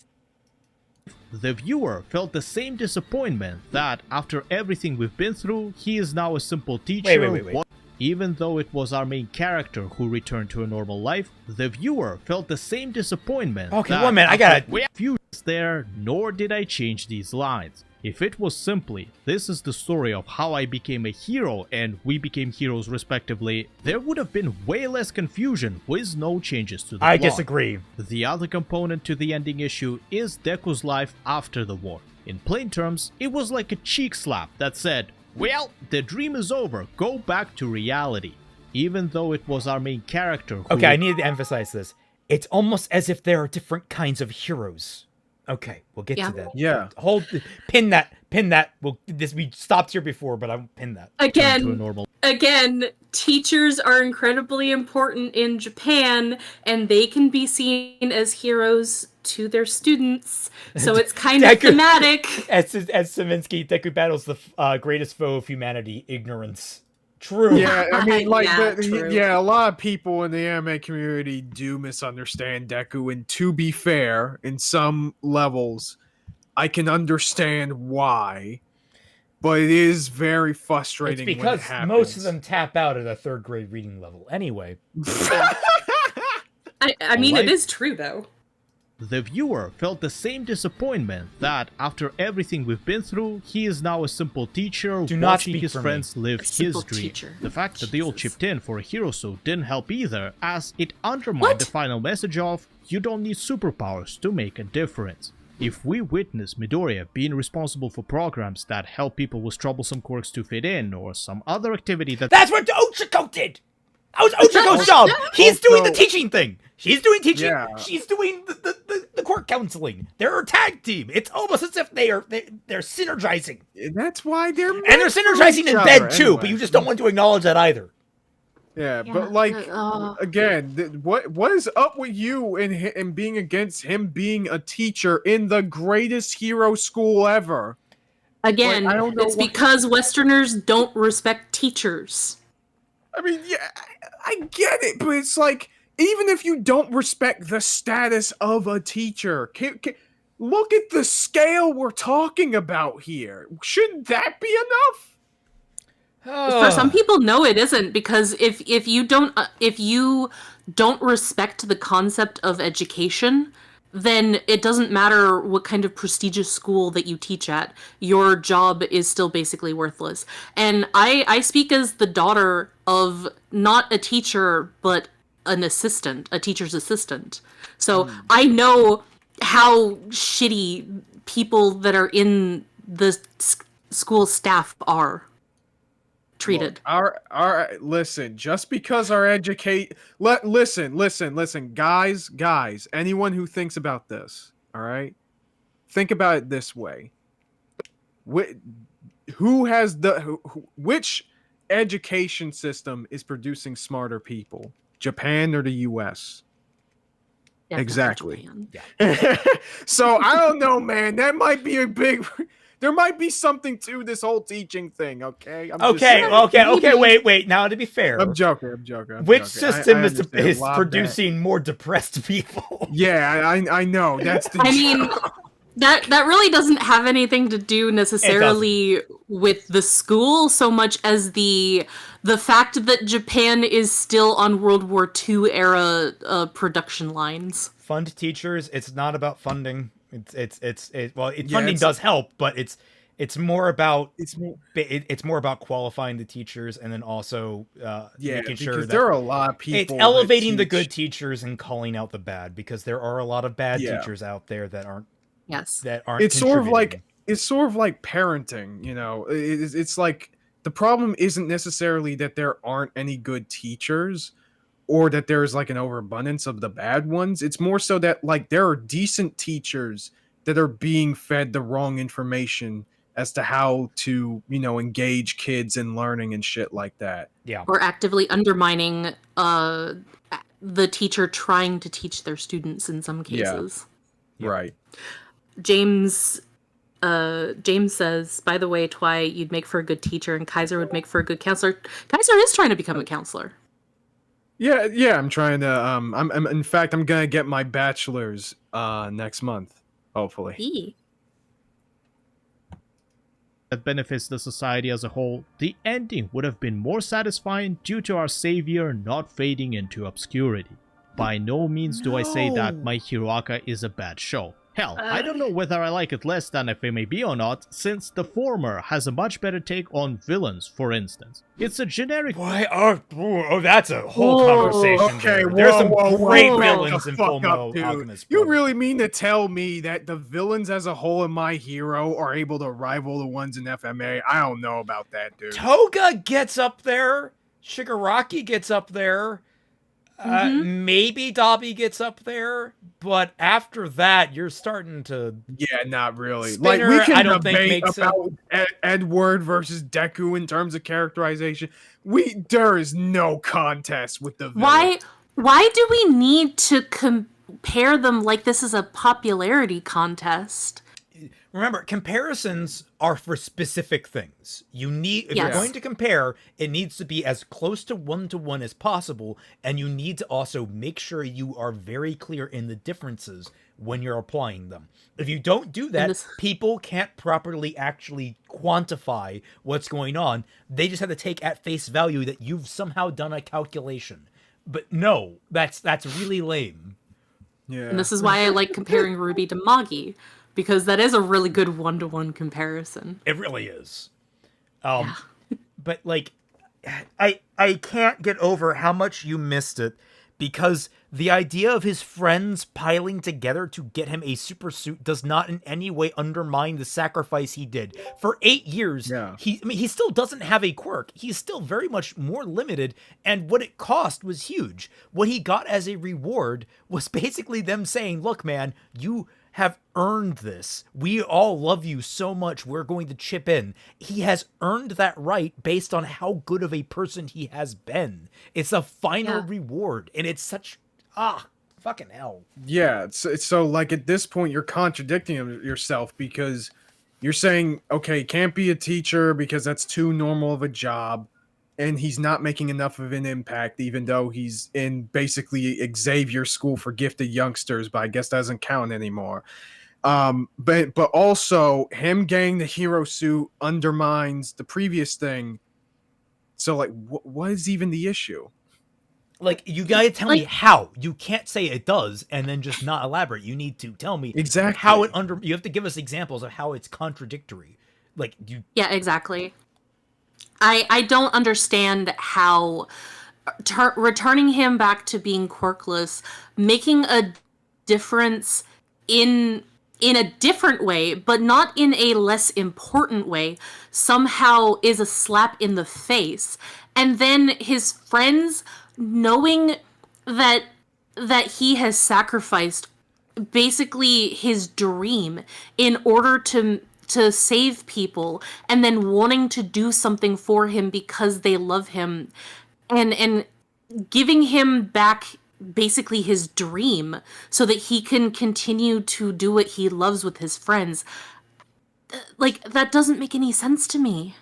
How is that disrespectful or a slap in the face or anything like that? I don't get it. I don't get it either. Oh, okay. Well, let's finish this video. Yeah. Shonen. Well made, but still was a pretty standard formula, which is a shame, because if it has stepped outside its comfort zone by incorporating what we've just talked about, it could have come closer to perfecting the genre. Iwasai. Mahi is trying to do the impossible into the microphone. Don't forget to give Raid a try with my link, as you do get some awesome starting bonuses. Never. And Gross. have a great, Disgusting. whatever time of the day you have. Until next time. Don't tell me what to do. I believe Pause, damn it, pause. All right, there we go. All right, that was, for as much as we raged at certain points, that was a nicely kind of, it was a more mixed experience, and I mean that in a positive sense than some of our other coverage has had to be. Oh, definitely. Yeah. Some good work. I'm saddened to say that's probably one of the better videos we've watched. Oh, God, that actually, where does this fit in the pantheon, huh? That's interesting. I need to go back and categorize all the things that we watched for our record keeping, just so I can say, oh, I know where this is and that is, and I can remember this and that sort of thing. But I think that was fine. Wasn't part of Deku's ideal is the idea of saving everyone? What happened to that? Shouldn't Deku be? I mean, we just talked about that. My guy, we literally talked about how there's more than one way to save people, and showing that anyone can be a hero, and showing and being a beacon to guide heroes into the future is still within that kind of realm. How do you? I'm sorry, how do you not comprehend that? That'd be a fun idea. Arc. A tier, that's something for the 100th, is a tier list of all the videos we've covered in the past. That would be an interesting one. But it's almost like that's the same thing that All Might went through.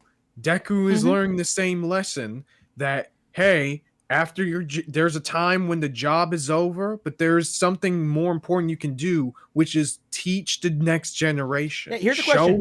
The people that teach police and firefighters, that are dedicated just to teaching police and firefighters, are they not heroes for teaching the heroes? Yeah. Obviously not by this guy's standards. Part of what could make society better in a lot of ways, especially socially, is having good role models. Okay. And unfortunately, in a lot of ways, especially in the West, there are people don't really get that chance to have decent role models. They can do a whole lot for a community just by being around and influencing them in a positive direction.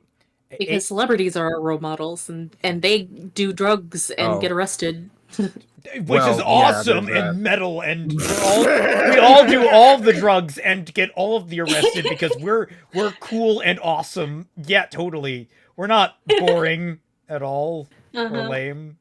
So anyway. Also, the video started at 8. No, we actually started the video an hour in, so it took us 3.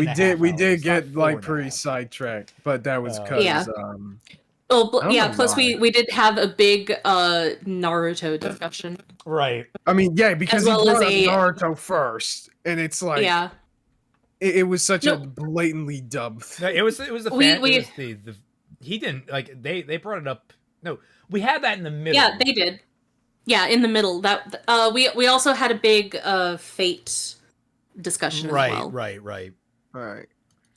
So we were pretty relaxed with this and went off topic a lot, but that's because this video is only 18 minutes long. So yeah, we knew we had a little bit of time. We didn't have to squeeze through anything. Well, we're gonna wrap it here. I think. Thank you everyone for coming out to see us. Do you guys have anything you want to announce? Nope, I'm good. No, I'm still trying to recover my sleep schedule. Same. Honestly, my medication I think is giving me insomnia where I'm waking up like an hour and a half earlier than I intend. Weirdly, I'm not like Jesus. Yeah, I'm like functional. I just feel a little sleepy in the back of my head, and I actually feel pretty fine, like right now, especially. But I'm worried about driving a car and being just a little too tired to notice things. So I really hope she gets back to me about whether or not I should change my dosage or something. Yeah, that's right. At the end of this week, Friday night, Bad Fan Fiction Night, 10 p.m., we start reading Shadow the Conqueror. We got to see exactly how good Shad Brooks is as a writer, everyone. Yeah. He's gonna be great, right? Yeah, he's gonna be perfect, guys. I might stream casually on Saturday. We'll see how things pan out. That'll be like I want to get started on one of my Gunpla, but I've been doing a lot of heavy lifting work for the tabletop that I want to run. So we'll see. I keep saying I want to do that, but I keep getting sidetracked by actually getting work done. So all his work is very impressive, by the way, guys. You guys are going to be so impressed when we actually get that started. I might stream as well. I'm not sure what day. I just have to actually get things set up. May the blessings of the crystals go with you, Shad. All right. Well, thank you all so much for watching. Remember, become a member down below. So you can get the cool thing next to your name, all the emoticons. Join us on the Patreon for $1 or more. For both of those, you get access to the Team Frostbite Discord server where all 3 of us are regularly active and hang out there.